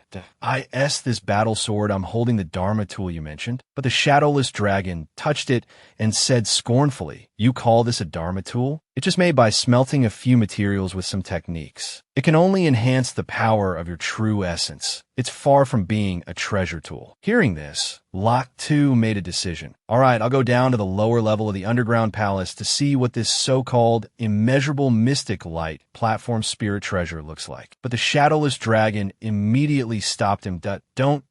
Absolutely don't go. Although 50,000 years have passed, and the power of the immeasurable mystic light platform has greatly diminished, a single ray of its immeasurable light can still crush you to dust. Latu now understood, and oh wonder none of the people sent down by the Yin clan ever returned. So he asked the shadowless dragon again, then what cultivation level is needed to enter? The shadowless dragon said, a martial venerable level should be able to, because the spirit treasure's power has already weakened a lot. Otherwise, even a martial emperor wouldn't be able to subdue this spirit treasure. Standing in this place, the dragon looked up to the sky and shouted loudly, Lord Long can see the light again. The Taishan sect's myriad demon secret realm is truly a formidable place. These blood pearls refined from demon beasts are indeed wonderfully effective for body tempering. Afterward, it stood still and thought, if I can swallow enough blood pearls, my strength will recover quickly. As long as I recover, I'll be stronger than Latu, and then I can escape the spiritual sense imprint. Then it raised 2 fingers to its neck, and a strange red power flowed out. It thought further, the blood and essence within the blood pearls are being constantly refined, causing my bloodline, tendons, bones, and physical body to grow stronger and stronger. This is amazing. Immediately after, a dragon appeared and said, you actually understand the Taishan divine refining art? Hearing this, he immediately asked, what is that? The dragon replied, the Taishan divine refining art is one of the 9 great ultimate arts of the Taishan sect. Then the dragon flew up high, looked down, and added, it can refine the essence of all things to enhance one's cultivation. Latu, hearing this, also retorted, you know the cultivation method for the Taishan divine refining art. Then, the dragon crossed its arms and fired off a series of questions. The ultimate arts of the Taishan sect are secrets that are not passed down. How would I know them? What? You don't know. So what are you getting excited about? Finally, he flew into the sky with the dragon and shouted, let's go. The Shinyu secret realm will open in less than 3 months. I need to collect some more spirit refining level blood pearls before leaving. Over a month later, La Tu flew out of the deep pit and said, "After nearly a year of arduous training, my strength is countless times greater than it was during the quota competition." Then La Tu landed on the ground, his voice still echoing, "Fifth level of the spirit refining realm, late stage peak physical body and battle form. My spiritual sense is at the 8th level of spirit refining. With the trump card I hold, if I encounter a martial king expert who hasn't grasped martial intent, I can still fight." Then La Tu looked at the shrunken dragon wrapped around his hair in surprise. "Oh,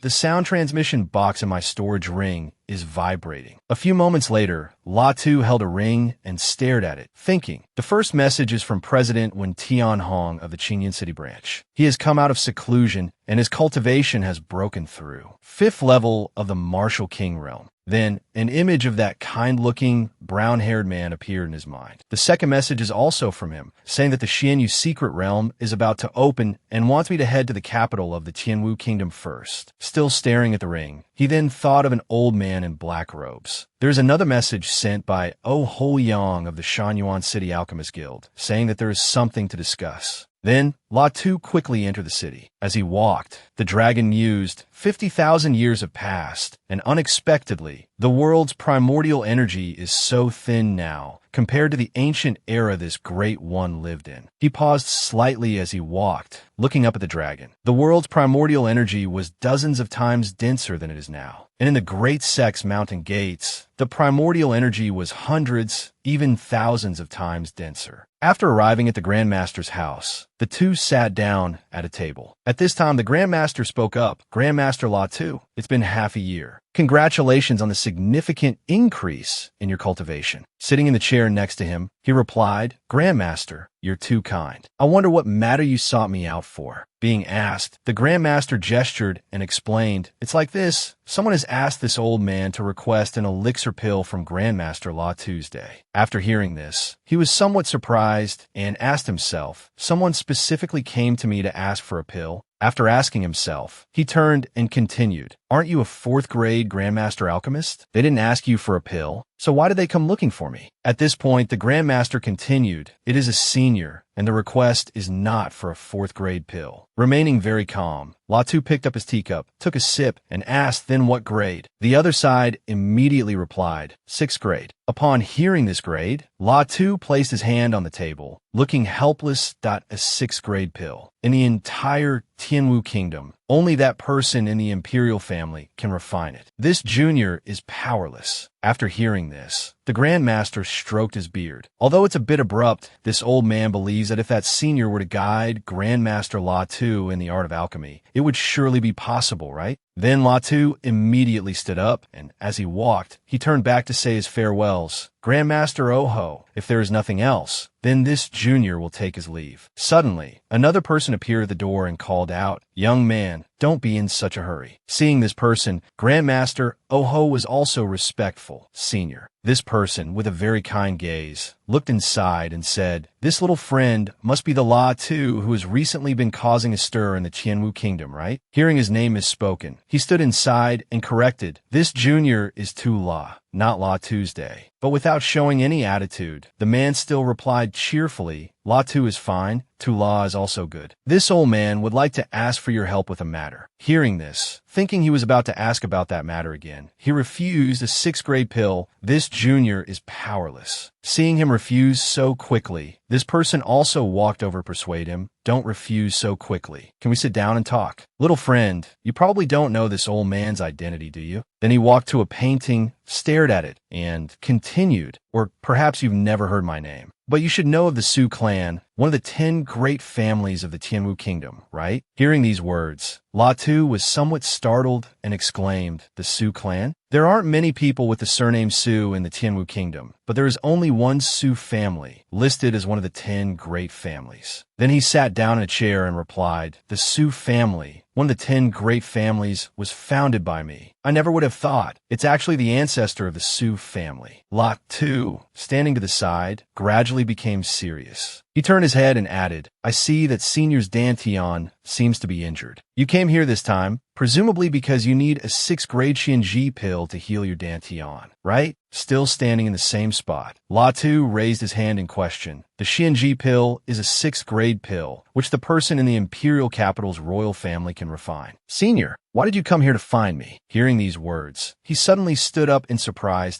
Oh, little friend, you can see my injury? An alchemist is also considered a physician. This junior naturally has some special methods. Seeing this scene, Lot 2 placed a hand on his chest, as if it were a matter of course. That's why I could see that Senior's Dan Tion is injured. His voice came again from a distance. Among the 10 great families, which includes the 9 great families and our Suf family. At this point, he sat back down in his chair and said, our relationship with the Fan Imperial family has never been harmonious. Moreover, they are ambitious, just waiting for an opportunity to swallow up all the other 9 great families. The old man's words continued to echo. If I were to tell you that this old man's injury was caused by the royal family's 6th grade alchemist grandmaster, then you should know why I didn't go to him, right? Then he gestured towards Grandmaster Oho standing beside him and smiled. Thanks to this old man saving Oh Hoyong's life more than 30 years ago. Through him, I learned that you have a mysterious master behind you. He continued, furthermore, his alchemy skills are in no way inferior to that person in the royal family. After hearing such words, Latu also somewhat realized and placed a hand on his chest, asking, Senior wants my master to refine a pill for you. Seeing that he understood, the man sat on the chair, pleased that that's right. Then, with one hand on his hip, he raised the other as if refusing. This junior cannot make the decision on this kind of matter. Besides, my master, that old man, has been in seclusion for many years and will not act so easily. Facing him, the man remained seated and continued to explain, little friend only needs to help me pass on the message. If your esteemed master is willing to help this time, this old man can provide 10 sets of materials. At this point, he also stood up, one hand on his chest. Furthermore, I will owe you, little friend, a favor. When I recover my martial monarch cultivation, little friend should know the value of this favor, right? Standing over there, Latu was finally convinced. All right, then this junior will inform my master about this matter. With senior sincerity, I think my master, that old man, will agree to act. Having received his agreement, the man also walked out of the room, saying, this old man will go prepare the spirit herbs first. It will probably take about 3 days. I will await little friend's good news. A few moments later, standing in a room, Latu raised a hand to his chin and voiced his speculation. Even the ancestor of the Su family has personally come. Should I take this business deal or not? You know alchemy too? Then he tilted his head to look at the dragon and asked, what? You have an opinion? The dragon, hearing this, replied with a gruff expression, if I'm not mistaken, you said you're only 15 years old. In this era of such thin, primordial energy. Then it flew up and continued. For you to be able to cultivate to the spirit refining realm is already quite good. And you're also a 4th grade alchemist. 3 days later, in this room, the table was filled with all kinds of pills. Accordingly, the senior said cheerfully, there are only 5 sets of spirit herbs for refining the Xianji pill. The other 5 sets will be replaced by other 6th grade spirit herbs of equal value. His voice continued to ring out. Little friend can take a look. At that moment, he also extended his hand and replied, my master, that old man, has agreed to help senior refine the Xianji pill. His voice flowed on, but there is one condition that I must mention to senior beforehand. I hope senior will agree. Hearing this, the man did not make things difficult. It's all right, little friend, please speak. He raised his hand again and continued. It's like this because my master, that old man, does not like to meet outsiders after the pill is refined. It will be delivered to senior by this junior. Then he raised his hand and said, however, in just 1 month, this junior must go to the Xianyu secret realm. I wonder if senior can wait until I come out before I deliver the pill. After hearing this, the man raised a hand to stroke his beard and thought, the Fan clan already suspects that I am injured, so they will make a move on my Su clan right after the Xianyu secret realm opens. The old man's thoughts continued to flow.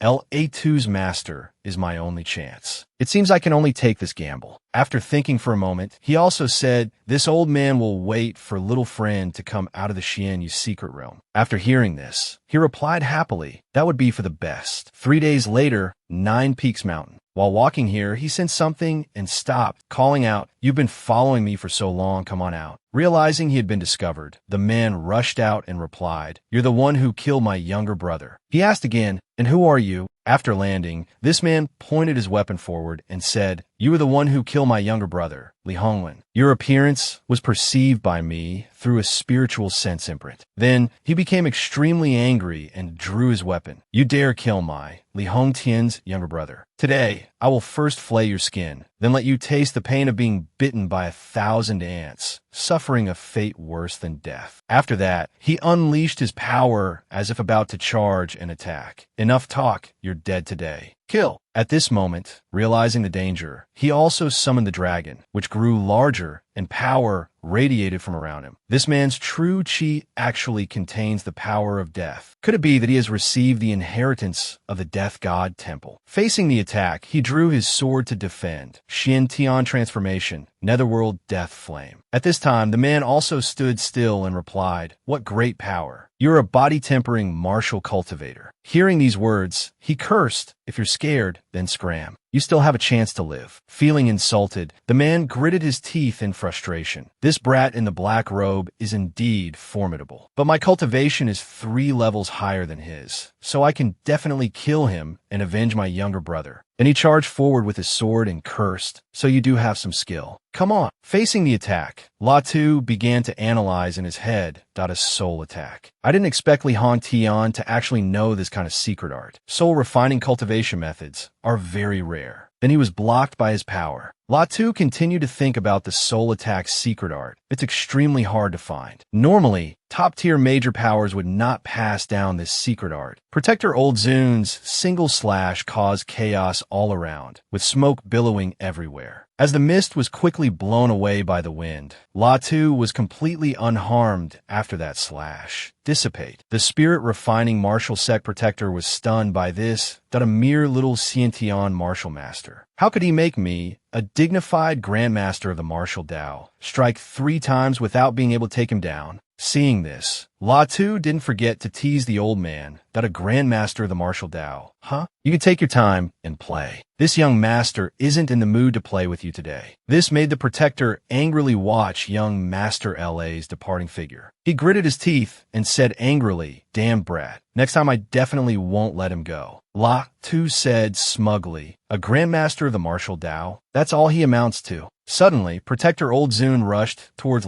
Tuesday brat. "You damn brat." Latu went straight to the door and met Fei Yuesian. He asked in a low voice, "That brat with the surname Luo has a cultivation 2 realms higher than yours. Yet you were able to escape from his grasp? That's really not simple." Latu immediately bowed his head and replied politely, "If it weren't for Senior Fei Yuesian helping me, it would have taken me at least 2 or 3 years to reach this level." Senior Fei Yuesian said, "Hardly anyone at your young age, with such a limitless future, would dare to challenge a breakthrough in such a desperate situation. A brat like you, though young, has such boldness and courage. At the same time, you have such a firm belief and will in the martial Dao." He quickly clasped his hands to ask for guidance. "If I don't dare to try when I'm young, then I will never reach the martial king level." Latu quickly expressed his thoughts. "Senior, I have already entered the half-step spirit refining realm, but I don't know how to achieve stepping on the heavens and flying." After listening, Fei Yuesian chuckled softly. Then he flicked Latu's forehead teasingly. "You brat, you're too greedy." He said, "Stepping on the heavens and flying is a technique that only those at the spirit refining realm can possess. The reason is that only a spirit refining martial sect cultivator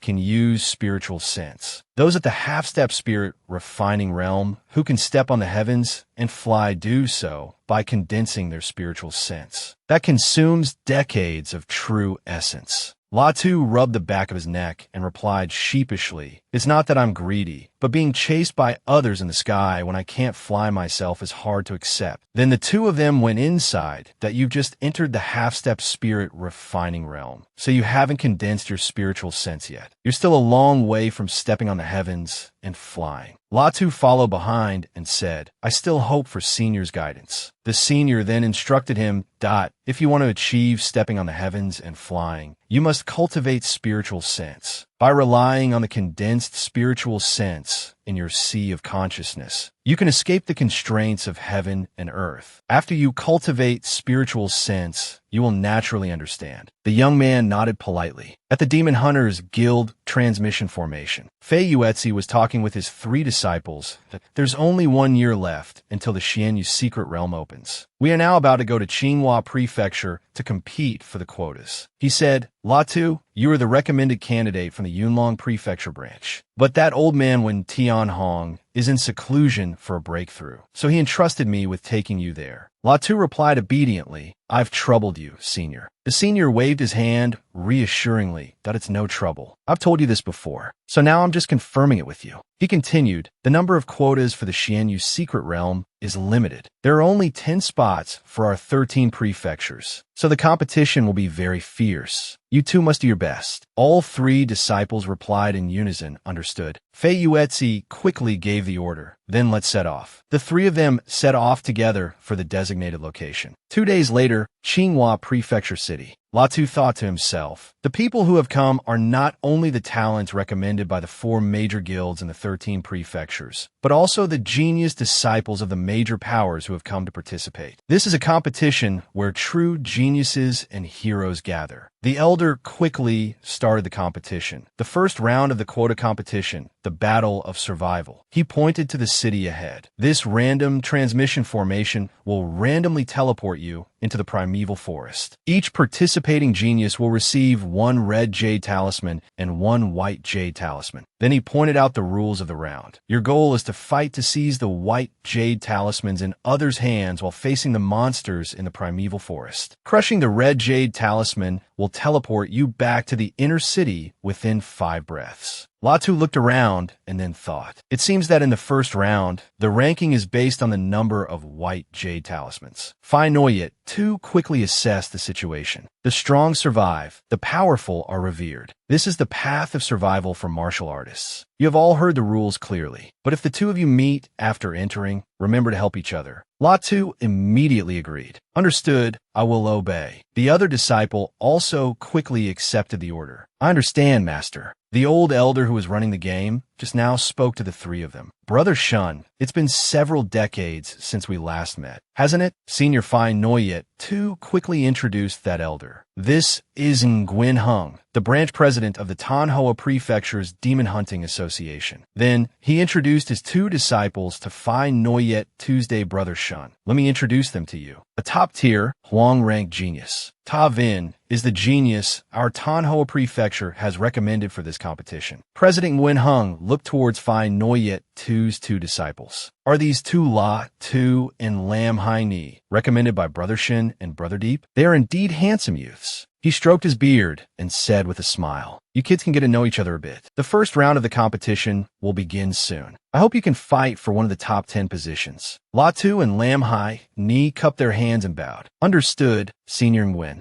Nguyen Hung then looked towards Ta Vin and instructed, you all should go to the entrance of the formation and get ready. As long as any of you can win a spot in the mysterious Nether secret realm, the association will prepare substantial rewards for you. Martial arts techniques, battle weapons and armor, treasures and elixirs, a rich variety of rewards for you to choose from. Then the 3 of them, Ta Vin, Latu, and Lam Hai Ni, said in unison, we will not let you, President Nguyen and President Shan, down. Elder Nguyen Hung replied with satisfaction. Good, I'll be waiting for your good news. Go on. After that, the host quickly announced, the first round of the competition is about to begin. All participants, come and receive your jade talismans and enter the teleportation formation. The 3 of them, along with the other contestants, quickly entered. In a secluded area, Latu said, in this first competition, we not only have to guard against the monsters in the forests and mountains, but also fend off the other players. Then he took out a treasure and looked smug. But for me, this place is my home ground. He said this is a hunt, but the prey here isn't demonic beasts, but people. A young man, traveling alone, quickly came into Latu's sight. That young man immediately drew his sword vigilantly. Someone's here. But before he could make a move, a sword flew past his ear, causing the young man's face to turn pale. He broke out in a nervous sweat. How can this be? I don't even know where the other person is. If the opponent hadn't shown mercy. Latu stepped out from the bushes with an imposing air and said, "Hand over the white jade talisman on you." But the young man was not one to be easily defeated. "Thank you for showing mercy, but I am more confident in my own movement technique." He quickly flew up high, looking at Latu with a smug smile. "You can't catch me." Latu just crossed his arms and smirked slightly. A 5th grade great completion movement technique. It seems it's not bad. This made the young man happy. He can't catch up. He really knows he can't keep up with me. But unexpectedly, in just a moment, Latu appeared in front of him, catching the young man completely off guard. "What's wrong? Still want to run?" He was so anxious that the veins on his neck bulged. Damn it, what kind of monster is in this qualification competition? To think that the movement technique I was most confident in would be so completely defeated by my first opponent. The young man jumped down and proposed a deal. "If I hand over the white jade talisman, will you spare me?" Latu simply replied, "I can." The young man quickly handed over the white jade talisman here. Then he scurried away from Latu's location. Latu watched the young man's departing figure and thought,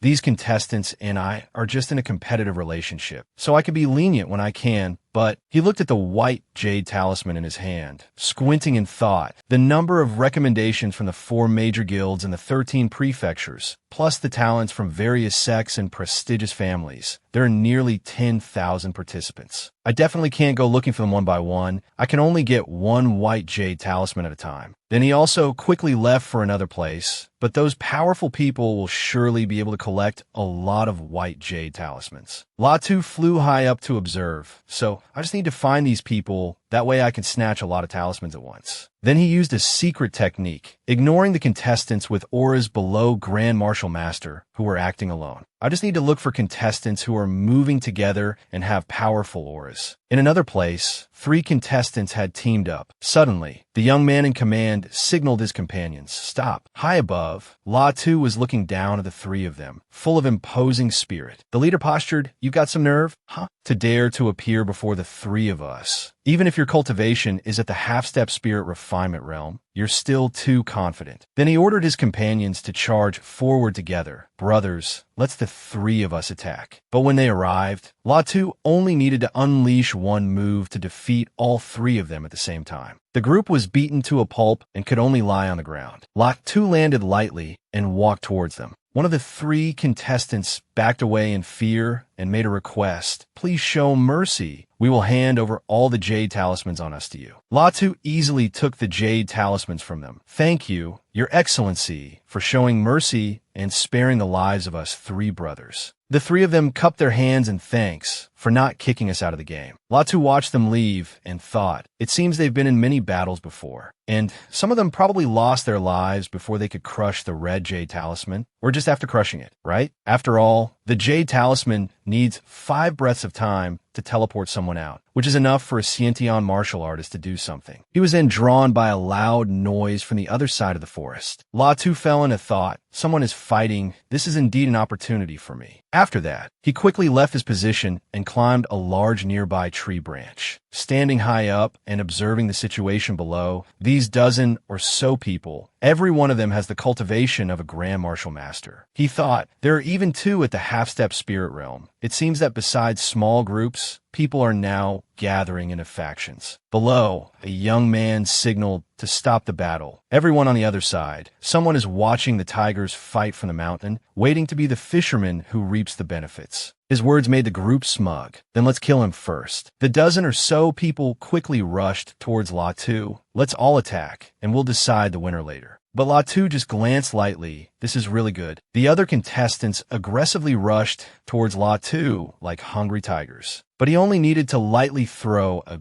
big punch to intimidate the dozen or so of them. Latu flew down, full of imposing spirit, causing one of them to be wary. Be careful, this kid is also at the half-step spirit realm, and he has even condensed true essence. The dozen or so of them quickly thought of another plan. Let's join forces. One who seemed to be the leader quickly signaled, join forces, everyone attack. But Latu, standing high above, only needed a slash with a large sword beam. It made them break out in a cold sweat. What? How is that possible? The original formation was immediately frightened. Even though he has condensed true essence, his strength is definitely stronger than both of us. That's why he can suppress us so easily like this. Latu, from above, didn't forget to unleash a few more cool ultimate moves, causing the group below to fall and roll on the ground. The contestant who seemed to be the leader just now was terrified, hiding behind a large tree trunk. What terrifying power. He didn't just condense true essence. He might also be a body-refining martial cultivator. Lot 2 quickly spotted him. Hand over your white jade talismans, then crush your red jade talismans. His words struck the leader like a bolt of lightning. What? Lot 2 glared threateningly. Don't test my patience. Hand them over now. Suddenly, a young man in the group shouted, "Everyone, scatter and run." Hearing those words, all dozen of them quickly ran away, scatter and run. There's no way he can catch all of us. Latu glanced at them. It seems I've been too merciful. One young man among them was willing to give his jade talisman to Latu. I'm willing to hand over the white jade talisman and then crush the red jade talisman. Latu quickly received that person's jade talisman. Then he went in another direction. It seems only you are smart. Wait until you get outside. He didn't forget to remind the young man, you will understand how correct your choice as a smart person was. Latu used his own secret technique at the speed of light. He quickly caught up with one of them. Let's see where you can run now, huh? He immediately pointed his sword forward. As if sensing the danger behind him, the young man quickly turned to look. Damn it, how does this kid have such a fast movement technique to chase me? He also didn't forget to launch a defensive blow, but he was also sent flying into a nearby tree trunk. Lot 2 quickly rushed towards him. He took out his jade talisman and threatened, I've already crushed the red jade talisman. Even if I'm eliminated, don't even think about getting my white jade talisman. Then he looked at Latu smugly. I'll be teleported back to the inner city immediately. What can you do to me? But Latu just pointed his sword at him contemptuously. You think there's nothing I can do to you? He screamed in terror. No, impossible. Spare me. Latu's heartless sword pierced through several nearby tree trunks. The contestant was miserably defeated. To think that because I showed mercy, they thought I didn't dare to kill. After finishing, Latu sheathed his sword behind his back. From now on in this competition,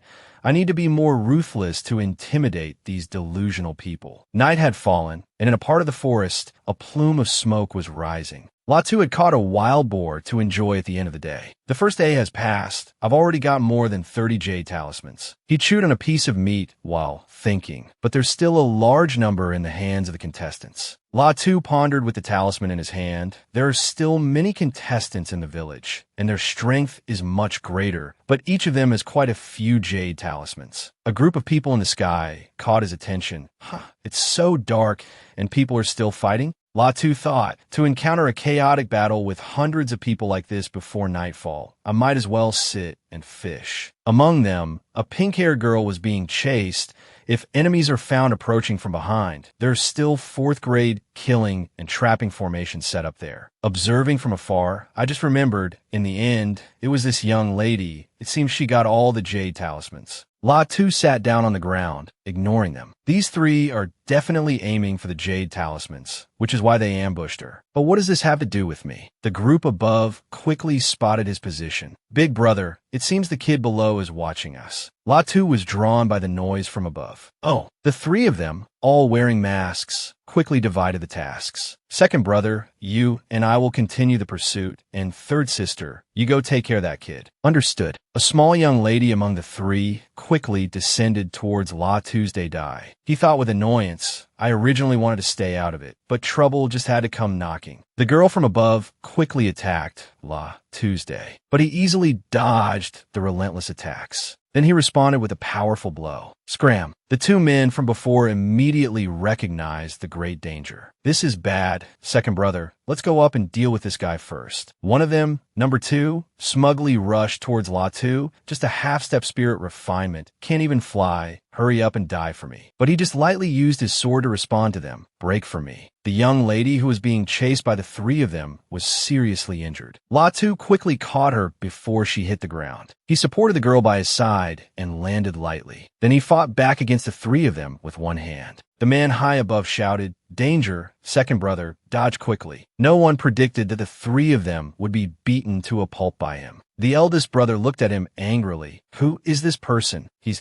clearly not even at the spirit refinement realm. So how has he grasped martial intent? The pink-haired girl from before quickly regained consciousness. My name is Nan Tich Noak. Thank you, young master, for saving me. I will definitely repay you in the future. But a few seconds later, she collapsed in front of La Tu. Her injuries are very severe. He glanced over her and quickly gave his opinion. Besides the external wounds, her internal organs are all shattered, and her dantian and Sea of Chi are both injured. The young man up above was still speaking smugly. Although his martial intent is formidable, this kid's cultivation is not high. Then he launched hundreds of arrows towards La Tu and Nan Tich Noak. Annihilate them for me. La Tu just glided past and smiled. Petty tricks, even a 7th grade martial skill is only this much in your hands. Then he quickly erected a defensive barrier. With your cultivation, it's still too early to want to break through my peak battle physique's defense. This frightened the young man. I'm also a top genius in my sect. Why am I not his equal? With no other choice, he decided to flee. He can't fly. He probably can't catch me. But unexpectedly, danger was right behind him. Seal of myriad heavens, life and death. In a state of panic, he could only comfort himself. Run. I must escape. The young man with the one-eyed mask was anxious and afraid. Otherwise, I'll die here. But no matter how lucky he was, he couldn't escape this attack. He was attacked and quickly defeated afterwards. Meanwhile, La Tu remained calm within the formation he had set up earlier. The two teammates of the young man from before were wary. How can this be? Big brother was actually killed? He also quickly fled from his position. Third sister, run quickly. But unexpectedly, he was still pursued by La Tu's attack, Flame Refining Sword. He quickly died at the hands of his opponent, causing his third sister to worry. Second brother, no. La Tu was in hot pursuit right behind him. Then he delivered another fatal blow to finish him off. The third sister, the other two, quickly left, making La Tu smile smugly. All you can do is scream? I thought you siblings were so close. He quickly returned to his original position. Not being able to fly in the air really puts too many restrictions on combat. He set up a formation outside a cave for defense. Then he went inside to the weakened Nan Tich Noak. He checked her pulse, shattered internal organs, severed meridians, injured dantian. With these injuries, she's as good as a cripple, but based on my observations over the past few days. Then he held his chin in thought. With her strength, even if she was ambushed, she shouldn't have been injured this badly. He finally decided to treat the girl. Forget it. Although I don't know the reason,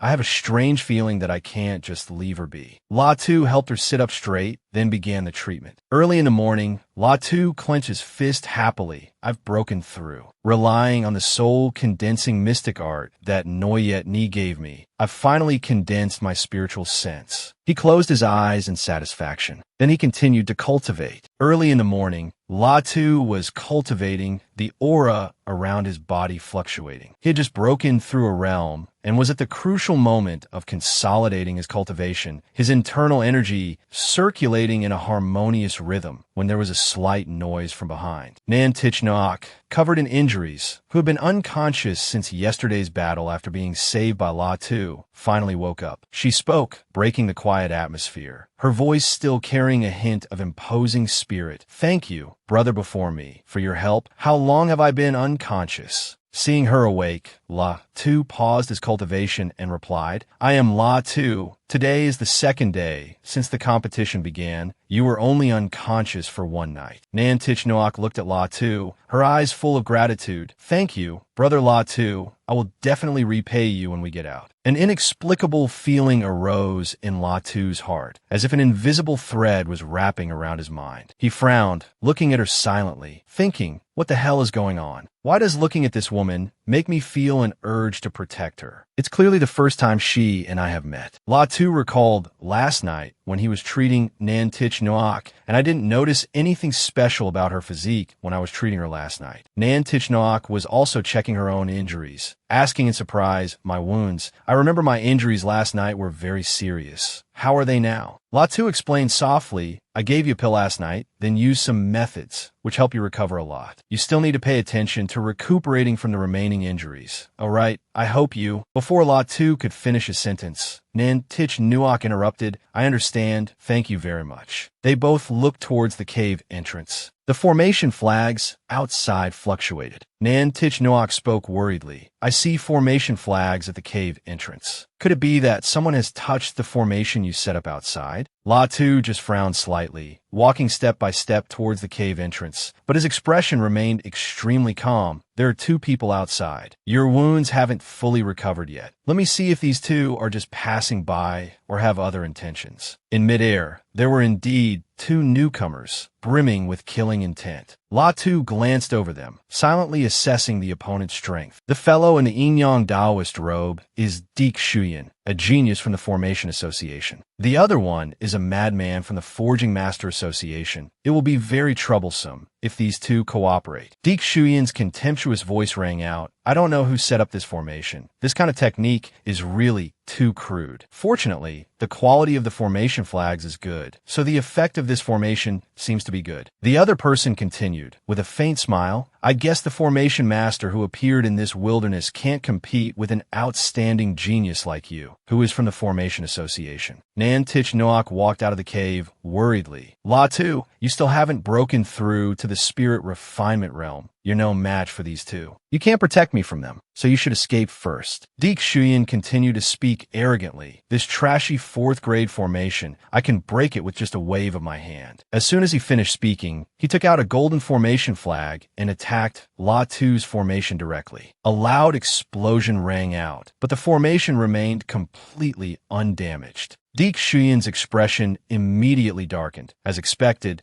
there are some unusual runes carved into the formation pattern on this formation flag. He then launched a new move. Countless golden formation flags were seen flying straight towards the formation. If it's a trashy formation master, then they're not qualified to have this kind of high-class formation flag. La Tu immediately realized Dik Thant's intention. Damn it, this guy's spiritual sense has entered my formation flags. He wants to erase my spiritual imprint on them. Thinking his plan had succeeded, Dik Shuyan became extremely smug and sneered. Such a weak spiritual sense. No wonder the 4th grade formation is so trashy. Unexpectedly, right after that, La Tu just gently waved his hand. A stream of light flew straight towards Dik then, accompanied by a loud explosion that destroyed all the formation flags Dik then had just released. Mong Quang, who had been observing all this time, suddenly rushed forward and attacked threateningly. Kid, hand over the white jade talisman on you. Then crush the blood-colored jade talisman yourself, and I'll spare your life. After luckily blocking La Tu's previous attack, Dik Shuyan's expression changed, and a sense of vigilance rose in his heart. He spoke up to remind Mong Quang, be careful. But how could the competitive Mong Quang listen to Dik Shuyan's advice? He still rushed forward to attack at an astonishing speed. His lecherous eyes looked at Nan Tich Noak. Kid, the beautiful girl behind you is truly as beautiful as a flower, just right for this great master to vent some lust. A loud bang rang out. La Tu only needed to lean to the side to dodge the opponent's fatal blow. Witnessing this scene, Dik Shuyan couldn't help but be shocked, his face completely sinking. He silently calculated in his heart. What a powerful aura. This kid has definitely killed a spirit refinement martial ancestor before. I'm afraid Mong Quang won't be able to fight him. Damn it, I don't even have time to remind this Mong Quang. This kid's formation level is nothing special, but he's definitely not easy to mess with. At this moment, Mong Quang was still rushing into battle, the sounds of collisions growing more and more frequent. Just as Mong Quang's and La Tu's fists collided, a cracking sound was heard. It seemed Mong Quang's hand bones were broken, but La Tu just landed lightly without any injuries. Mong Quang was shocked. What's going on? How could a mere half-step spirit refinement kid's physical body be stronger than mine? La Tu thought to himself, my spiritual sense has been condensed. Even if I'm not a spirit refinement martial ancestor, I can still step on the heavens and fly. He channeled his energy, flew up, and launched a fierce attack. The injured Mong Quang was on the defensive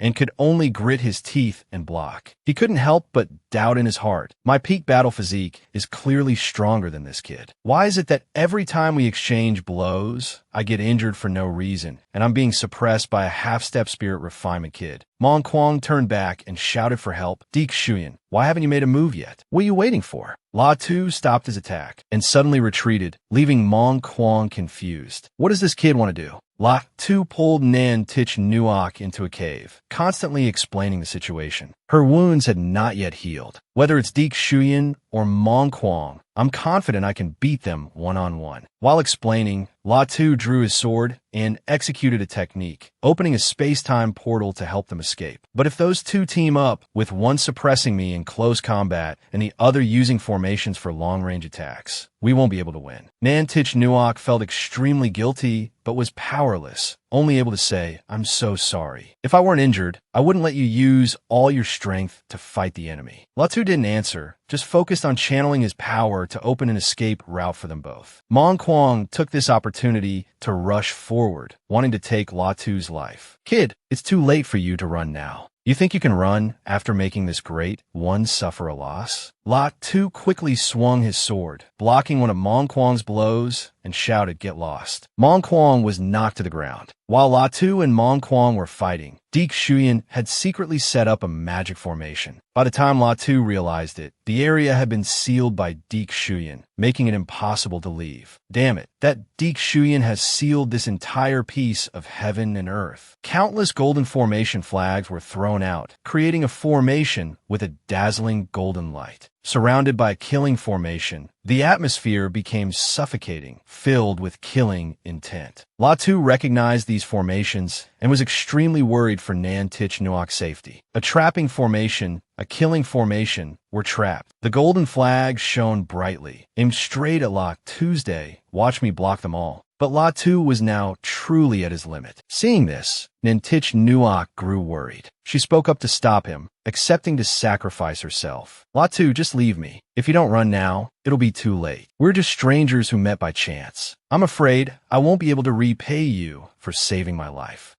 But La Tu was determined not to let the beauty die in vain, still trying his best to block every attack. "Don't talk so much." Seeing La Tu's strength, Deke Shuyan seemed to recognize him. "This brother is La Tu, right?" The gray-haired uncle from the Forging Masters Guild beside him also recognized him. "You're that genius member of the Demon Hunting Guild, La Tu?" But he showed no deference to La Tu's reputation, even threatening him. "I heard you're quite famous in the sea tournament, but if you don't crush that talisman today, you will die by my hand." Deke Shuyan also pretended to be kind, advising La Tuesday brother La Tu, "We are all genius members of the 4 great guilds. Hand over the white talisman and crush the red one. Let's not spoil the harmony. Otherwise, if the two of us join forces, we can even defeat a spirit-refining grandmaster, let alone you who are only at the half-step realm." But La Tu saw through it all and directly refused wishful thinking. At the same time, he began to think of an attack strategy in his mind. Only by dealing with Deke Shuyan first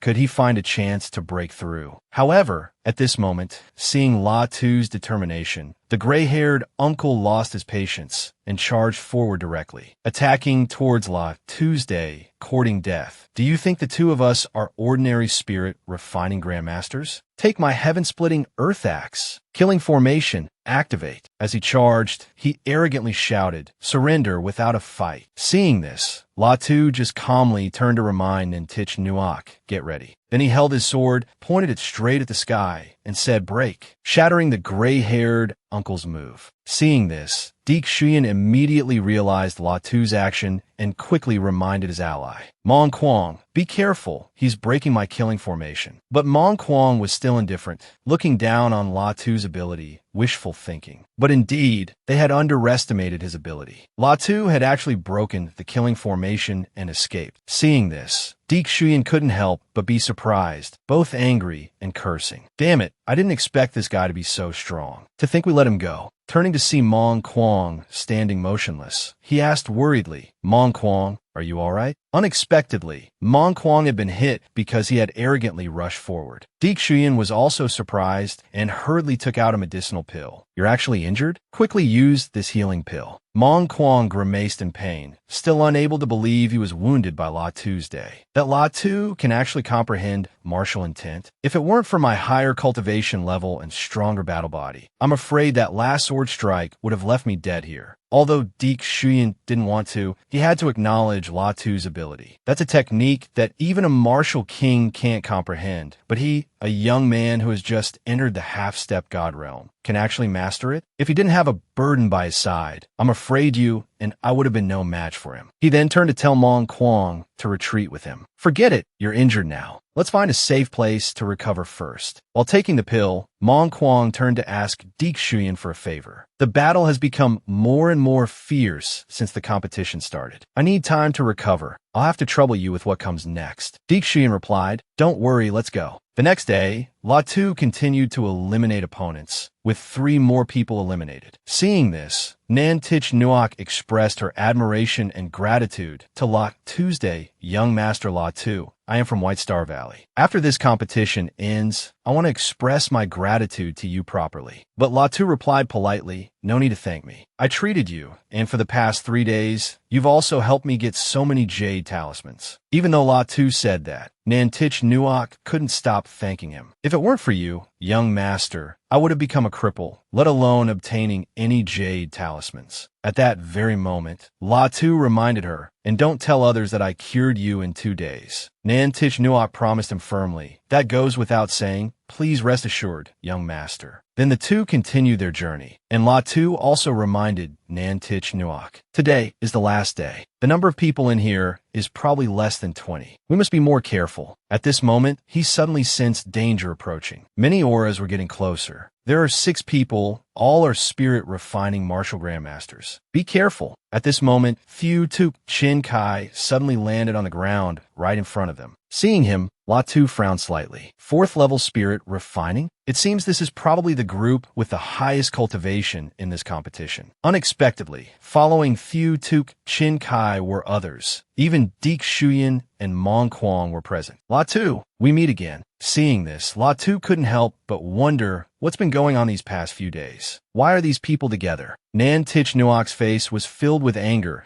as she told Latu about Thieu Tuk Chin Kai's identity. The one in the lead is Thieu Tuk Chin Kai, a genius disciple of the Azure Sky Sword sect, the number 1 power in Tsinghua County. He was the one who attacked me before. Immediately after, Deke Shuyan directly pointed out Tuesday Latu of the Demon Hunting Guild, Yunlong County. Thieu Tuk Chin Kai also mockingly greeted Nan Tich Nuok. Tich Nuok, I didn't expect we'd meet again. But Nan Tich Nuok showed no courtesy, cursing straight to his face. You shameless, despicable villain. Standing beside her, Latu wondered to himself, why would Chin Kai attack Nan Tich Nuok? The relationship between these two is not simple at all. Chin Kai said gleefully, White Star Valley has already betrothed you to me. Nominally, you're already my fiancé. It's just that you betrayed me, so I had to take action. But he even showed some regret for not having crippled her. Logically speaking, your dantian should have been shattered and your meridians all broken. How curious. At the same time, he also wondered how she could have recovered. Deke Shuyan also walked over to clear up Chin Kai's confusion. Brother Thieu Tuk, it's like this. After hearing it, Chin Kai grimaced and sneered. Just a half-step spirit refining. Even if he has comprehended martial intent, what can he do? Crush your red talisman and get lost? Otherwise, the only way is death. After hearing about the relationship between the two, Latu could only sneer, mocking Chin Kentucky. I was wondering what it was about. Turns out it was a failed coercion attempt that turned into rage. For the Azure Sky Sword sect to produce a scumbag like you. It seems it's not much of a righteous sect after all. Naturally, these words immediately made Chin Kai's face turn green with anger. You dare say that about my sect? Are you looking to die?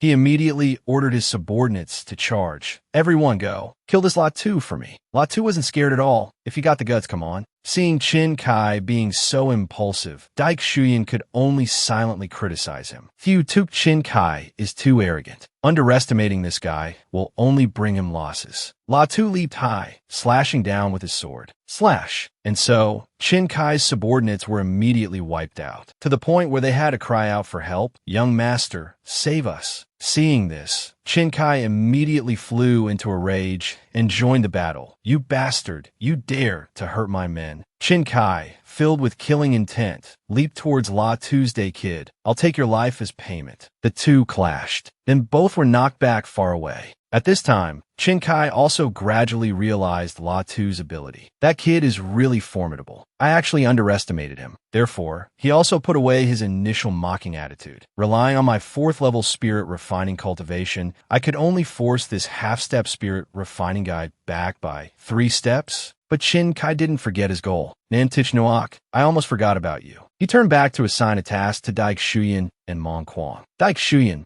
Mong Kwang, don't let Nantich Nuok escape. I'll go kill this kid first. Then he continued to return to the fight with La Tuesday. But even though he thought highly of his strength, he was still arrogant because his realm was higher. This La Tu may not be weak, but I am still a 4th level spirit refining expert. A half-step spirit refining? Can't even take one move. But La Tu didn't listen to a single word from the scumbag. He just wanted to quickly have a life and death solo with him. Therefore, he immediately launched an attack first. Why do you talk so much? Chin Kai was no pushover either. He immediately countered La Tu's move. Kid, don't be too arrogant. But while La Tu was fighting with Chin Kai, he turned to see Nantich Nuok surrounded by Daik Shuyan and Mong Kwang. This is bad. Nantich Nuok is in danger over there. Nantich Nuok also tried to resist, but she was truly no match for the two of them. She was hit before long. Seeing La Tu so worried about Tich Nuok, Chin Kai attacked while taunting him. La Tuesday, do you like Nantich Nuok? After I kill you, this woman will become my plaything alone. I, Thew Tuk Chin Kai, have never failed to get a woman I like. Hearing this, La Tu immediately got angry and unleashed a move. Mysterious Heaven Transformation. Dragon Transformation /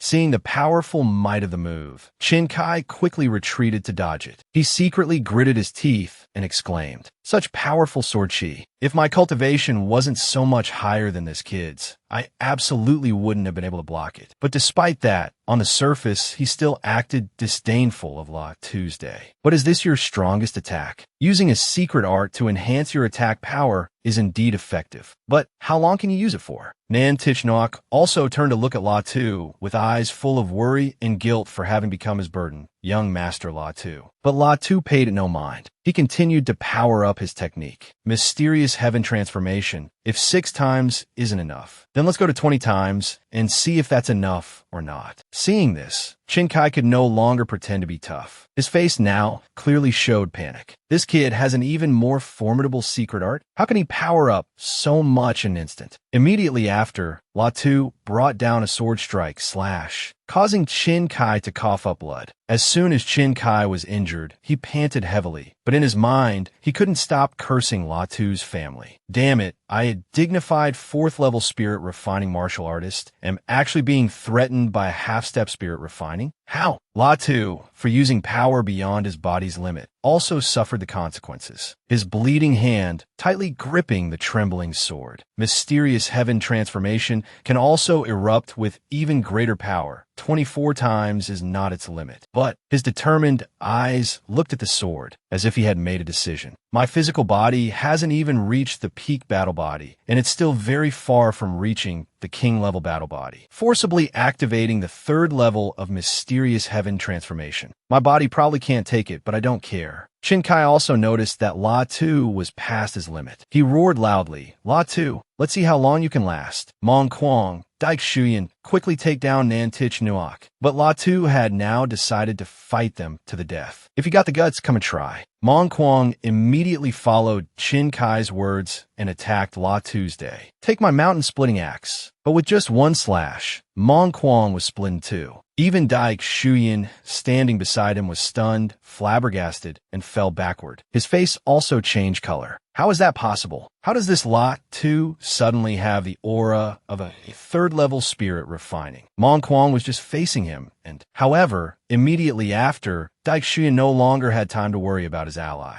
La Tu quickly launched a sword strike towards him. "You disappear too." Only then did he panic and beg, Don't kill me. I was just cooperating with Thew Tuk Chin Kai." After dealing with the 2 lackeys, La Tu turned back to the stunned Shin Kentucky. "Now it's your turn." He no longer had his previous arrogant demeanor. His face immediately turned pale, and he turned to flee. No, I don't want to die in this place. Latu was also exhausted by now, with no strength left to chase after that scumbag. He immediately fell unconscious and collapsed. Nan Tich Nuok saw this and hurriedly caught him. Young Master Latu, with tears welling up, she blamed him. Why are you so foolish? While unconscious, Latu's consciousness seemed to have fallen into a space. Didn't I get seriously injured and fall unconscious? This place is inside the samsara pearl, the space where I comprehended the law of samsara. Inside the samsara pearl, he saw a scene of himself and Nan Tich Nuok facing each other. That is, the samsara pearl. Could this be my and Nan Tich Nuok's past life? No wonder I had an indescribable feeling when I saw Tich Nuok. It turns out she and I knew each other in a past life. After seeing his past life, he also gradually woke up, opening his eyes. He looked around groggily. This place is... Seeing that Latu was awake, Nan Tich Nuok was overjoyed. Latu, you're finally awake. How are your injuries? After waking up, Latu also discovered that his strength had risen to a new level. My cultivation actually broke through to the first level spirit refining while I was unconscious. So I've become a spirit refining martial Tao grandmaster. And with the help of the samsara pearl, my injuries have completely recovered. He then asked Nan Tich Nuok, because my cultivation technique is quite special, my injuries have fully recovered. May I ask, what time is it now? Nan Tich Nuok answered him, you were unconscious for a short time, and it's only the afternoon of the final day now. In 3 more Shurchen, everyone will be teleported back to Tsinghua County City. She also mentioned the number of white jade talismans they had. Only the first 500 people can pass the first round. There are tens of thousands of participants, and we each have over 100 white jade talismans in our hands. That should definitely be enough. But Latu felt that the current number of white jade talismans was still not enough, so he continued to ask Nan Tich Nuok for help. Miss Nan, I'll have to trouble you a little more. I just broke through in my cultivation and need to consolidate it. Nan Tich Nuok was very willing. All right, young master, please rest assured. Then the two went to the primeval mountain forest. Nan Tich Nuok's face was full of seriousness, because the time for the competition was about to end. This last day would surely be the most insane and chaotic. Those who don't have enough jade talismans won't be able to hide anymore. But there isn't much time left. Suddenly, Latu discovered something unusual. Why are the jade talismans flying out on their own? But at this very moment, the competition had ended. Time is up. The first round of the competition has finally ended. This meant it was time for the two of them to say goodbye. Young Master Latu, I will forever remember that you saved my life. Before the scene of the arena, swirling with spiritual energy, with eyes following the lingering waves of energy in the air from the cultivators. One person with arms crossed, another with head bowed in thought. One person voiced a guess. It seems the results for the top of the first round are out. Witnessing the powerful eruption of spiritual power in midair and the overwhelming presence of. The elder was satisfied and praised this kid indeed. Did not disappoint me. Latu frowned, his distant gaze fixed on the formation as he pondered deeply. The first round was a bit brutal. There were over 10,000 people, yet only over 1,000 persisted until the end, and among them, only 500 can advance to the next round. Suddenly, Prince Nan's song slowly descended from midair, his eyes sweeping over the young cultivators who had just survived the first survival round. His voice rang out, decisive and majestic. First of all, congratulations to all the young heroes who have persisted until the end of the first survival round. Without letting time drag on, he continued, I am Prince Nan's song, and I am responsible for presiding over this talent competition of the 13 counties. Nanvin gave an instruction, and streaks of mystical white light, like comets, began to appear, circling his hand as he gently waved it in midair. Those with scattered white light on their bodies will be the top 500 contestants and will enter the second round. The white light from above gradually fell like stardust, attaching itself one by one to the bodies of the cultivators standing below. He continued coldly, while the others will be eliminated. He pointed and made a new announcement. Contestants who who have advanced to the next round can go to the stone tablet to check their rankings. Third place is Lot 2. 37th place is Nan Nuok Tich. Lot 2 crossed his arms with a wary expression. It seems Nuok Tich and I have passed the round, Nan Vin announced, his gaze as sharp as a knife cutting through the crowd of participants. 3 days from now, the contestants who have advanced to the next round will gather at the square here to begin the second screening round. His voice echoed throughout the space. After speaking, he flew straight into the sky. I await you good news. Nguyen Nam walked towards Lot 2 and smiled, his eyes full of admiration. Not bad at all. I didn't expect you, kid, to actually make it into the top 50. Jar stood behind, arms crossed arrogantly. Looking unconvinced, this guy was probably just lucky. The contestants he met these past few days were all weak. That's why he got so many jade talismans. He widened his eyes and exclaimed, "Oh." He laughed heartily, patting La Tu's shoulder in praise. I didn't expect you to bring me another surprise. You've actually broken through to the spirit refining realm? La Tu scratched his head shyly, his eyes showing a hint of modesty. As expected, I couldn't hide it from Senior Tam's eyes, but I was just lucky. Jiata's jaw dropped. She pointed and questioned in confusion. Spirit refining? How long has it been? Master, did you see wrong? Nguyen Nam explained with a solemn voice. Being able to break through to the spirit refining realm is your own ability. On the path of martial arts cultivation, there is no such thing as luck. In his heart, he was burning with jealousy and regret. Damn it, this kid has extraordinary talent and a good mentality too. It's a pity that such a prodigy was found by that old man deep. After speaking, he smiled affectionately and suggested, "All right, let's return to the county city first." He gently instructed Lot 2 and Xiar. You and Xiar have both entered the second round of the competition, so you should stop cultivating for the next 3 days and get some good rest. Suddenly remembering something important, he abruptly said, "Oh, right." In previous years, the second round would be held at the Flying Dragon Tower on Crouching Dragon Mountain. Nguyen Nam suddenly became serious and warned, "You must be extremely careful in this second round. There are ancient ruins there, and there may be unknown dangers." Faced with the guild master's solemnity and weighty advice, everyone seriously replied in unison, "Understood." 3 days later, at the square of Qinghua County City, the atmosphere was even more tense and suspenseful. Nan Vong offered a few words of encouragement to his 2 disciples, La Tu, Xiar. You must try to perform well in this round, but the most important thing is to protect yourselves. Both nodded in unison, their eyes as determined as steel. Understood. A large ship would accompany the cultivators. La Tu couldn't hide his astonishment and exclaimed, "Is this a warship?" La Tu raised an eyebrow, seriously analyzing the scene before him. The hull must have been made by a forging grandmaster, and it also requires formation grandmasters to inscribe formation patterns. This is indeed very expensive. However, he thought it had its benefits, but its combat capability is immense. Origin Chi cannons, various types of formations. It takes several years. A cultivator's sparkling eyes were glued to the ship, secretly wishing, "This warship looks so majestic. I wish I had one like this." Immediately after, a teasing laugh rang out from a rival. "Keep dreaming. Even if you had one, you wouldn't be able to control it." Another great martial artist chimed in. "That's right, an ordinary martial monarch can't afford to maintain a warship like this." La Tu pondered, "This warship must belong to the royal family of the Tianwu Kingdom." Prince Nan's song brought it here to show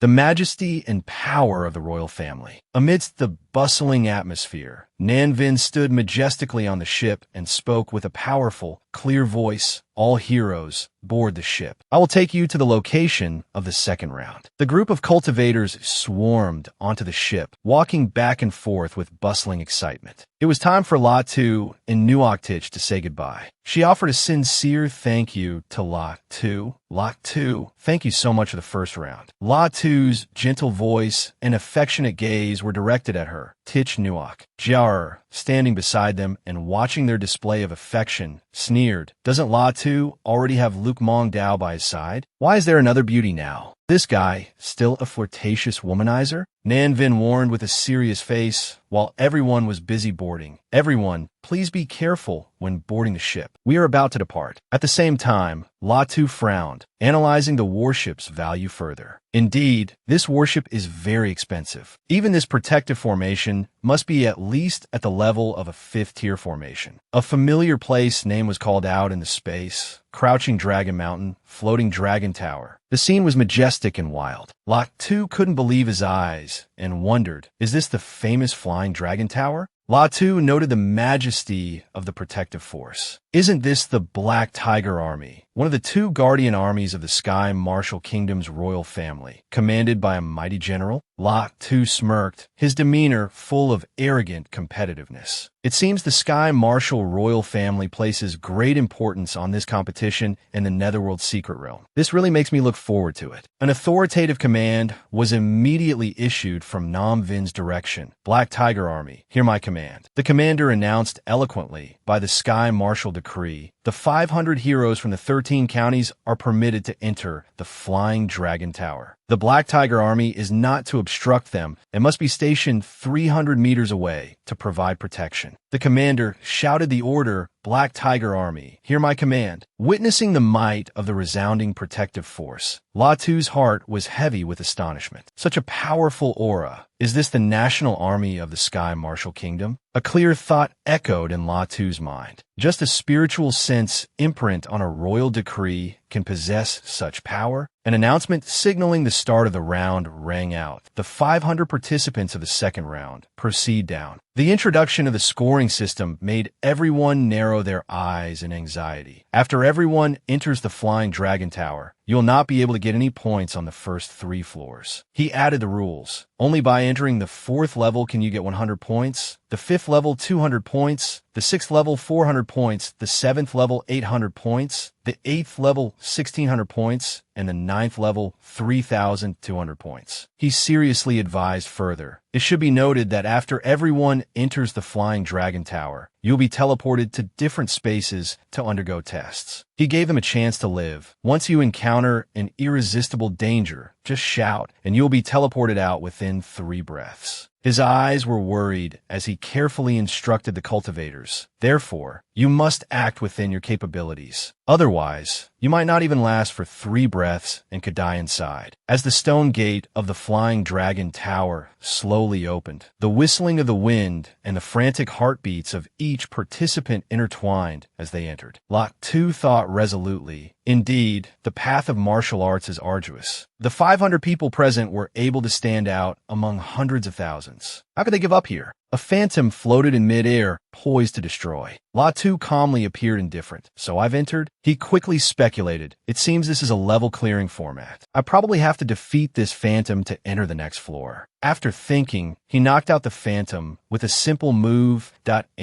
My strength? Let's try using the 8th level of Xiantian first. Signaling the start of the match, he made up his mind. It seems the first few levels are all in this mode. In that case, I'll go for a quick victory. Latu demonstrated his skills through the levels. He was confident and decisive with each strike, leaving his opponents unable to react. 2nd floor, 9th level of Xiantian. 3rd floor, half-step spirit refining. He gradually increased his strength through each cultivation level. With every lift of his hand, a shockwave of light violently pushed back the opponent. 4th floor, 1st level of spirit refining. His tone was decisive, but he began to compress his internal energy. 5th floor, spirit refining. A voice shouted onto the 6th floor. Outside the tower, the spectators couldn't hide their astonishment. Look, names are starting to appear on the jade tablet. Someone has already passed the 1st floor. They added, names are starting to appear on the 2nd floor too, and the 3rd floor. The 2 hosts stood outside the trial area, their astonished eyes following the constantly changing leaderboard. A name that had just shot to the top spot made them unable to stop discussing. The purple-robed figure had a look of surprise. Who is this Latu? How did he so quickly get 700 points and enter the 7th floor? The young-looking man with spiky hair crossed his arms and pondered. It seems the Hunters Guild has found talent. After the first survival round, his cultivation broke through from half-step spirit refining to the 1st level of spirit refining. Nam Vin was still intently watching the events in the trial tower. Although he acknowledged Latu's strength, a look of regret gradually appeared in his eyes as he seriously assessed the boy's power. A 1st-level spirit refining cultivator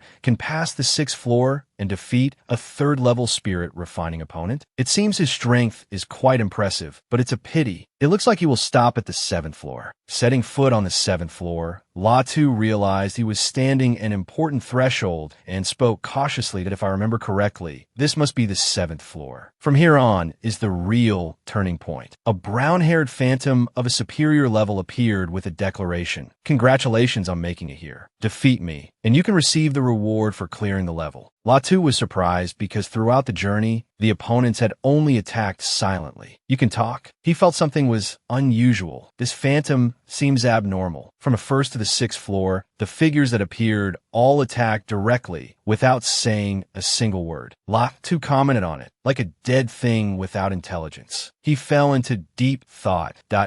Why cultivation has now reached the spirit refining realm, but facing a 7th level spirit refining expert, there is still a huge gap. Latu indifferently resigned himself to fate. Whatever, I'll just try fighting with all my strength. If there's danger, it probably won't be hard to wait for 3 breaths and get teleported out of here. Latu nimbly jumped up to dodge the attack, provoking the opponent, come on, and so fast. He was briefly surprised and then praised it. You're strong. Your true essence is abundant and powerful, and your attacks even contain saber intent. This guy's already grasped the power of martial intent. Latu felt the power of the opponent's saber intent. He was so angry he cursed, damn it, I've been locked on by this saber intent. No matter how exquisite my movement technique is, I can't dodge this blade. Seeing a stream of power aimed at him, he nodded, acknowledging the opponent's skill. The strength of this illusion is indeed incredibly powerful. He defended with his strongest technique, mysterious heaven transformation. The phantom, who had been looking down on him, was now surprised that he could block its attack. You could actually block it? It praised him. A 1st-level spirit refining cultivator actually has this kind of strength? You're really interesting. Latu was surprised that it had emotions. This guy, his mood, can actually change. I've heard that some Jiao-grade treasures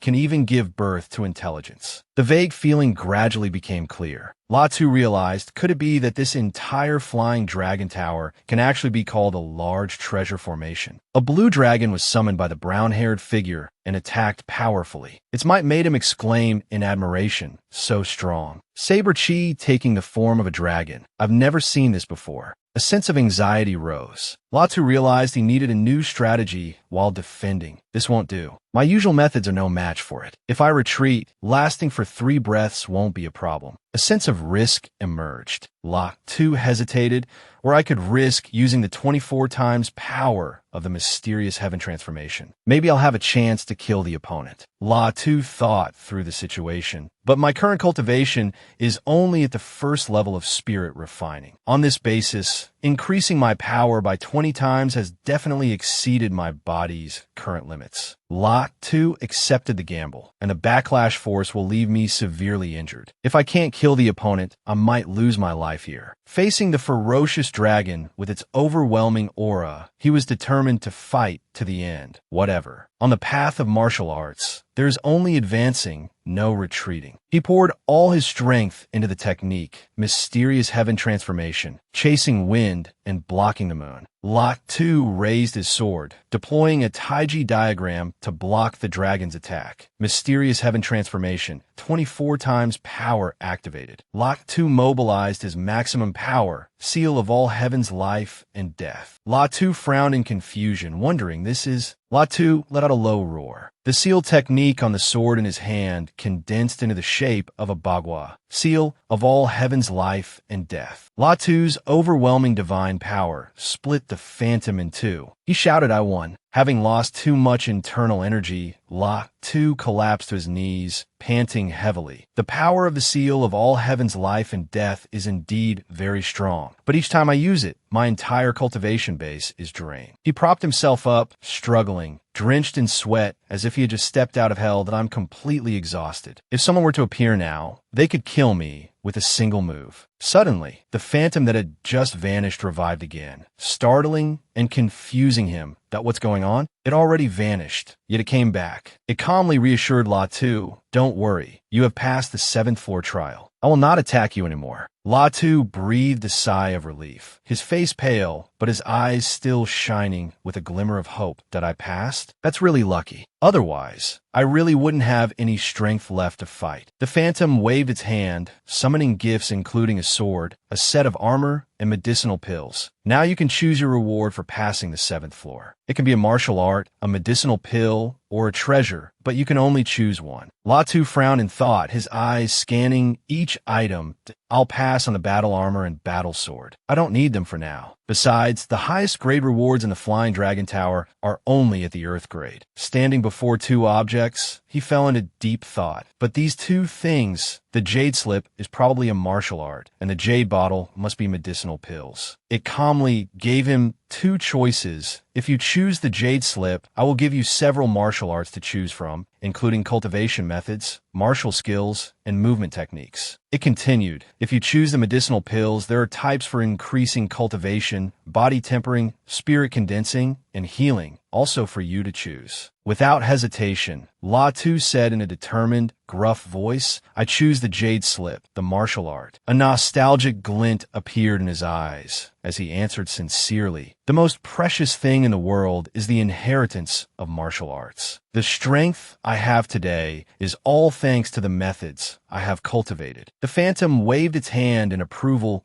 As you wish. Cultivation method, martial skill, movement technique, choose one. Latu scanned the options, his gaze stopping on one name. Latu wondered, true dragon vigor can condense true essence into a dragon, carrying the might of a true dragon. This is the martial art that person used in the previous battle. The phantom asked again, you choose true dragon vigor. It affectionately praised him. Being able to pass the 7th floor proves you are a genius. If you continue to pass the 8th, or even the 9th floor, the reward will be even greater. Latu gave a bitter smile, his internal breath chaotic, blood trickling from the corner of his mouth. Just for the 7th floor, I had to force the 24 times mysterious heaven transformation, and my body is already severely injured. If I continue, I'm afraid I'll die. He thanked it. Thank you for your generosity, senior, but I have reached my limit. As for the remaining rewards, please leave them for someone more capable. He activated his spiritual power and bid farewell. I dare not continue. I'm leaving now. Amidst the tense atmosphere in front of the Flying Dragon Tower, someone in the crowd suddenly exclaimed in a voice full of astonishment, look, they're coming out. Gyani and the other cultivators set foot on the 4th floor. She was drenched in sweat, her voice heavy with shock that IT took a great price just to break through to the 4th floor. She told herself with a sense of helplessness, a first-level spirit refining opponent is really too difficult for me. She shook her head and sighed in frustration, thinking, most people seem to have stopped at the first 4 floors. Only a few can pass the 5th floor. She thought of Latu. The guy hasn't come out yet? Could he have died inside? Gyani scowled, showing her disdain for him. Although that Latu is at the 1st level of spirit refining, at most, reaching the 5th level would already be a big deal. She racked her brain to analyze, or maybe he was overconfident and charged into the 6th floor, losing his life for it. Yinyu gently landed on the 4th floor. Gyani glanced over, noticing her. Isn't she the woman who was very close to Latu before? She tilted her head, wondering, why is this woman here? Could it be that she's also looking for Latu? A few moments later, Gyani curiously looked around, ranked 8th. Latu's aura hasn't dissipated, which means he's still alive. Her eyes lit up. Moreover, his score has reached over 1,800, which is 800 points more than after the first round. She exclaimed in alarm.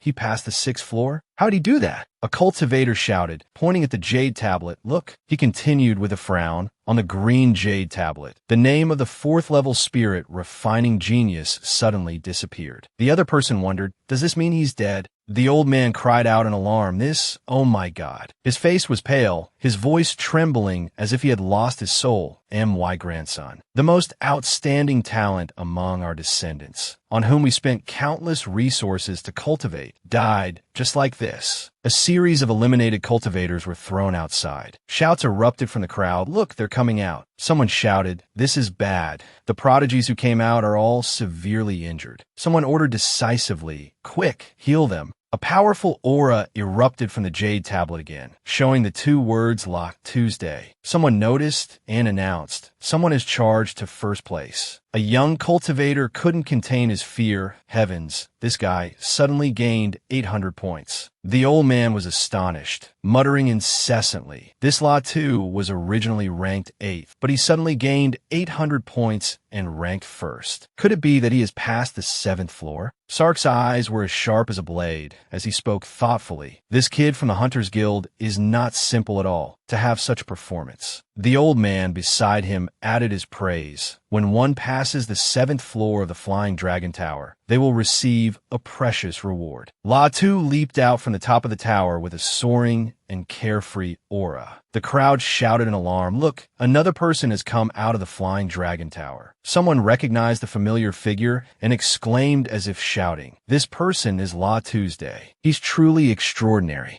A senior holding a healing jade in his hand approached him, smirking with satisfaction. "That you've done well, kid." A majestic voice boomed like thunder in his ears. In the past 1,000 years, no more than 10 people have been able to break through to the 7th floor of the Flying Dragon Tower. That means you have reached the level of a peerless genius, a rarity in 100 years. The elder ordered him, "Come, heal your injuries first." Latu bowed his head in a salute, saying respectfully, "Thank you, senior." He laughed heartily, his voice full of excitement with a hint of teasing. "Thank my ass. For a genius of your caliber, what's a mere 5th-grade medicinal pill?" He praised him. "For you to achieve such a good result in this trial can be considered a great honor for our Hunters Guild." The praise for Latu was endless. Passing the 7th floor is truly astonishing. Another person was dumbfounded, his face unable to hide his shock. But what's most shocking is that this guy seems to be only about 15 years old, and his cultivation is only at the 1st level of spirit refining. Another person shook his head and sighed. Among those who have previously broken through the 7th floor of the Flying Dragon Tower, was there anyone under 20 years old and with a cultivation of only 4th level spirit refining or higher? The next person concluded about Latu's level. This is not a once-in-a-century genius. He is clearly a once-in-a-millennium genius. Someone speculated, it can be predicted that in the time to come,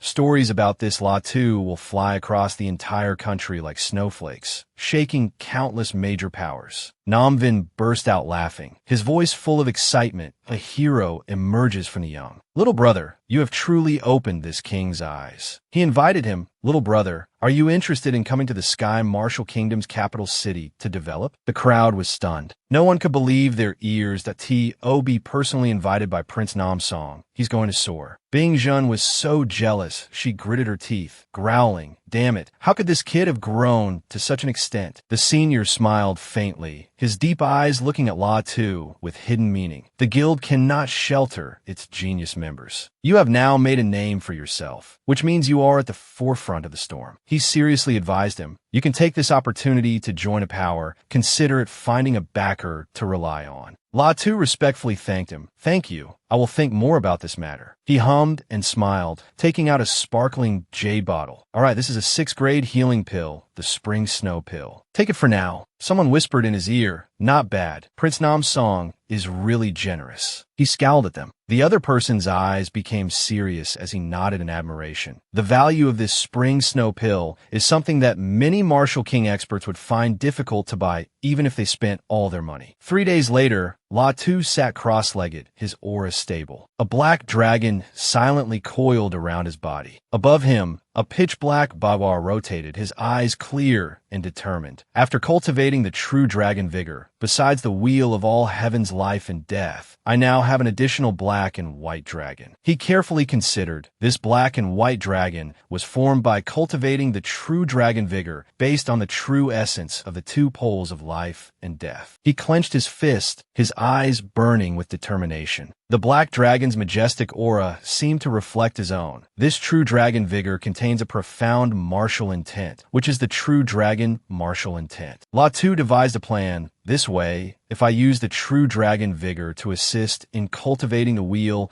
of all heaven's life and death, while also using the spirit condensing mystic art to condense my spiritual sense, I won't have to worry about cultivation methods and martial arts for the time being. From above where Latu was meditating, a fiery golden dragon coiled, its flames blazing, its powerful aura merging with his. He deduced sharply, getting a spot in the mysterious nether secret realm is not not a problem for him. What I need to consider now is how to improve my strength. Suddenly remembering something, his eyes became stern. Because according to the information I have, the dangers in the mysterious nether secret realm are not ordinary, far beyond comparison to the 7th floor of the Flying Dragon Tower. Latu secretly calculated, every 30 years, the mysterious nether secret realm opens, and the top 80 young geniuses of the Sky Martial Kingdom will enter it. The probability of death exceeds 50%. Latu assessed his own strength. I still have many trump cards, but my own strength is actually relatively low. He clenched his fist, his eyes showing determination. Therefore, I need to prepare more to ensure everything is safe. He put his chin in his hand with a serious face, pondering, spirit of reincarnation. Now that I have reached the spirit refining realm, can I enter the life and death jade again? In Latu's heart, a bit of expectation and curiosity arose. I wonder what benefits of the origin law I will receive this time. The black swirling formation billowed, and waves of purple-red light flared up. A cold, ancient voice echoed from within. Weak inheritor, your wish is granted. A blue spirit body passed through the swirling energy formation and flew towards La Tuesday. He calmly confirmed as if he had expected it. It's here. That voice rang out again, carrying the aura of a distant time and space. Weak inheritor, you have received the 3rd gift of the origin law. I hope you will soon cultivate to the Martial King realm to receive the 4th gift. He stood solemnly and reached out to gently touch it. His mind felt like it was being pulled into a whirlwind. He rubbed his head and wondered as fragments of memories appeared one after another in his sea of consciousness. He felt a sense of déjà vu rising. These memories are all integrated into my own, as if they were things I had experienced myself. Latu stood in the middle of a strong, swirling spiritual current, blue light surrounding him like living silk ribbons. He frowned, holding his forehead and muttering as if mocking himself. To think. He sighed, his eyes pensive. I thought the 3rd gift of the origin law would give me some powerful method. He clenched his hand and gave a bitter smile. But what I received was completely different from what I had imagined. In a space filled with the fragrant smoke from pill furnaces, the dense aura rising, Latu observed the medicinal pills before him and muttered, alchemy.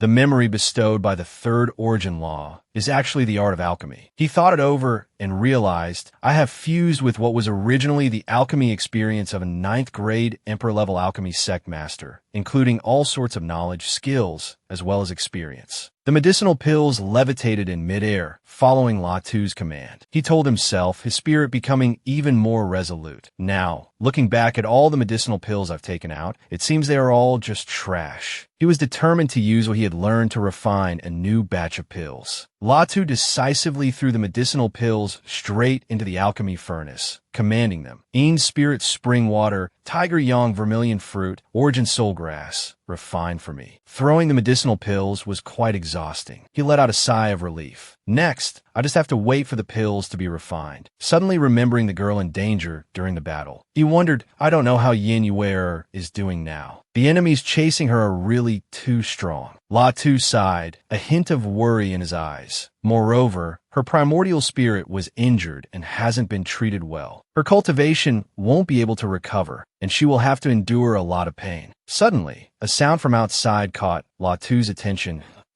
Young Master Law there. He became tense, his mind in chaos. The restriction formation I set up outside the secret room has been broken. Latu opened the door to confront them. What is it? A young junior brother spoke timidly. Senior brother-in-law, Master asked me to tell you something. Tomorrow is the final stage of the battle for the quotas, so an auction will be held in Qinghe County. The junior brother continued. There will be many treasures at the auction. Master told me to ask if you want to go with him. Latu crossed his arms, his whole body exuding a cold aura, and nodded slightly. An auction? I'll be there in a bit. Latu waved his hand, and a pile of medicinal pills appeared before him. He smirked slightly, his tone calm, but full of calculation. These pills are trash to me, but if I put them up for auction, there will surely be many people willing to buy them. The appearance of a prominent figure made the atmosphere here increasingly heated. People offered attractive greetings. Guild President Shun has arrived. I've long admired you. Guild President Shun waved to the stands that it's really lively today. Our room is over there. Latu walked over to an attendant and proposed, Can I auction a few items? The attendant spoke hesitantly. Of course you can, but they need to be appraised by our auction house to see if they are valuable enough to be auctioned. He wondered, "Oh, what have you brought to auction, kid?" Latu answered modestly, "I'm a bit short on money, so I brought a few items to exchange for some origin chi stones." He looked at him with a scrutinizing gaze, his tone somewhat scholarly. "You short on money? I know full well how many jaw-dropping gifts you've received." Latu just scratched his head in embarrassment to brush it off. An attendant came forward and politely and warmly led the way. "Young master, please follow me. I will take you to the treasure appraisal area." Latu followed, lead the way. A few moments later, in the appraisal room, the appraiser couldn't hide his astonishment at the precious items Latu had brought. 4th grade jade marrow pill, 5th grade rainbow light pill. Latu was equally surprised. "Oh my god, this is a 6th grade spring snow pill." Latu made a serious and respectful request. "Regarding this matter, I would like it to be kept confidential." The appraiser replied according to his wishes. "This is the rule, so please rest assured, young master." On the auction stage, a badass-looking, fiery red inner armor appeared. The MC proudly and ceaselessly introduced this treasure. "Ladies and gentlemen, this auction item is a peak human-grade inner armor. It is made from the hide of a wind-chasing silver light tiger. The formation and runes were all carved by a 4th grade master, enough to withstand peak human-grade soldiers without any damage. The starting bid for this inner armor is 4,000 low-grade origin chi stones. Each bid increment must not be less than 100 stones." The MC added a final line to entice customers. "If the talented heroes participating in tomorrow's competition have the help of this armor, they will surely have a higher chance of victory." As if drawn in, a series of bids rang out.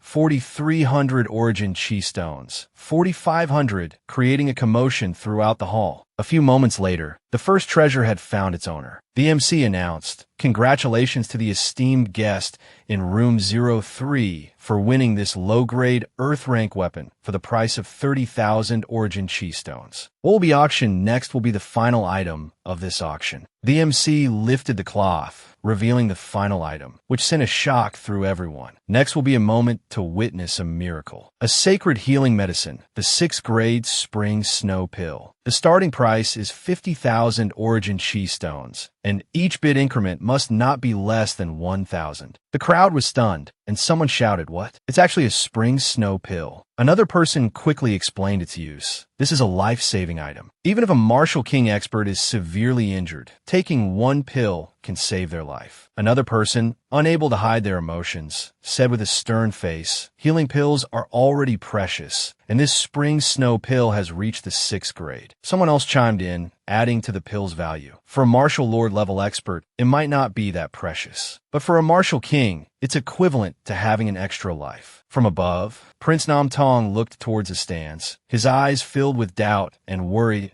An ordinary martial king of the heavenly martial kingdom simply cannot obtain a spring snow pill. Only our royal family has a 6th grade alchemy grandmaster. Unless it's a pill that I gifted to someone before. He grew angry, his eyes filled with killing intent as he spoke coldly. "How dare you put an item I gifted up for auction? Young man, you've got some nerve, haven't you?" Someone shouted a bid. "I bid 70,000 origin chi stones." He suddenly called out, "This prince bids 80,000. Latu was surprised and a bit confused, wondering to himself, "That voice belongs to Prince Nam Tong. Why is he also here to bid?" This spring snow pill was a gift from Prince Nam Tong. Is Prince Nam Tong now using his own money to buy it back? Early the next morning, at the competition arena, the atmosphere was more tense than ever. The elder announced clearly, the final competition for the 10 exclusive spots in the mystic nether secret realm has begun. This is a showdown between the top 20 geniuses from the 13 commanderies. Only the top 10 will have the chance to compete. The rules of the competition are very simple. The 20 participants will be divided into 2 groups. The old man raised his hand, showing his imposing presence. Each group will have the opportunity to challenge the top contenders. Whoever defeats one of the top 10 will be able to take their position. Latu walked over to Tich Nuok,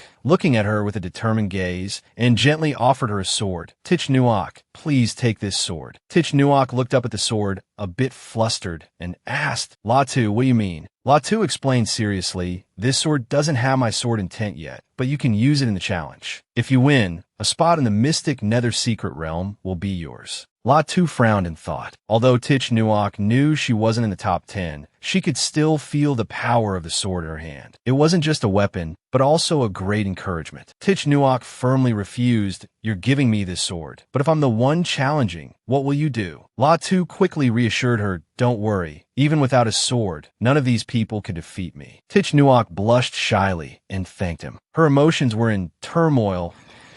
La Tu treats me so well. Why don't I have feelings for La Tu? Tich Nuok unconsciously whispered in her heart. A mid-grade, Earth-rank battle sword? She wondered. Why would La Tu just give me such a precious weapon? From a distance, young Master Chin Kai watched, his eyes full of resentment as he cursed La Tu inwardly. This damn bastard. Chin Kai was so angry he gritted his teeth. Nominally, she is my fiancée. This engagement will establish an alliance between the Azure Sky Sword Sect and the White Star Valley. The fact that La Tu didn't bring a sword caused quite a stir and discussion among the people. I heard La Tu's sword strikes are very fast, yet he gave his battle sword to someone else. If someone challenges him, how will he face them? He probably thinks he's so strong he can defeat his opponent even without a sword. A young man in white descended from above like a thunderbolt, landing in the square with an overwhelming aura, and said coldly, I have come to challenge the first-ranked La Tuesday. Someone spoke up. Does this guy really think that La Tu without a sword is like a tiger without its claws? Someone was clear-headed enough to understand the true nature of the strong. True beasts don't use their claws to intimidate people. A person realized with a start. This person is the genius of the Formation Masters Guild, named Trin Hien. Trin Hien angrily clenched his fists, his eyes filled with resentment towards La Tuesday. You killed my friend in the first life or death round. He arrogantly showed his disdain as he declared war on La Tuesday today. I will test whether you are worthy of the reputation of the genius who broke through the 7th floor of the Flying Dragon Tower. La Tu landed gently on the ground, agreeing with an indifferent expression. As you wish. His eyes swept over La Tu with a mocking look. I'll give you 10 breaths to retrieve your battle sword. Otherwise, you'll have no reason to say my victory was undeserved. Under the eaves of power, 3 old men judged coldly, as if deciding the fate of a young M.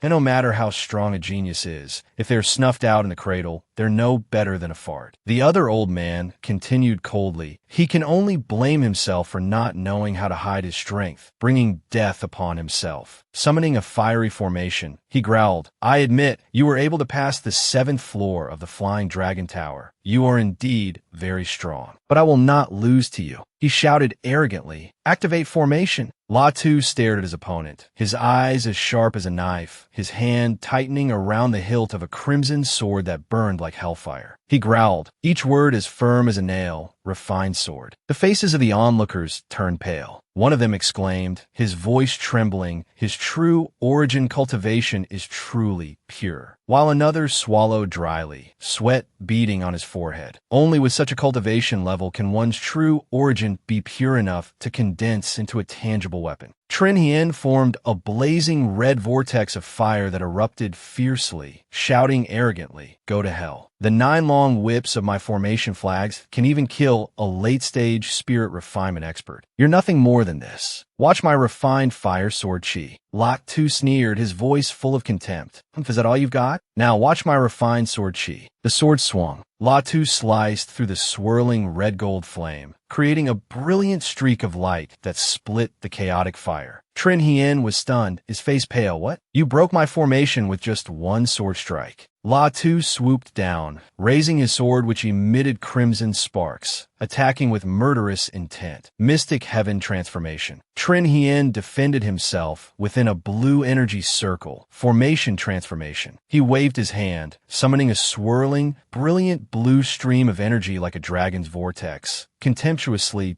go die. He growled arrogantly that you're dead for sure. To be able to die under this 5th grade talisman, you can rest in peace. He cried out in alarm. This is bad. It's a killing move. La Tu stood there indifferently, completely unharmed, and coldly added a taunt to provoke Trin Hien. It's still too early for you to be celebrating. He was stunned, sputtering indignantly as he questioned, This is impossible. Why weren't you killed by the 5th grade talisman? La Tu simply explained nonchalantly, as if slapping his opponent in the face. With a smug look, he raised his sword and charged at Trin Hien, because your divine sense cannot lock onto me. Therefore, no matter how powerful the talisman is, with your cultivation level, you can't control it. If you can't hit me, what's the use? Suddenly, Elder Satch unleashed his spiritual power to counterattack, demanding Latu to stop. Latu easily defended himself and let out a jeer. This the tactic of a 5th grade formation grandmaster. Faced with his overwhelming aura, Trin Hien shrieked and admitted defeat. The next to compete are Nan Tich Nuok and the one ranked 7th in the final challenge, Vong Trian. She smiled confidently, her voice full of spirit. It's my turn to enter the ring. He looked at her out of the corner of his eye, showing his contempt for her. Beauty, although your strength isn't weak, choosing me as your opponent is surely your biggest mistake. Tich Nuok was not flustered at all as she calculated. This time, I'll test the power of this sword. Latu used it perfectly. I wonder how much of its power I can unleash. She urged her opponent with a cold face. Enough talk. Make your move. The two immediately rushed at each other. Vong Trian raised his spear, a murderous glint in his eyes, the corner of his mouth curling up arrogantly. Then I'll grant the beauty's wish. Weapons are merciless, so don't blame this young master for not knowing how to cherish a fair lady. Not to be outdone, she retorted contemptuously. With just your strength, it's not enough to injure me. He